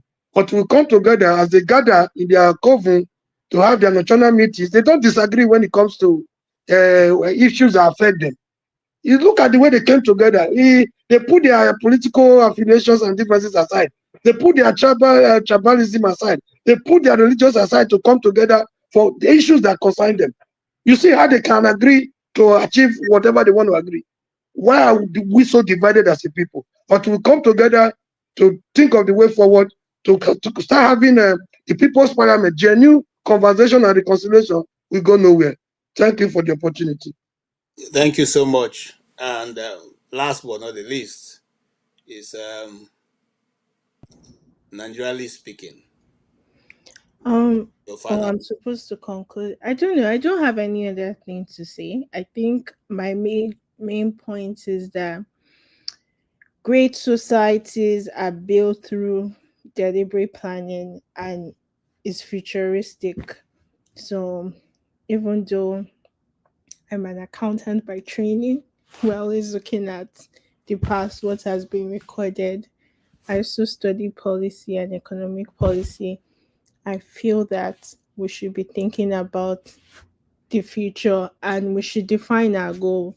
Like sometimes I listen to some people, they want Nigeria to be this small republic. Some people sound like they want Nigeria to be the next African empire or hegemon. So if you don't have those visions ironed out, you'll be planning around different policies and you'll be clashing. So to me, that's kind of where I want to see this conversation. What kind of Nigeria are we trying to build? What does it look like? What's prosperity? And then from there we'll go. Okay. Yeah, Thank you. Sorry, let me just add something quickly. I must say it's good to see you here today, and maybe you should be joining us more often in the conversations. You tend to show up now and again when you want to show up, so it's good to see you here today, NS. Regarding the comment about Southeast developing technology, obviously, I support anything that will enable us to technologically develop. That is under my emblem there. If you want the solution to Nigeria's problem, it's all there. Look at that. Security, law and order, and technological revolution. Everybody is supposed to be training in tech. That's how we are going to survive. That's what I've boiled it down to. Okay, thank you so much, Mr. Forefathers. I don't know whether that extends to the Igbo people because motors have been there for so long, nobody is buying it. So, and I support innocent motors now. I don't know why now. Our leaders not buying it. Development that have been going on in the Southeast that the federal government have decided not to know. But however, that's a discussion for another day. I want to thank each and every one of you. Yes, Mr. Tony, you want to say something? Okay. Yeah, we can't hear you. So yeah, I said Europe and America have gone very, very far. Asia is struggling to catch up with them, but Africa is way, way, way behind. So yes, and when I look at some of the things I see here, I'm wondering, is it ever possible? And here we are, we're talking about, we're still dealing with, things that are pedestrian and is not helping our development. I think Africa needs to wake up. Yeah, when we live here, you guys go look for the latest, is it Huawei? Huawei, that's what, right? The latest Huawei phone, cell phone. You can actually grab the screen with your hand and travel 10-story buildings and put it on your laptop and it will appear. So you can see that technology has run away, from us. but we used to have it. And we can still have it if our people can think differently. But I doubt, I mean, this is my personal conviction. I doubt if they are thinking that order. Because like I said, having grown up in two parts of the nation, I understand the mentality of the South. I understand the mentality of the North. But you see, the major difference that we have is in the North, there are certain classes that must exist and will continue to exist. And that class does not exist from where I come from. That's a major problem. Having said that, I thank all of you for your contribution and for your presence. I know that MS is not in Nigeria, so you don't have problem with data. So when next we are back, I will hope to see you, because I said that because your screen is very steady. The light is not blinking and it's not going off and on. So I know that you're not in Nigeria. However, we'll be back here on Saturday and on Sunday. Saturday for Have Your Say, where you say anything that on any topic that is trending. And then on Sunday with Dr. Damages on 90 Minutes Africa. Oh, I forgot to plug my podcast. So I have a podcast called Nigerian Speaking. And what I try to do is talk to people from Nigeria who are, so not your typical politicians or divisible people, but people behind the scenes working on policy issues and what their approach is. Like, for example, one of our most popular conversation is me talking to the former head of affordable housing in Nigeria and him sharing his perspective, how they were going about building their projects, what was their goal, what were they trying to do, and hopefully we can scale that. Also, I'm also very passionate about trade and I'm also doing some work around the African Continental Free Trade Agreement. So just watch out for that. I would, yeah. Okay. On what KJ, I have a general question. It might not necessarily be today. Anybody can answer it, or maybe for another day. Hold on now. Do you think Hold on, comrade. What channel is your Nigerian Speaking? It's not it's not YouTube. So if you listen to podcasts, it's everywhere podcasts are found. Just on Spotify, Apple Podcasts, Pockets, wherever, tune in, you'll find it. Just listen and expect more episodes. Okay, guys, you have heard that. How many? Hold on. How many people listen to podcasts from here? Let's find out. Is anybody on Spotify or any of those places? This is why I'm not going to find you. They are all on YouTube. I am Spotify. It's also on YouTube, but it's just audio, so it's not. So if you just want to play it in the background, you can find it on YouTube as well. Yeah, for that I will join Spotify. KJ, please, can I quickly say something? Can I quickly say something? Because you have been commenting on this thing, so take note. Sorry, I'm coming to you, Ed, later. Let me hear from comrade. Okay, sir. Yeah, a general question. It might not necessarily be today. Mr. Tony and other panelists, do you think the outcome of the war will have been different if Ojukwu had concentrated on defending the eastern region instead of advancing towards Lagos?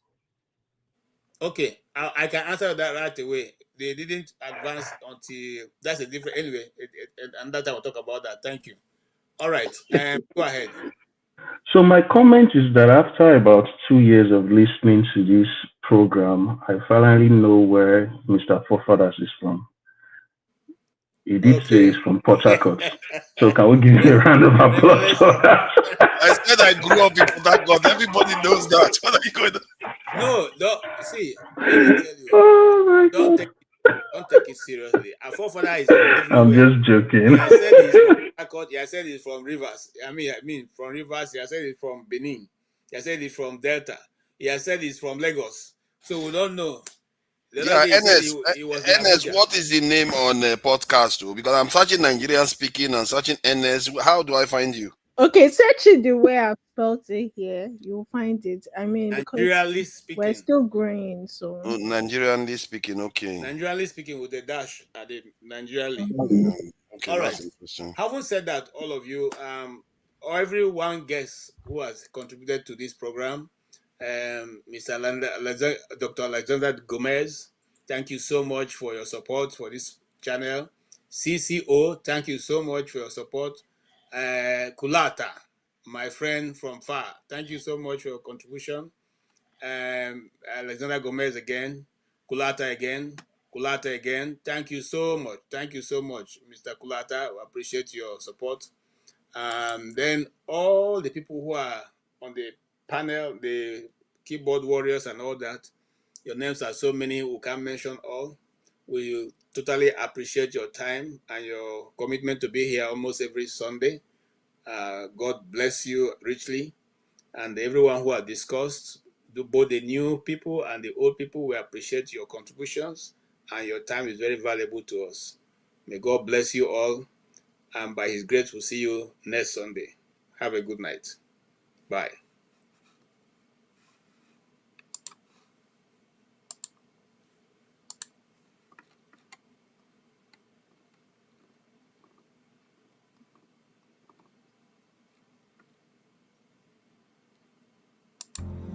Arise, O compatriots, Nigeria's call obey, to serve our fatherland,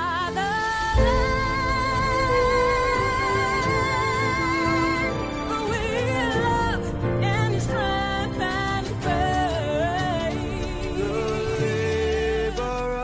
Our heroes past shall never be in vain. To serve with heart and might, one nation bound in freedom, peace and unity. Hey, that's so. Oh yeah. Arise, O compatriots, Nigeria call obey, to serve our fatherland with love and strength and faith. The labor of our heroes past shall never be in vain. To serve with heart and might, one nation bound